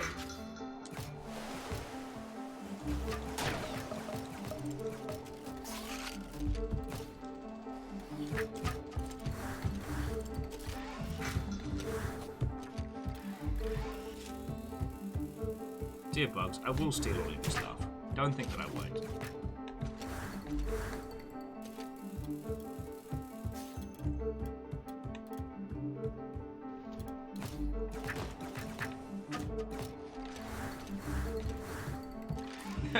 And, Ninja, I know what you mean. It does feel like we've done bizarro time travel.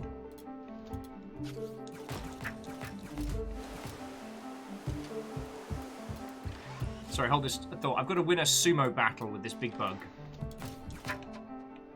So the way combat in this game works is that you don't kill the bugs. You flip them over and then push them out of the way. Okay, so Perios was saying Seattle Humane Society is gearing up to do some stuff, but I'm not sure if that's next month. Sarius has done about events. I know which charity we're doing. We're going to be doing cancer research. Right? You know, my sister is literally working to help like solve cancer, to make it not be a thing, and so I need to pull my fucking weight. Sorry, forgive my swears. I'm very sweary today. I do apologise.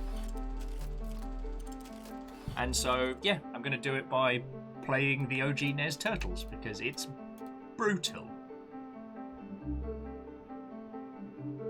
Oh, Ninja's like, the only big event I went to this year was Solan's birthday party. Yeah, I feel bad that we missed that one, but it was like... Ooh! The Caterpillar Lance, built and designed and fashioned after the antennae of a fierce caterpillar. Cool. Mech parts, funky mech parts.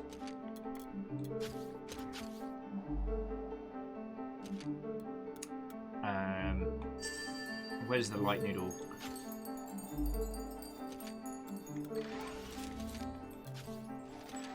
The light noodle shall guide the way. Yeah, no, I felt bad about not being able to make it to Solon's, but we were just wiped out. I think if it had been just party at Solon's, I probably would have been fine. Okay. And I done broke it. Why do people allow me around their houses? Because apparently I break shit.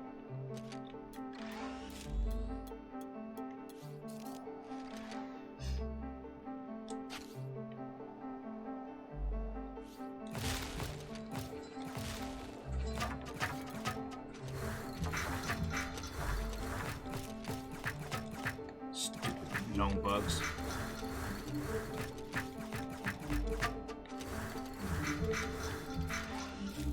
Now, where were we? Oh, yes.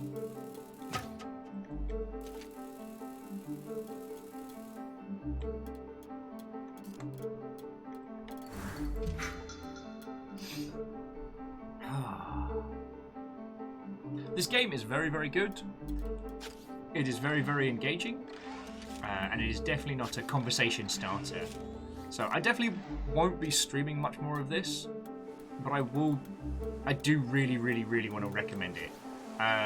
Like, the controls kerfuffle earlier does seem to be an oversight, and hopefully that's something they'll be able to fix in, like, post-launch support. So, yeah, sorry, I got lost earlier, because what you're supposed to be able to do is hit this button and open up your inventory, and this has a... and from here, you can just jump back to camp, or...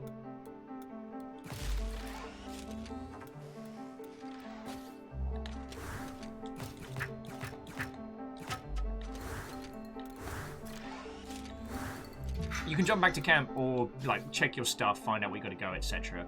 But you can't access it on the gamepad. So that's where I was getting my dumbass lost.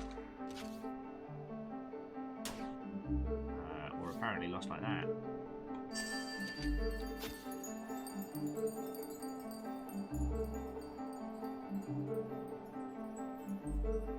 Oh, that's not real. God darn it.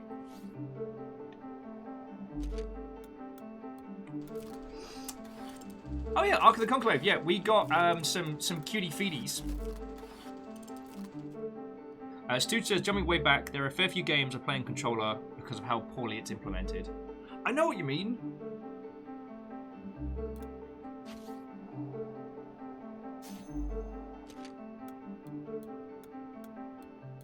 I mean, intuitive controls aren't as easy as I do make them sound. I mean, not to use the ultimate hyperbole example, but that's definitely been one of the conversations around like the Soulsian titles has been.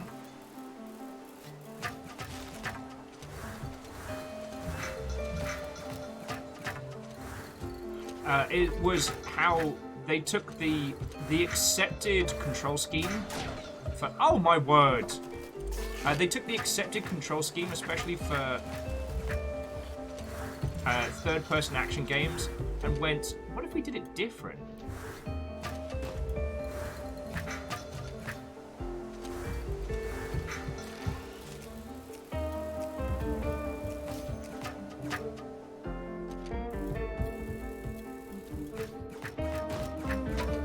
Aha! Get out of here, giant bug! I win! And you tiny bad words. You go to the Shadow Zone.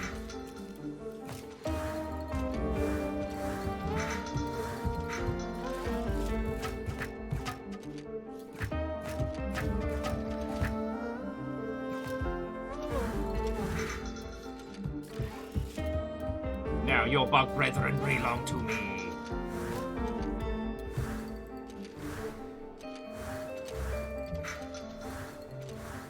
Sorry, excuse me, I'm just yeeting ticks off her.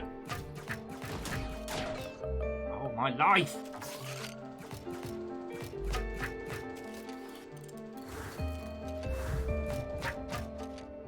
And next contestant, please!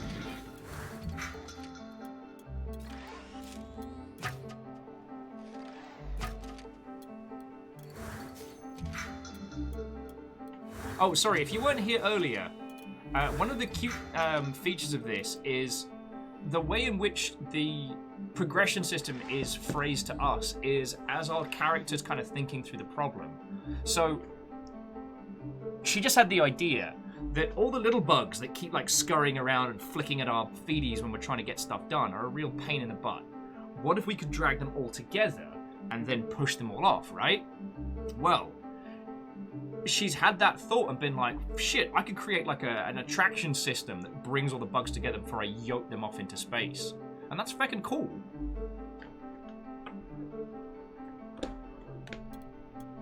Sorry, jumping back into chat.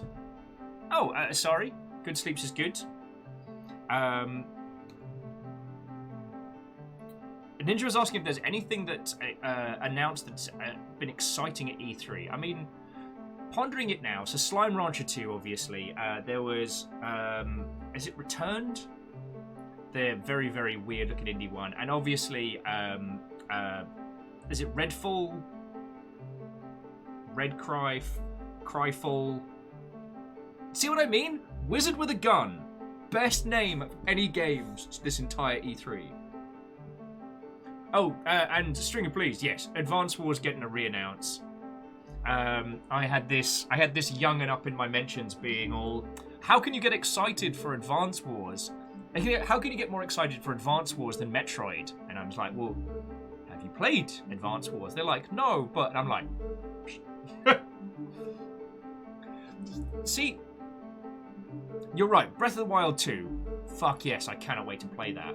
But it's like, Breath of the Wild's such an important game to me, as I'm calm with it. I know it's going to be amazing. I'm going to have it. I'm going to play the absolute hot heck out of it, and I'm going to love it.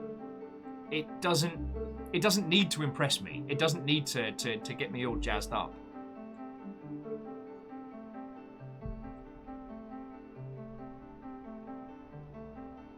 Oh yeah, Kazuya from Tekken is now in Smash. Them recreating the throwing the kid into the ravine, but it's Kirby and he floats away afterwards, might be one of my favorite things in video gaming right now.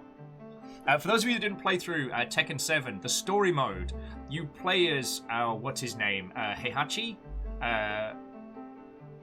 Like, who I believe is either his dad or his uncle, I forget. It's Jin's dad. And you get to play the introduction where you throw him into a bloody ravine to toughen him up. Stringer Blues is like, and I will take my little hamster bottle sippy of content about Breath of the Wild 2. Feck yes. Like, it's 4 p.m. on a Tuesday. Nobody wants sad Will stories. But suffice it to say that, like, Breath of the Wild was the perfect game for me at the perfect time that I needed it.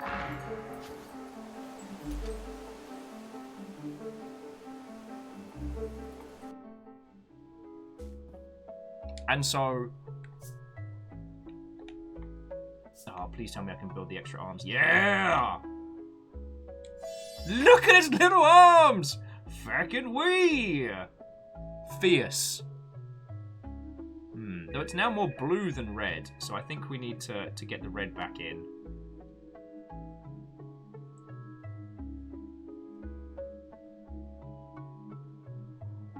There we go, that'll do.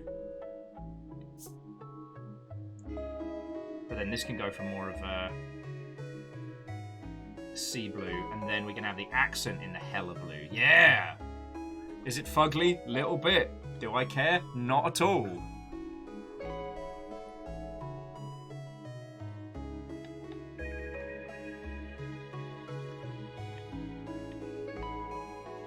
I don't think we've got the goodies we need to do any real... Oh no, we can make this. Cool.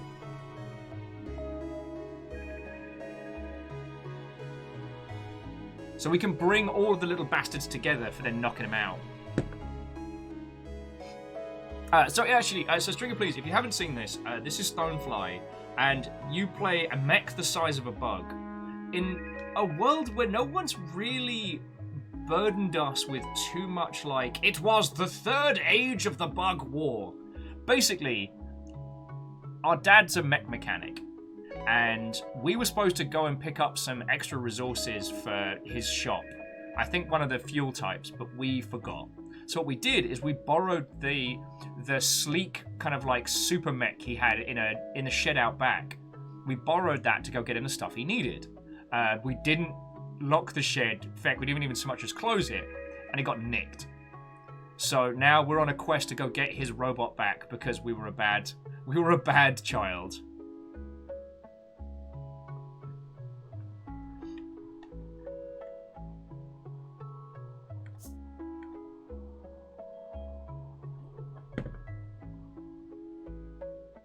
So Ninja Falcon, I see what you're saying. You know, Mario is the hero of the Mushroom Kingdom, but I disagree because Kirby is the hero. Like, I feel like... You know how some people believe that, you know, like, entropy is the final end of all things? I believe that Kirby is the end of all things, that any game series that survives long enough will eventually end in Kirby. Either Kirby is the destroyer or Kirby is the savior, but Kirby is always the last.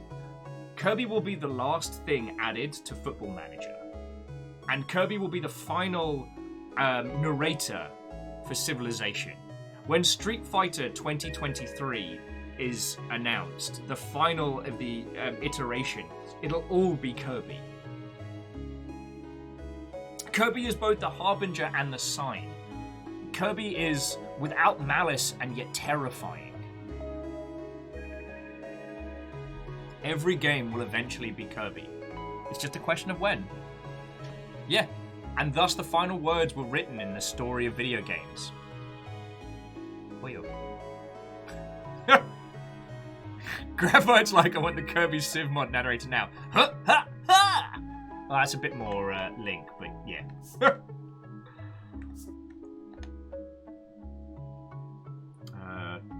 Does anyone need a couple of them Arden crystals? Oh no, I need a solar coil. Why is this getting drift now? That's a pain in the behind. A pain in the buttocks, if you will. Excuse me, can you sell me some Arden crystal?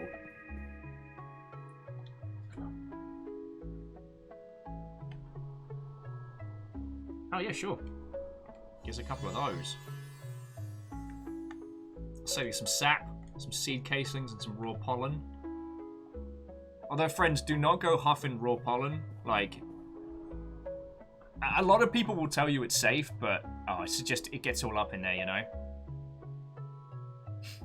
Oh, and so when they added the tags are included onto the language tags. So like this stream is tagged English because I am an English speaker, but you can then add the tag of English if someone is searching for it. And I can also have British, so I have English, English, British as my descriptor, and it's entirely pointless and I love it. Wait.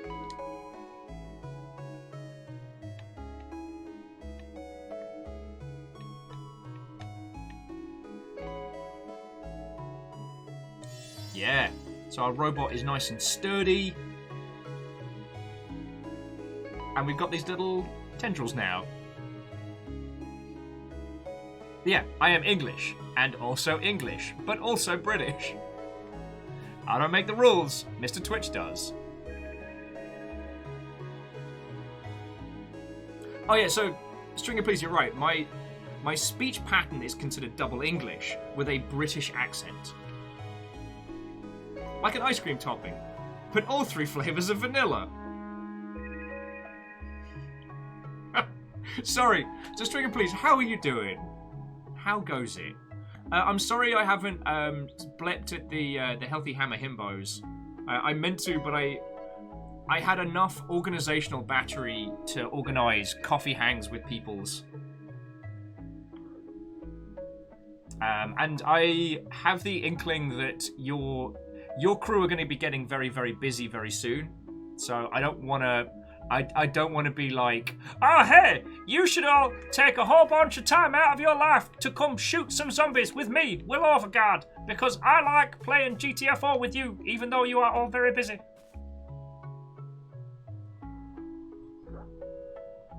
And yeah, I had an inkling. Like,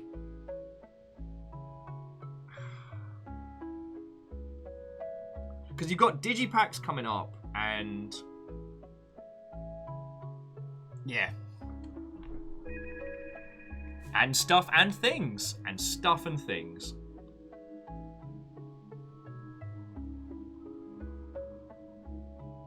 But we will hang out and we will have a coffee that might escalate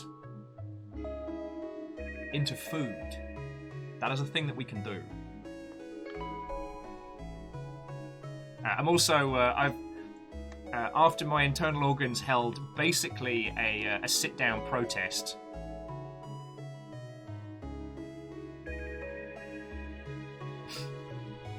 So I'm off the booze for at least a week and change. So I'm using Gundams and late night Discord conversations as my current crutch. Although, I guess I'd say less that I was using alcohol as a crutch, more like a trampoline. But that's another story. Sorry, back into the theory of Kirby, Lost Flowers, pointing out that Kirby is simultaneously a mech mechanic and a pilot, and yet does not know how a phone works. Ah, I see you too are a fan of Brian David Gilbert. The BDG. I sent him a interview request, because I thought it'd be real cool to have him on. I was like, wow, I can't believe he hasn't heard back from me. I can't believe I haven't heard back from him. What's he up to? And like, dude popped up in like H-Bomber Guy's video and stuff. And I'm like, oh, he's with the cool kids. Just need to hang out with little old me. Not actually met him. God, he joined the Polygon team. God, after I stopped doing like E3 and stuff. And I don't think he was... Oh yeah, no, Kestrel. We are the cool kids, but we're kind of like an island of cool, as yet undiscovered by the cool nations. No one knows how cool we are. No one knows. We're in this little archipelago of awesome, like surrounded by rocky coral that separates us from the continents of personas. And I don't know where I'm going with this analogy, and I wish someone would stop me, but they haven't. Yeah, it's like there's an internet pantheon, and we're like the pantheon of a tiny small tribe of cool people. Alright, to quickly move away from my current awkward topic, one, honk. Check it out. My late Christmas present arrived, and it is a 3D printed whole ass goose from Baron and Lucifer, and I love it.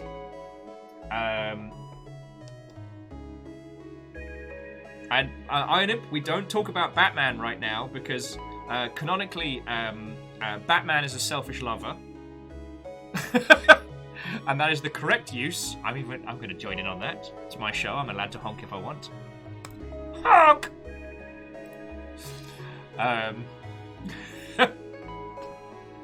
Okay, Graphite, it's nice to know that of all the things I have a penchant for, digging myself a hole is definitely up there. Oh.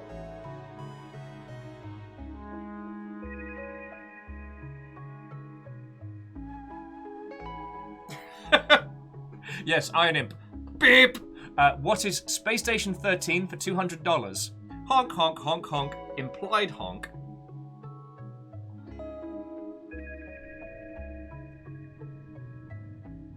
Argo the Conclave says, this chant feature feels like a mistake by Mr. Twitch. Ah yes, because he's infallible. No, we're not starting a chant of Blobby. Though I will say, there's a ginger British comedian that I follow who's very, very funny and actually did Blade Runner, but Mr. Blobby. And it was hilarious to see because there are two reactions to Mr. Blobby, which is, what is this exceedingly English nonsense? And why have you awoken this eldritch demon that should have remained slumbered beneath the ruins of Noel Edmonds' estate? Yeah, Blob Runner, if you will.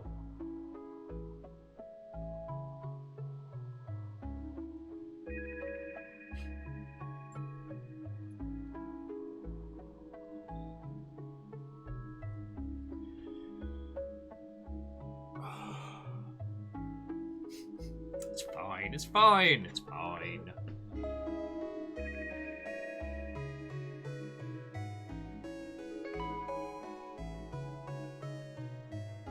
Okay, yes, sorry, I did bring it up this time. But in my defense... Alright, so now we've got tiny hands. And we can do pull. So if we do that and then drop that, that brings all the enemies into one place. So that's handy. Graphite just pointing out that Mr. Blobbyland is an actual horror. Oh no, it totally is. And it's nice to know that, you know, after the passing of Roald Dahl, you know, that there were people out there that were willing to make things that would, like, mentally and emotionally scar children late into their, you know, adulthood. Roald Dahl, of course, being the world's foremost children's author that hated children.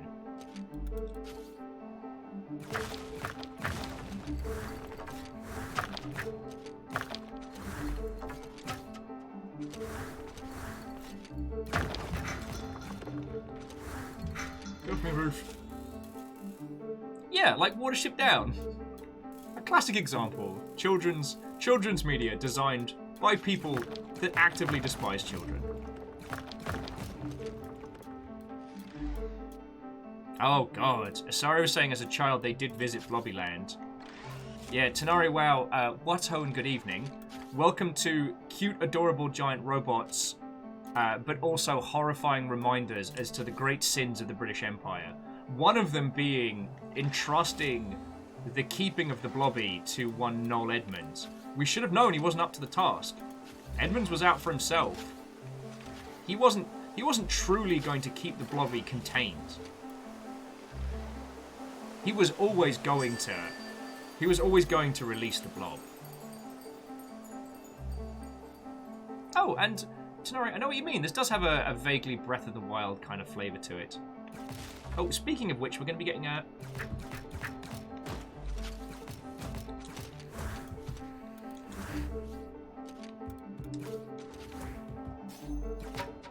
Aha! That's handy. Alright, we can pull their little wings over their head and kind of... I don't know what the bug equivalent of pantsing someone is, but we just did it. Kind of proud of that one.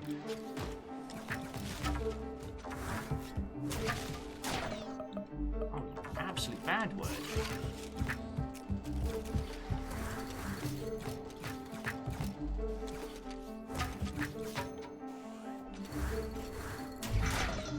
for my life! You little ankle-biting bastard! All of you, get away with you. I have none of this.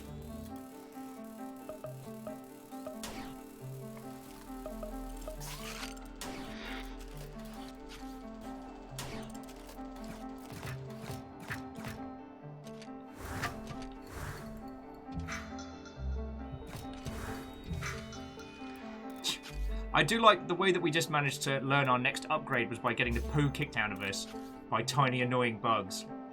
That we didn't come up with that next advancement in our giant robot out of smarts or clever, but purely based on frustration from tiny bugs.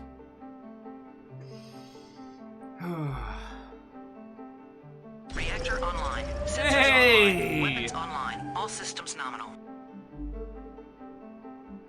What I miss was watching Scammer Payback, smiley face. Oh, a little bit of oh god, how am I blanking on his name? Kit Boga.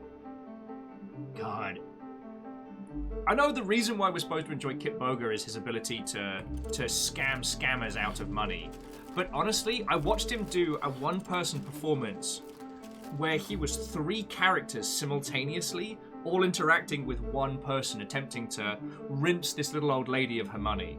He is playing the old lady, the person looking after the old lady, and another scammer who's trying to work with the real scammer to rip off this old lady. And I'm like, I'm good when it comes to holding a conversation, and I consider myself to be a good showman. That is to say, like, give me a crowd, I will attempt to be vaguely entertaining, but I'm not an actor. I can't absorb the ideas of a character and become them. Let alone creating 3 different characters that are all interacting with one another through the medium of one person who is not in on the joke, who is not a fellow actor. And I'm just like, wait. Sorry. But True Snow White, sorry, I was me going off on a tangent. Thank you so much for 8 months. That's fucking cool of you. How have you been? It feels like it's been 1,000 years. We're playing Stonefly, where we control a mech the size of a bug in a bug's world and attempt to reclaim our father's robot, who, because of our idiocy, it got stolen. Because we borrowed it to do a late night supply run, which we were meant to have done during the day, but we didn't. And then when we did use it to go get the thing, get out of here. When we did use it to get the thing, we didn't lock the shed, so it got stolen wholesale. What are you gonna do, Tiny Bug? What are you gonna do?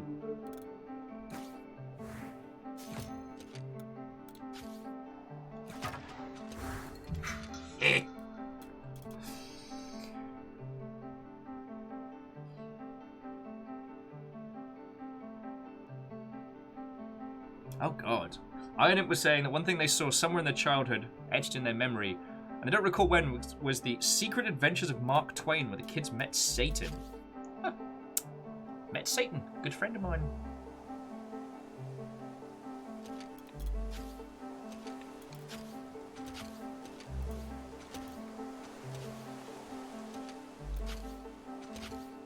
Stringer says it's a Will Vinton cartoon. I take it that's someone who's infamous for, like, unsettling or surreal nonsense, right?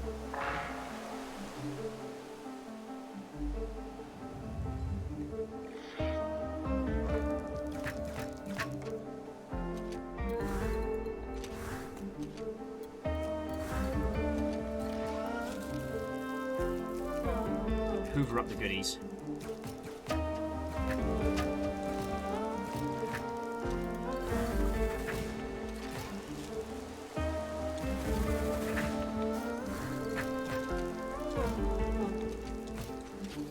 Well, let's get rid of the baby bugs first.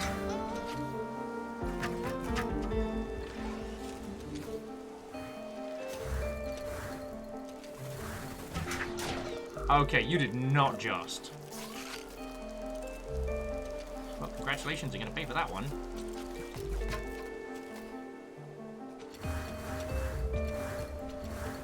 Fucking bad word.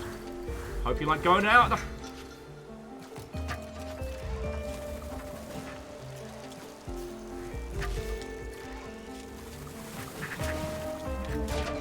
Oh my life!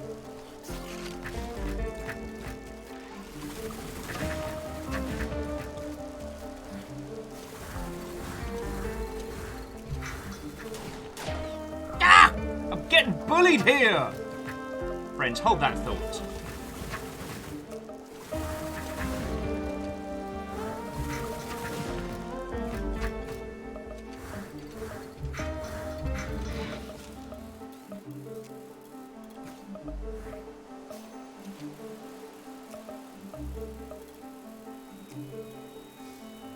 Although, new dash design sounds lovely.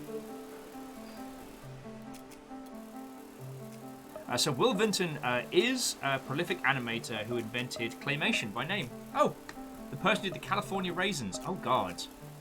Like, I don't know who got it better or worse. Like, yes, in the UK we had to deal with Mr. Blobby, but in the US you had the California Raisins, which are upsetting and have slightly disturbing connotations.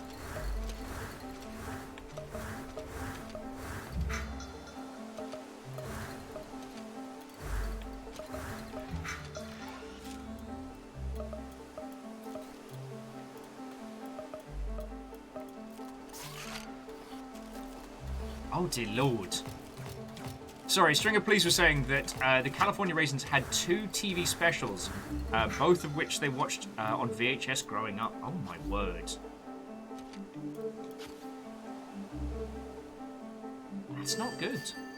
That sounds unsettling. Meet the Raisins was like a faux documentary. Ooh.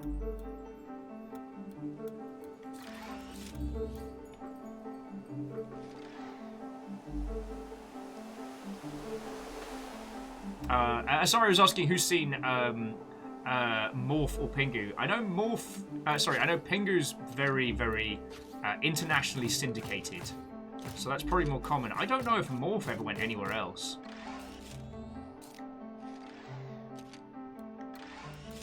There was a Mick Jagger guy named Lick Broccoli. I said we weren't talking about Batman! Sorry, I'm being a jerk.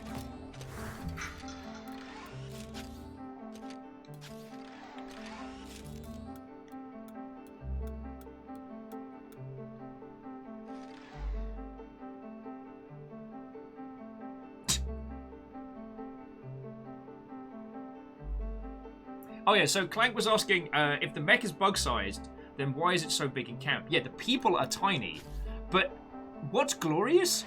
None of it has been explained. It just is.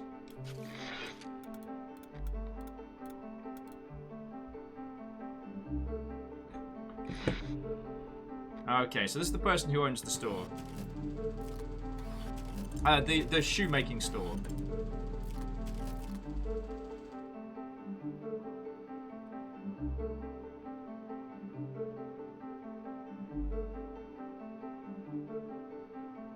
Kessel's like, what's there to explain? Tiny people. Done. You know what? I like that.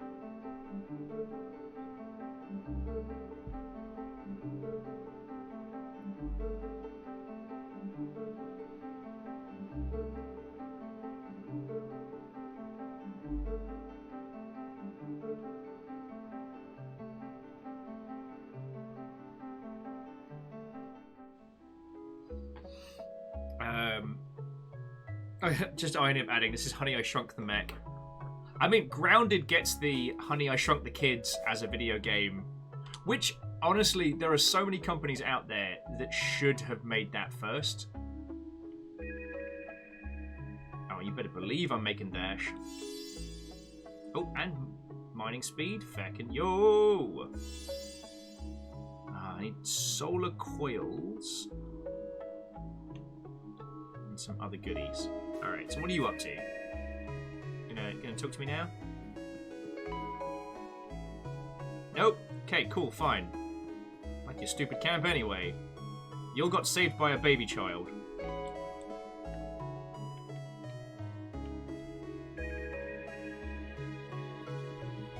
God, I'm trying to think of the media that disturbed me as a young'un.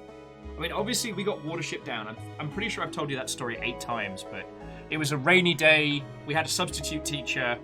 and they were going through like the tapes in school, and one of them was Watership Down, and there was rabbits on the cover, and so they just put that on and went out for a smoke break. Just left us in front of the TV. Came back to a bunch of crying children. Oh god.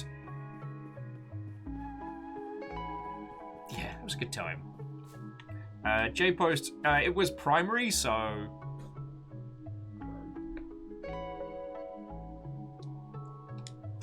Kester, what are you talking about? Watership Down's not for children. I watched as a kid, and look how I turned out. Just fine. Just fine. Just fine.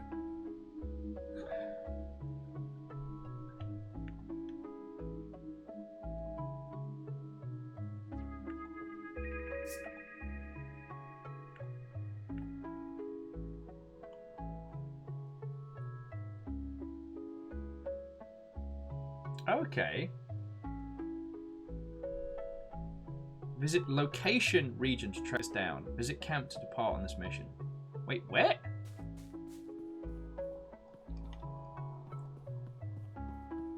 This game does seem to be a little rough around the edges sometimes.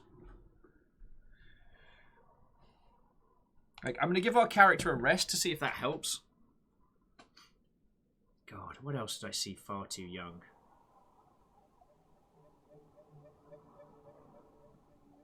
God, I'm trying to remember now.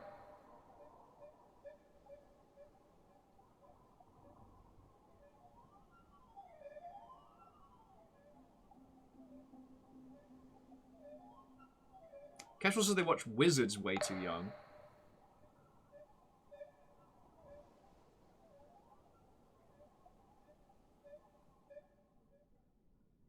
I didn't watch Akira when they were 7. Oh my word. I mean, there's something to be said for there's certain things that you can show to kids and they don't have the context to process. Like, God, there was a bunch of the kind of like the parody humor. Oh, there we go. Want to talk now? There was a lot of parody humor that I was exposed to as a kid, you know, like Airplane and stuff like that, where I didn't have the context to understand, like, the nonsense in the... Oh, sorry, Graphite was adding they saw The Exorcist when they were 7 or 8. Alright, well, the one that messed me up was Child's Play. I saw that way too young.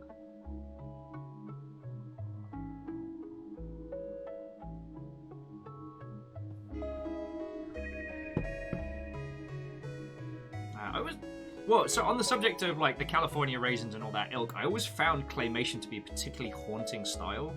So there's this game coming out, which, forgive me, I am dragging my brain for the name of it.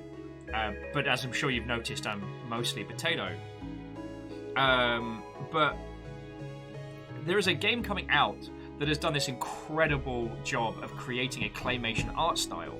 So they have scanned claymation models that are then motion captured, and it's meant to be this like whimsical kind of like almost naive style to it, but all it's doing is giving me these creepy vibes. Like, I keep expecting it to be, I'm waiting for those like face melting scenes and weirdness.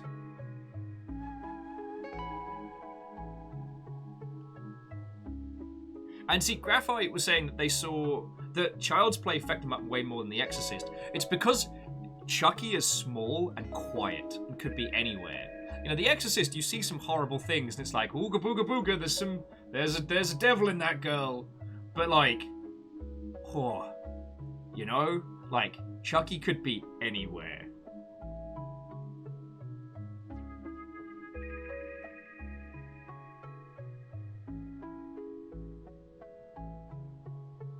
Oh, God. Iron was saying they got to see Cronenberg's The Fly. Ugh. It's weird, though. Out of all of those video nasties, the ones that still stay in my brain are...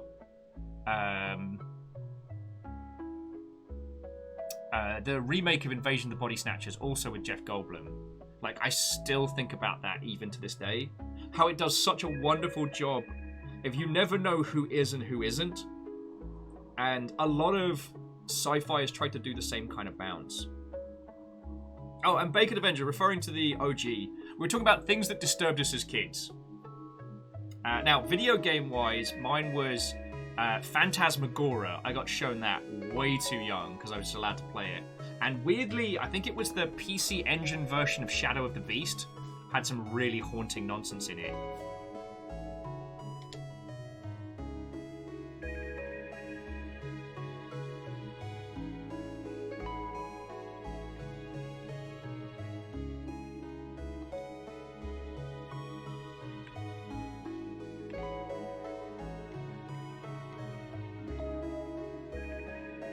Oh, Bacon says Gremlins and Jaws did it for me as a kid. See, Gremlins was part of my, like, getting over... alongside Claymation, good puppeteering definitely gives me the willies.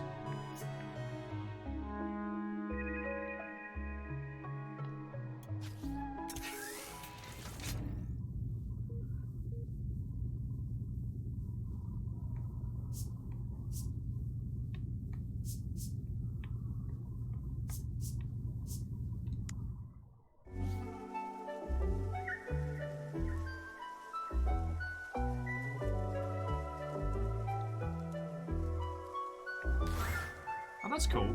So we now have like a flying Hadouken. That's kind of cool. Sorry. Kisa says, I can't remember what messed me up as a kid. Probably because my brain doesn't remember things. Hey, that's not a bad thing.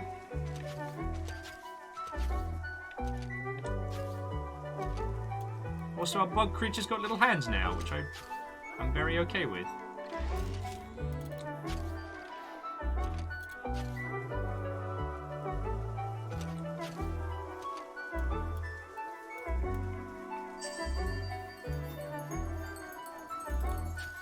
Okay, it wants us to go this way.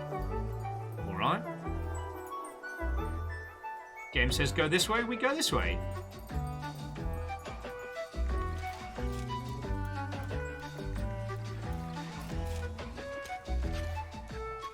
Also, Kisa, good afternoon to you. What ho, friend, how you doing? Just having a little natter. I've been a little all over the place today, but I feel like we're kind of slowly finding... I still feel like I'm slowly finding my feelies.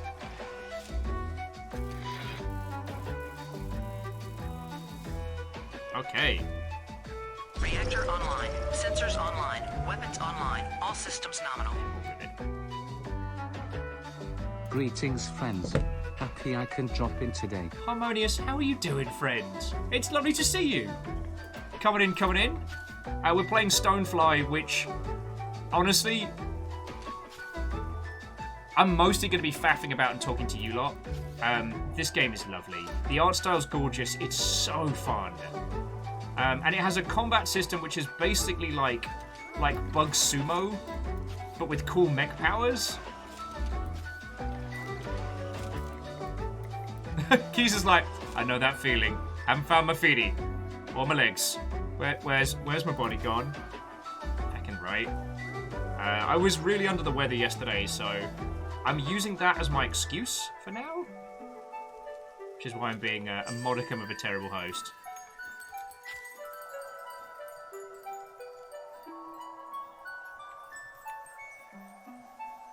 Wait, why are you leading me over here now? You just said go the other way.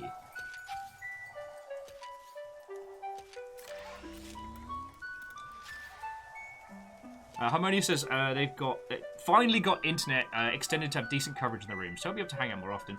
I mean, like, you're under no obligation to hang out here, but, you know, it's lovely to see you, yo. What's been going down with your good self?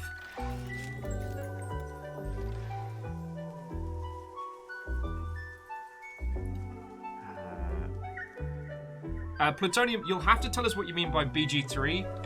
Remember, for a lot of us, we've played so many games. Acronyms are a wonderful mess. Oh yeah, and Platinum Shaw, enjoy Control. Oh, my advice. Oh yeah, Battlestar Galactica. Oh, Baldur's Gate 3, lovely. Yeah, my advice with Control is if you find at any point that the combat gets in the way of your experience, turn damage off. Like, we played through that whole thing as a story game, and it was fucking glorious. But I'm sure I've told you that like 8 million times. Like, ever since we did Control as a story game, and just a story game, I've not shut up about it. Oh, well, Harmonious, that's lovely of you to say.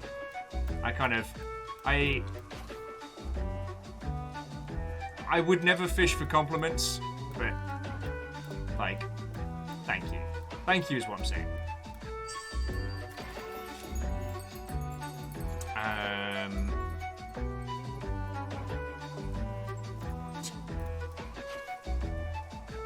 Oh, and to Blue Abomination. Hello, good afternoon. Watto friend. Alright, here we go. Going where we're supposed to now. Yeah, so Harmonious, how have you been? And to Blue Abomination as well, how goes it? Tell me your tales. Feckin' wee. This is our little bug mech. Oh, we actually haven't named the bug mech. Because it was a junker that we found the initial parts for, and we've been slowly improving. But yeah, this is Stonefly, and it is a gloriously weird, unique little game that I'm all about right now. Oh yes, going for a little adventure. Oh no, we're too cold!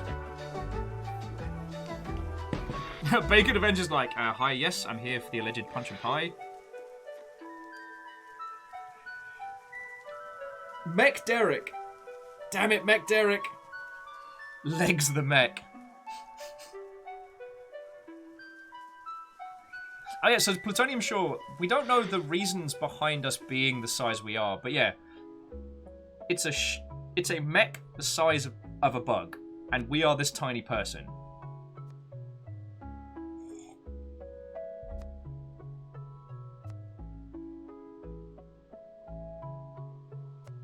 Oh, and Krypton, good afternoon to you. Watto friend.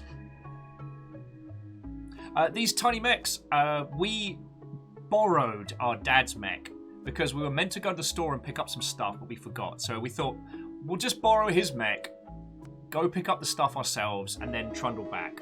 No one will notice. But we forgot to lock the hangar door or shut the hangar door. So now his prized possession has been stolen, and he is very upset. Not like ragey, but like, he's disappointed. He ended the conversation with, I thought I raised you better. So now we're going around...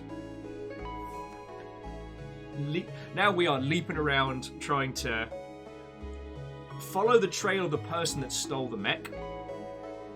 We've joined this little ragtag crew just to... Well, mainly because apparently they didn't know which way was up and needed a small girl who has only been outside of her treehouse in a mech once to help it save the day.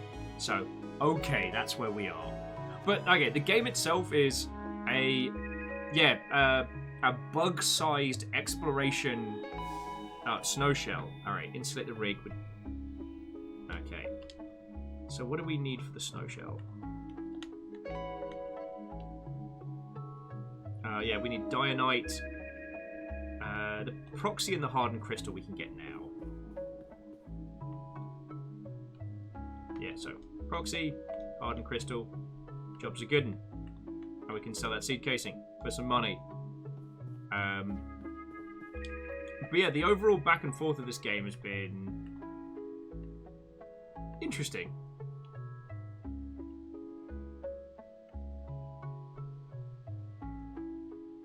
Okay, Ravenwood said there should be blue tracking flies that lead to clues about the migration of these alpha outfits. But where?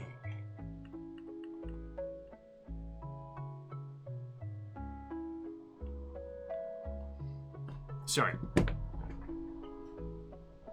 But yeah, that's what's going on with us. I had a good weekend, albeit a little strange. After the Devolver Digital Party, Tobias and I drank wine and solved the world's problems. That is to say, I made him watch Bo Burnham's Inside, because it's incredible, and while it is not easy by any means, it's definitely worth a watch.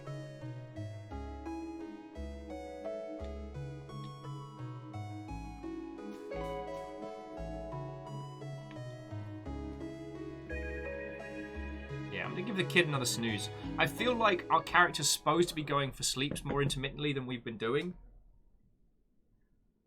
Like, those of you that probably played through Skyrim like I did without taking an actual sleep for at least the first 20 hours, and then suddenly having, like, all of this nonsense dropped in on you.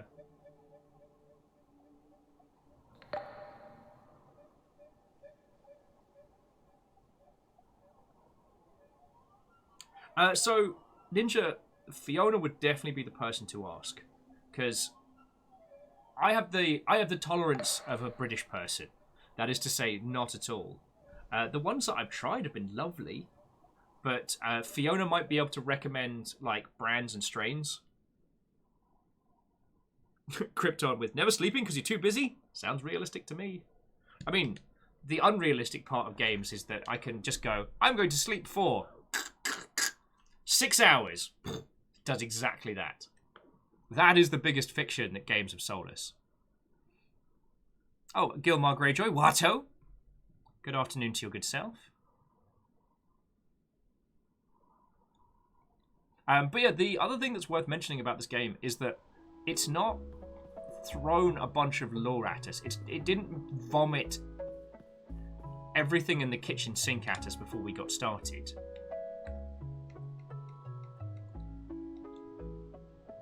And I really, really appreciate that.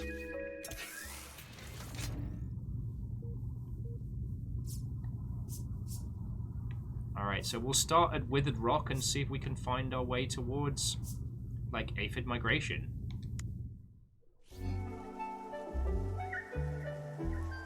So yeah, we're looking for blue tracking flies. So we're kind of like teeny tiny monster hunters right now.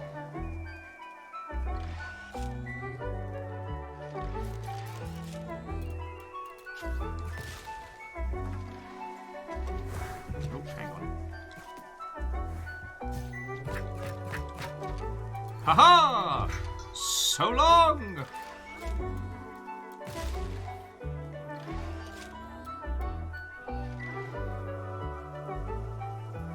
Harmonious was saying, as much as I love lore, the front-loaded lore dump is probably the worst way to deliver it. I know. And the thing is, I don't think that front-loaded lore dumps come from a bad place. I think it often comes from an enthusiasm or an excitement. You know, like when you're watching something with somebody and they're like, hey, there's a thing coming up. Don't miss it. Don't miss it. You're going to want to see this thing. They're not telling you because they think you're a stupid dum-dum that can't observe a television. It's because they love the thing and they really want you to experience it.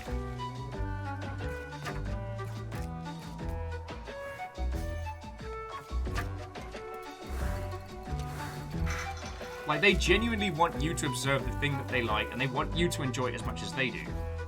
And I respect that, you know? Alright, so here are the green flies.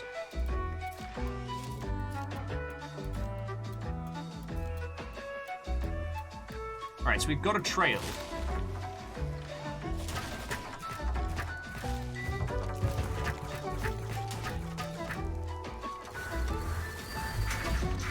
Oh, you little bad words.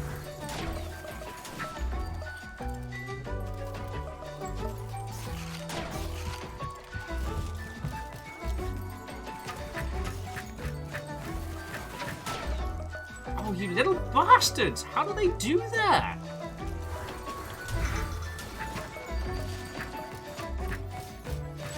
Sorry, I'm just on a bug killing spree now.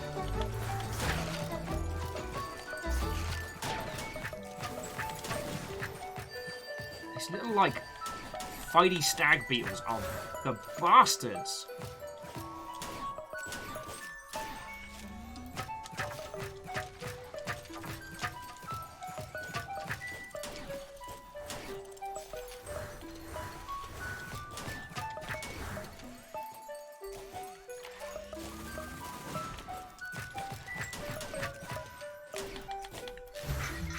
It's like, fine. Fine, I don't even want to hang out with you all. Oh, my life! Actually got shot down. Okay, where were we? Oh yeah, so I think there's something to be said for just presenting us with a world and giving us the the respect to understand, like, all right, I mean, Kestrel joked about this earlier, but so far game's been you're tiny people in a land of big bugs. Or maybe it's regular-sized bugs and you're tiny people. Like, what is it? The reason as to why you are small isn't something that needs to be overly explained, and perhaps it's something that unfurls. All right, sorry, I almost didn't see you saying there. I hope you have a lovely rest of your evening.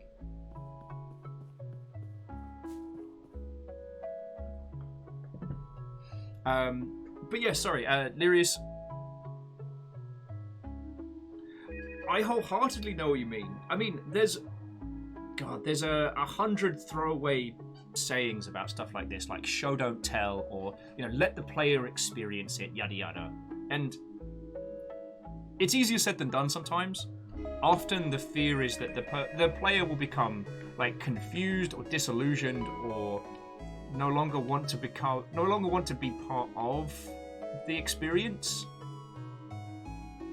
And I can understand people being afraid of that. That makes sense. Like, what if there's this wonderful thing about your world? What if it's so cool that people would love it, but they're not going to experience it head on because they don't know about the thing?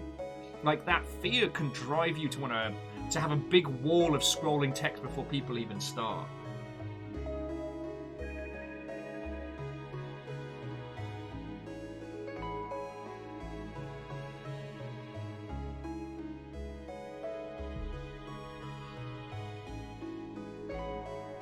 Oh, Ninja Falcon, the only advice I can give you on edibles is anytime you feel the need to say the words, these edibles ain't shit, that's usually moments before having a bad time.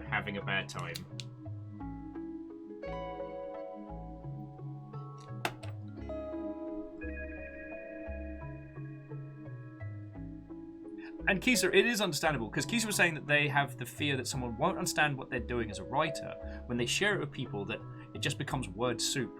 Yeah. And it's hard. Like, it's so hard. Video games can do a lot of the heavy lifting with the visual style. Like, because this isn't a hyper-realistic art style, and because the very stylized nature of even the robots and the world that we're in, a lot of the feeling and grounding of this game is conveyed visually before we even start running around. And the crux of this game isn't, you must save the Ant Kingdom from Lord Toad Bastard or whatever. It's, you really upset your father and their prized robot got stolen because of your actions.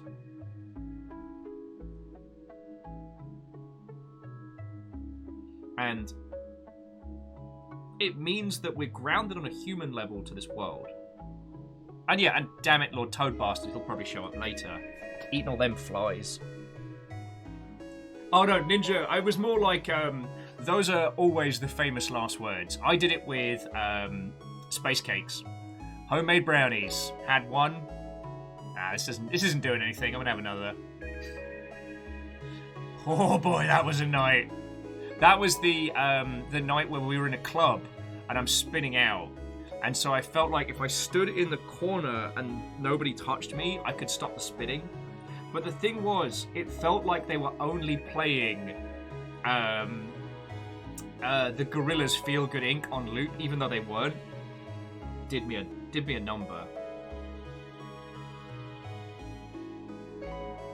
Oh, Ninja saying they got gummies to substitute the candy addiction. Hey, good on you, Yor. Cutting sugar's real hard. It's because it's not so. Yeah, you don't need me to tell you, friends. Sorry, I will shush my dumb face. As someone who is coffee dependent, like Harmonia says, as an amateur fiction writer, I had to kind of embrace keeping most of the lore in the background and just letting it inform the events of the story. This means people may miss bits along the way, but they'll feel vastly more connected when they figure out if they do. Yeah. Lizzie was saying that they have a high THC tolerance. Flour and edibles, they're fine. Chocolates hit me differently. Yeah. I guess the same thing goes for the marijuana as it does for booze. That you can have 3 different drinks with similar APVs, but they'll hit you different because of... A smart person would be able to explain to you how it's the composition or perhaps the way you digest it. But like, you know, getting whiskey drunk and getting tequila drunk will result in different states of being.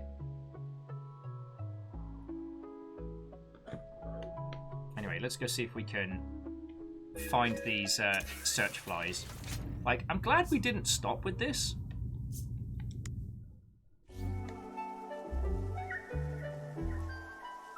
But yeah, we're just here to follow the blue flies.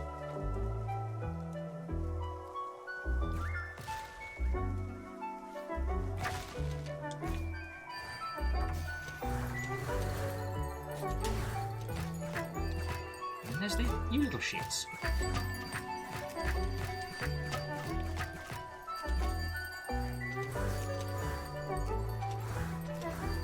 Okay, I'm gonna need you all to not for a bit.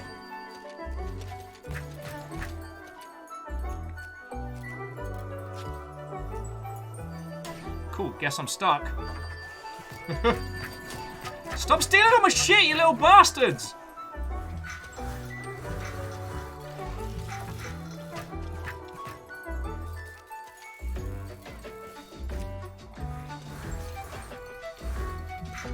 Get out of here. Don't think I don't see you there, you little sniper.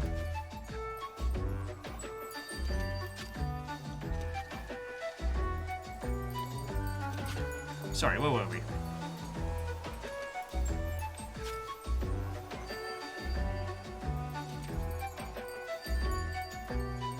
Alright, I guess we're going on a feckin' journey and a half. Alright. Found some tracks. But yeah, Harmonious, I entirely understand where you're coming from. And it's so hard sometimes.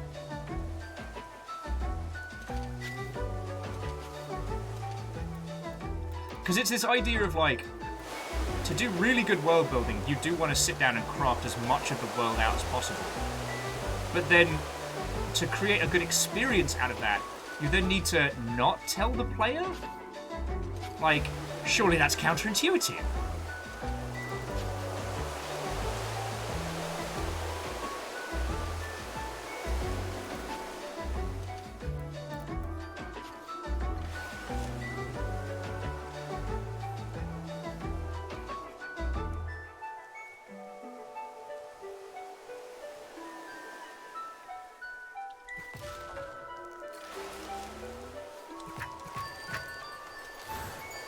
Get out of here.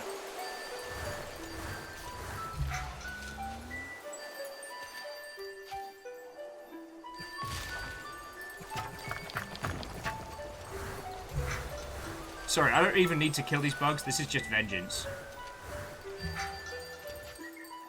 Gone is the live and let live of earlier. I am out for blood.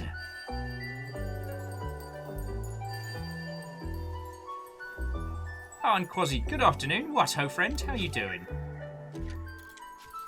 I will say, I'm kind of reminded of that little snippet of a conversation I had. Of course, it would be here. No, I'm not starting that fight just yet.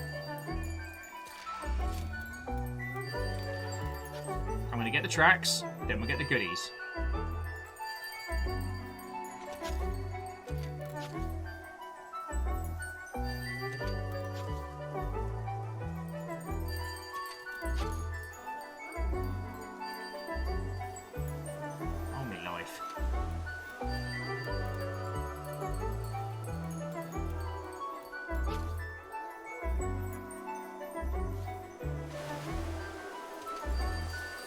Okay, so now we can track a Nightlight Alpha aphid.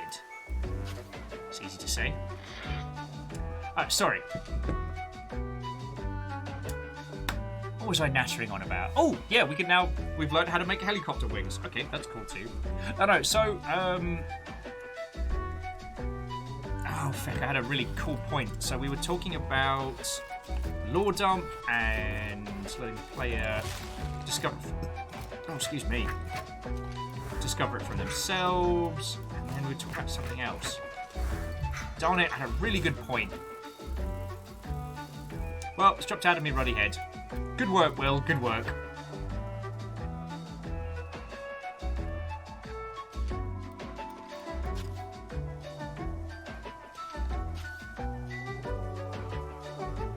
I'm sure whatever it is wasn't vastly important.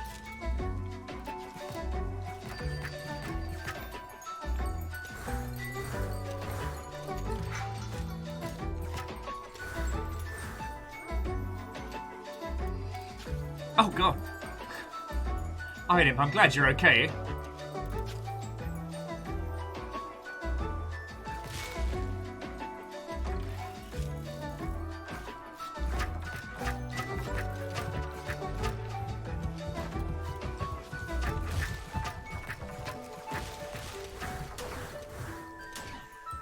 Alright, listen you giant dog.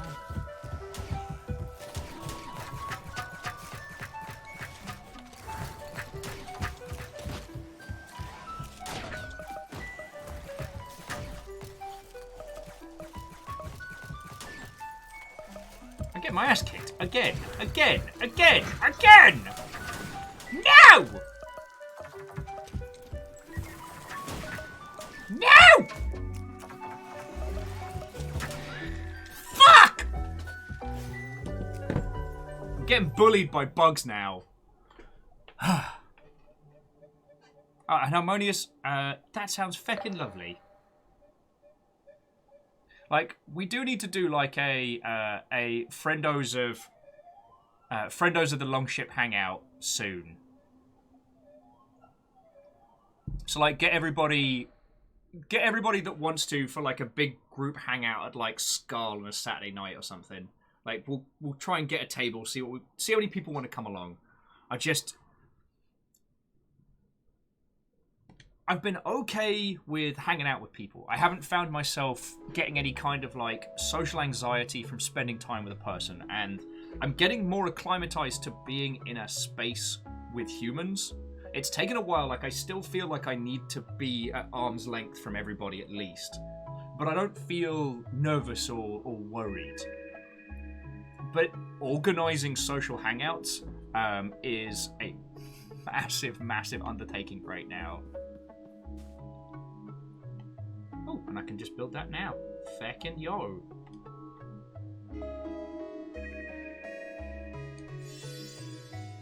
Yeah. Now we got feckin' cool gliding wings. So that's rad too.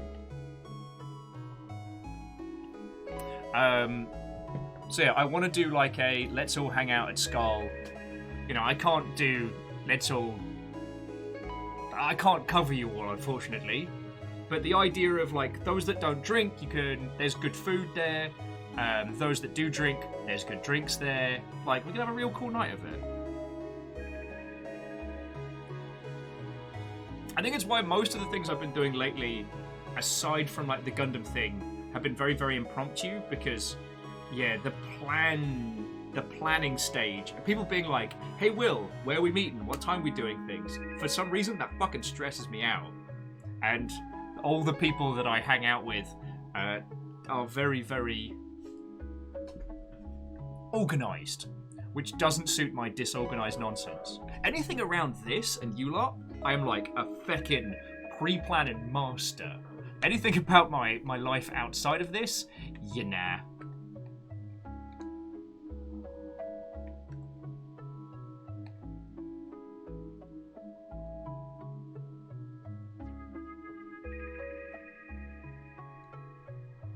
Okay, this I like. It tells us how many we need of each resource across how many designs. So like for a pebble rivet, we need 2 across 1 design. But for the hardened crystal, we need 4 in total across 2 different designs. That's feckin' cool.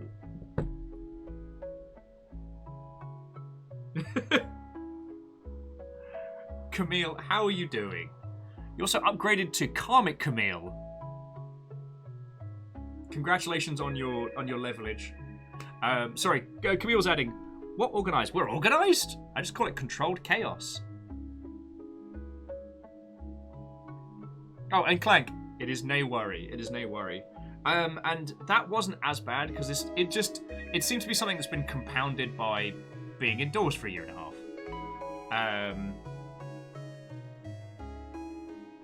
But yeah, it's why a lot of things tend to happen very impromptu in my life, and usually directly after stream. Krypton with, look, the only organising we do here is unions.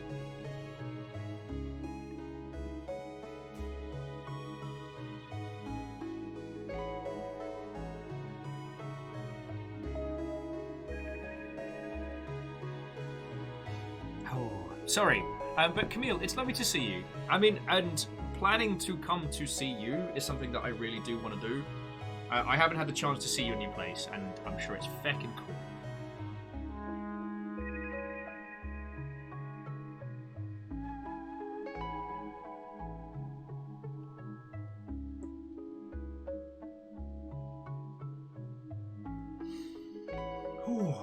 Sorry, I had a little bit of a disassociative moment there, and I'm back. Went to space for a second, and I'm back.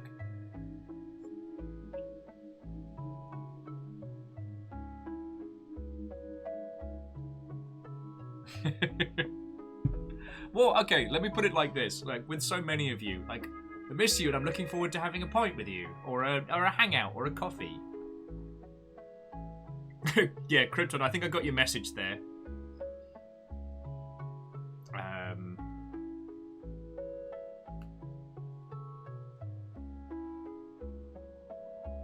Yeah, wow. Back in space. So Camille, how are you doing? What prompted the name change, if you don't mind my asking? I was just quickly checking on the hot sheets to make sure nothing else has popped up.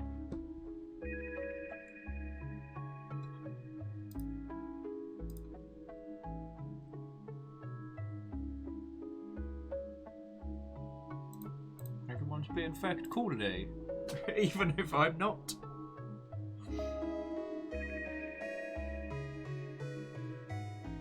Right. Sorry about that. So Camille says, doing some rebranding, and well, honestly, I forgot what the K at the end of Camille was for. God, it's understandable. Karmic solid.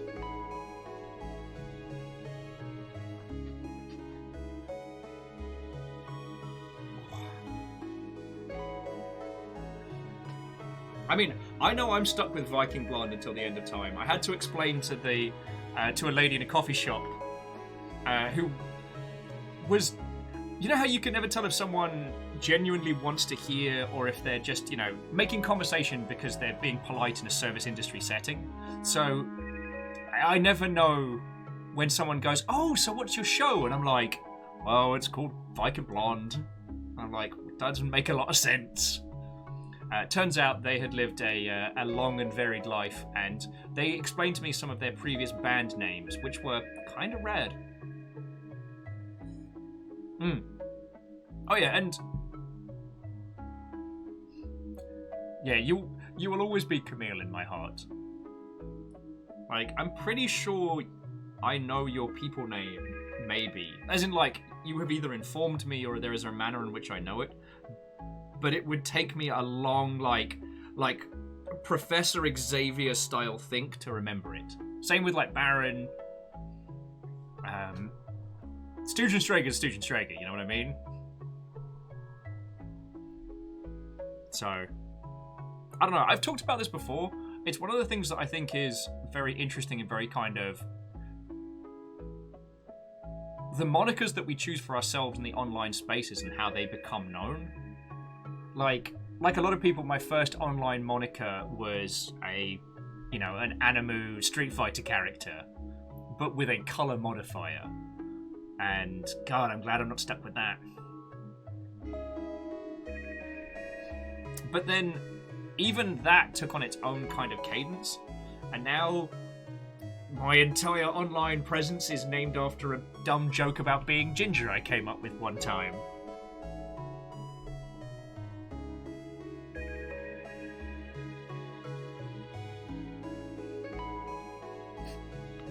You know how it is. You know how it is. Alright.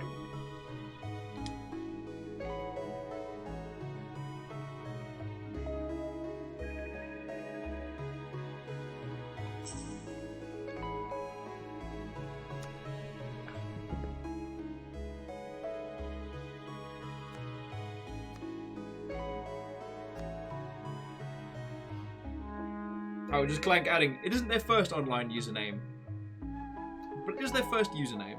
Yes, moniker I like. At least 11-year-old you had taste. 11-year-old me did not have taste. What are we doing now?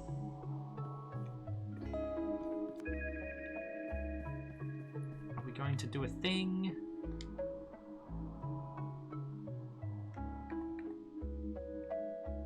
Okay. Visit camp to depart on this mission. Alright, cool. I'm in camp. What up? Oh, hang on. What's that?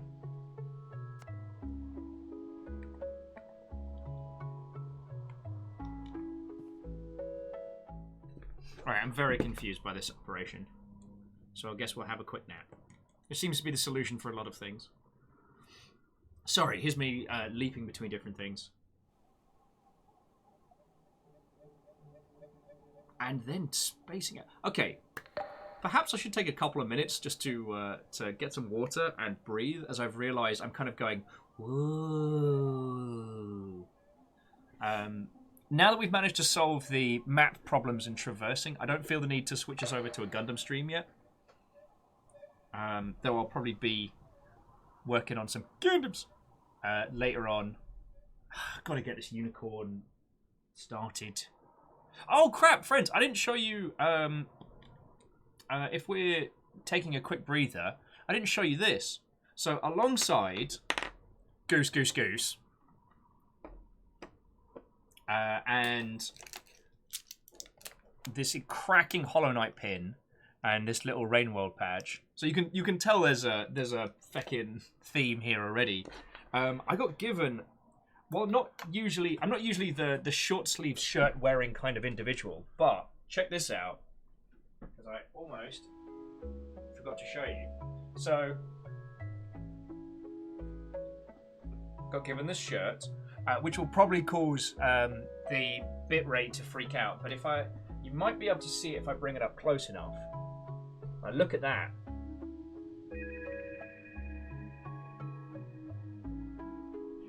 It's all tiny Hollow Knight sprites. Like, feckin' yo. I didn't even know that was a thing that existed.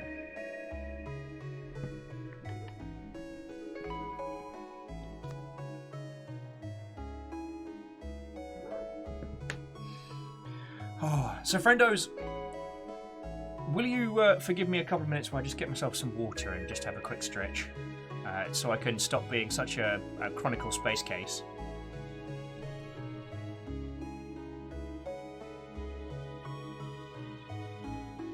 And then see if we can track down this alpha aphid for reasons? I'm going to say reasons.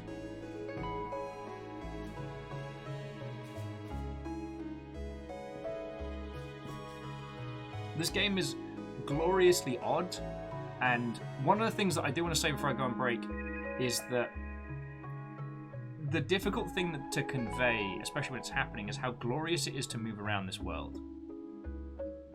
It's real easy to get lost. That's fair. We're a tiny bug we're a tiny bug by a very big tree, but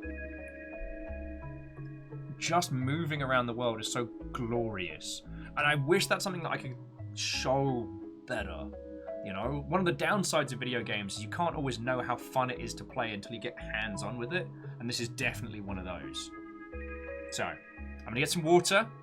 Please don't go anywhere. I will be back in a sec, and then we can natter about whatever the bloody hell we want. Oh, I can tell you some of the cool stuff we got planned this week.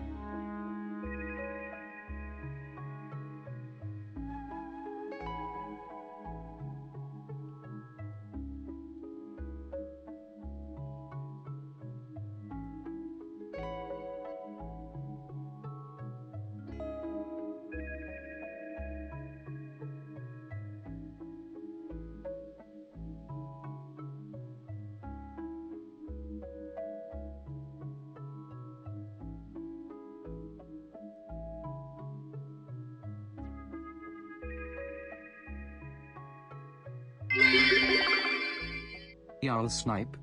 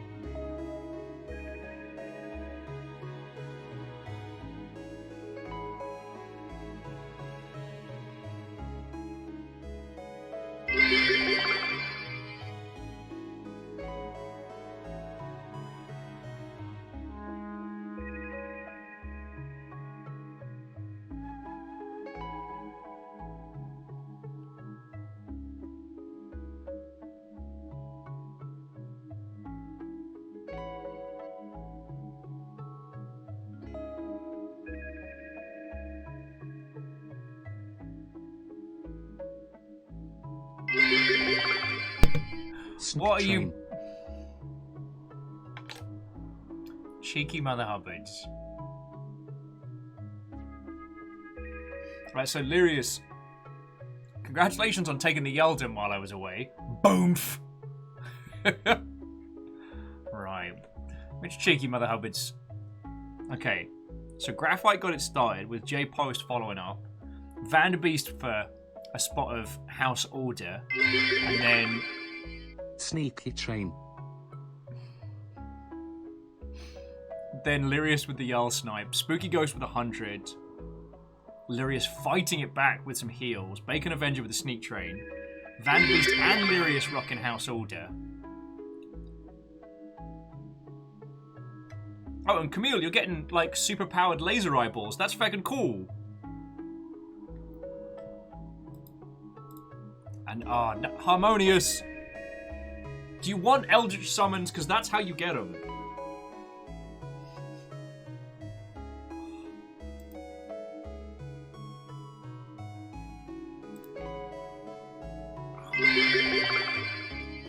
Clear's throat, ja. Cthulhu.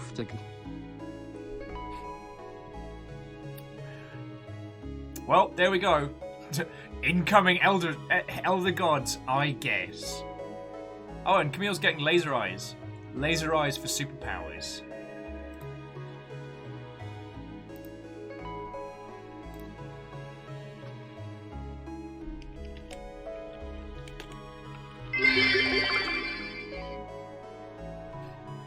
Lyrius, thank you for the 100 on top. Sorry.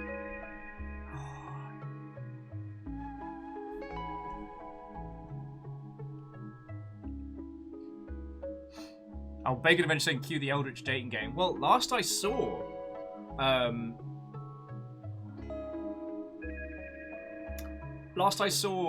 Sucker for Love, the Cthulhu-esque dating game from, what was it? Oh, it was either DreadX 2 or 3. Is going to be turned into a full game, which I'm very excited to see. Oh yeah, Lyrius. No, that's an actual thing. The DreadX collection had a game where you summon like a cute Thulu and then attempt to date them, and nothing bad happens. The end. Nothing bad happens. The end.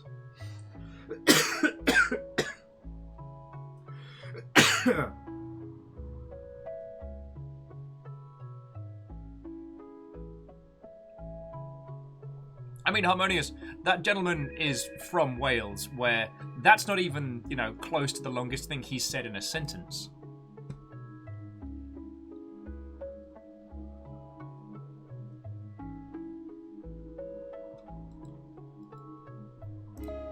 Oh, excuse me.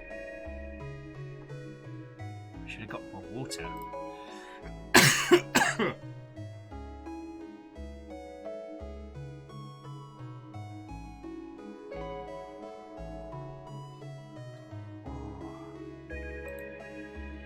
I'm so sorry, friends. I'm so sorry.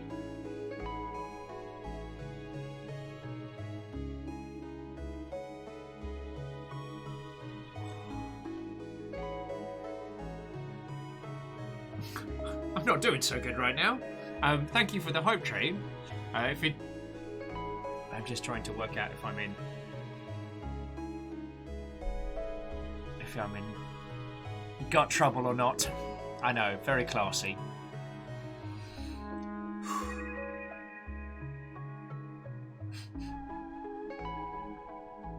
Oh, Einib was asking, is Bug Sumo a real thing IRL? I believe it is.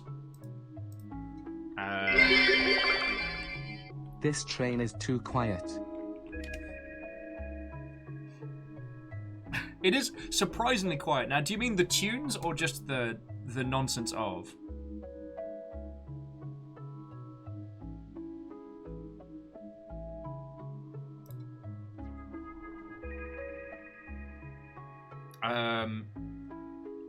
And caffeine, I don't know yet. Should be Captain okay. on the bridge. Oh, You're not feeling well? Bunny wishes you get better. Poor Noodle Man. no, I'm feeling all right. Just me innards are currently on strike, and they're being very rebellious, and I do not appreciate their nonsense. But Geraldine, on top of fucking everything, a Gundam habit that the time you spend here and all that you put in, fucking thank you. With like 31 months at tier 3 on top of everything else is not small.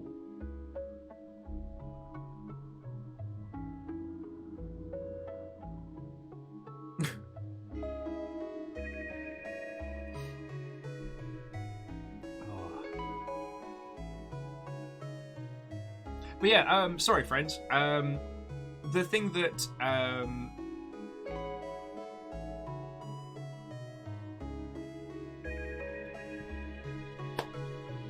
I was referencing was that there are such things as Beetle Sumo in Japan. This is still a thing by my understanding.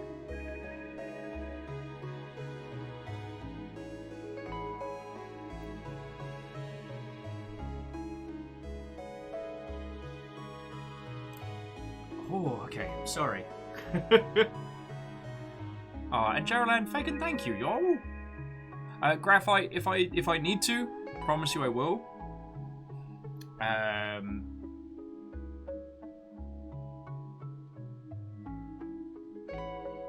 Oh wow, sorry.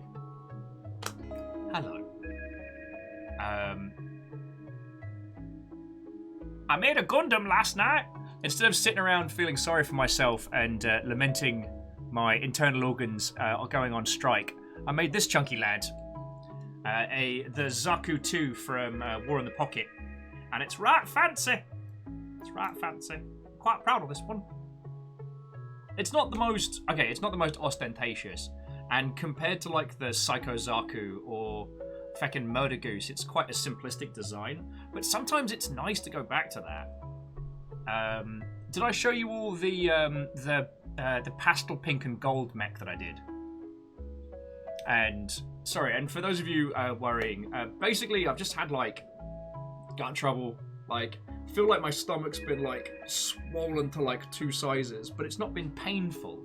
So it's not like a burst appendix or anything. At least, touch wood, I hope it's not, or the start of. It's just been really bloody uncomfortable. So.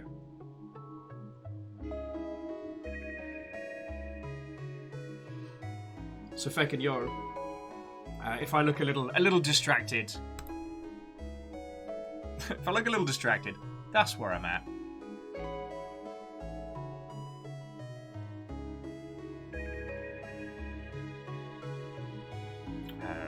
Wow, but my conversation abilities have dropped right off. Feck me. So jumping back to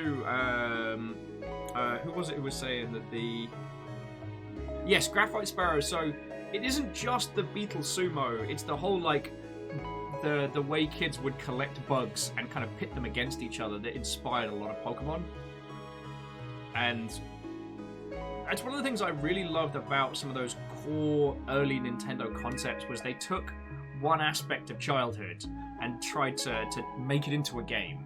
So like how Zelda's based on the idea of like exploring the woods as a hero with a stick by yourself. And I'm like, feckin' yo. And Fred, welcome back. We've got a little bit of a train going on. The music may be calm, but the train is careening past.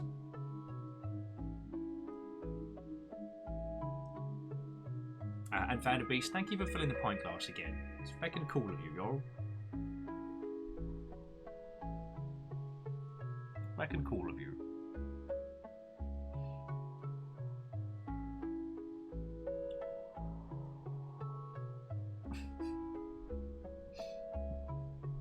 I'm just attempting to get my conversational skills once more in line with your lovely selves.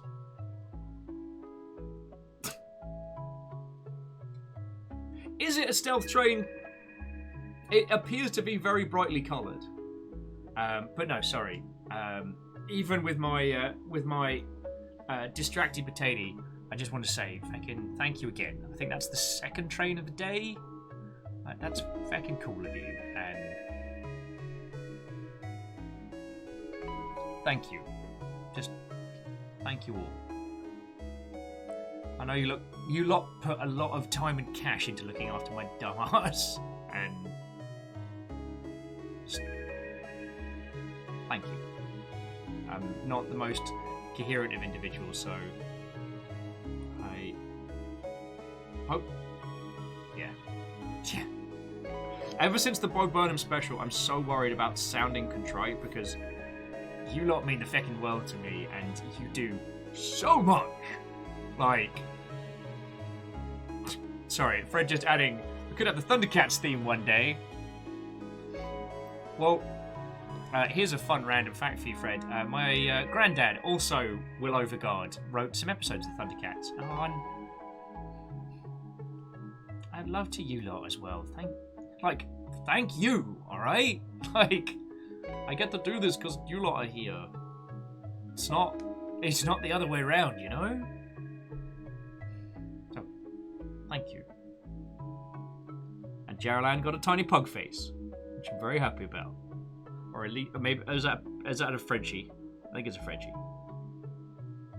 Thank you all, alright?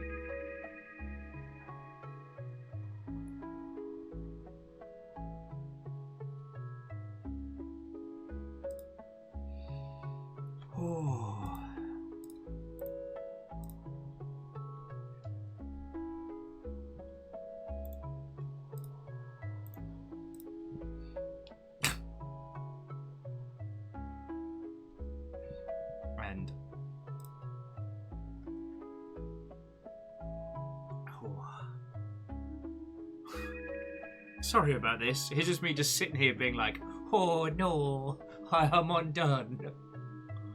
Friendos, I know this is early for us, but I might have to tap out. Yeah. Like, Fred, I treated myself to one coffee today because I desperately need it, and it did improve my conversational skills a fair wedge. But, oh boy, I can't tell if I desperately need to eat or to avoid eating at all costs. So friends, and I know it's very rude of me to do this right after a hype train, but sincerely thank you all, alright? I'm gonna do credits!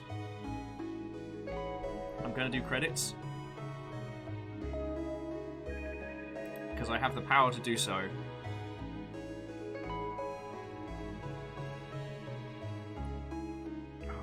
Alright, so friendos, I want to say my specific thank yous before I totter off into the night. Tomorrow is not only more Subnautica, but I just spoke to Ben, who did the soundtrack for Subnautica, and he might have some Bandcamp keys to give away for your lovely selves. So you might be able to have some haunting tunes in your day-to-day. Friends, bits are the biggest thing keeping my dumb ass going at the moment, so I want to say a huge thank you to Down Under Dwarf, ET3 Stooge, Pun Spectre, Bacon Avenger, Shackle Deconis, Reflective Gamer, J-Post, Sage Bell, Harmonious, Lyrius Dragon, El Koenig, Isari Green Fire, Graphite Sparrow, Vanderbeest, Stompysaurus, and the League of Spooky Ghost Anonymous Cheerers. Like, all of you, thank you. Just thank you. Your moderation team today was Caffeine, Lizzie, and Tull, but also thank you to Rhymes and Moose. Shadowstar, and the one and only Jeff, the irony being that there is more than one Jeff. Thank you both for following, and I hope we get to hang out, especially when I'm a bit more back on it. And those that subbed, resubbed, or were hunted by House Carl, thank you to Nom Nom Fighter, Bismarck Mech, DJ KN, Aperios Unlimited, Jackie Foxbot, Sage Bell, one and only Jeff, Marketeer Fred, Reflective Gamer Stompysaurus, True Snow White, Harmonious, Lost Flowers, and Jaralan. All of you, thank you so much. Thank you to... Take care of yourself first and foremost, Will. I'm trying.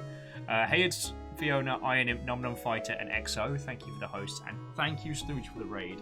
Like, I know it's a regular, but I never take it for granted, friend, and I'm always appreciative. Alright, friendos. Thank you for a cracking day. Please consider grabbing this game for yourself, you feckin' legends. Oh shit, no, we should head on over. Because at least then you can have a look at a river.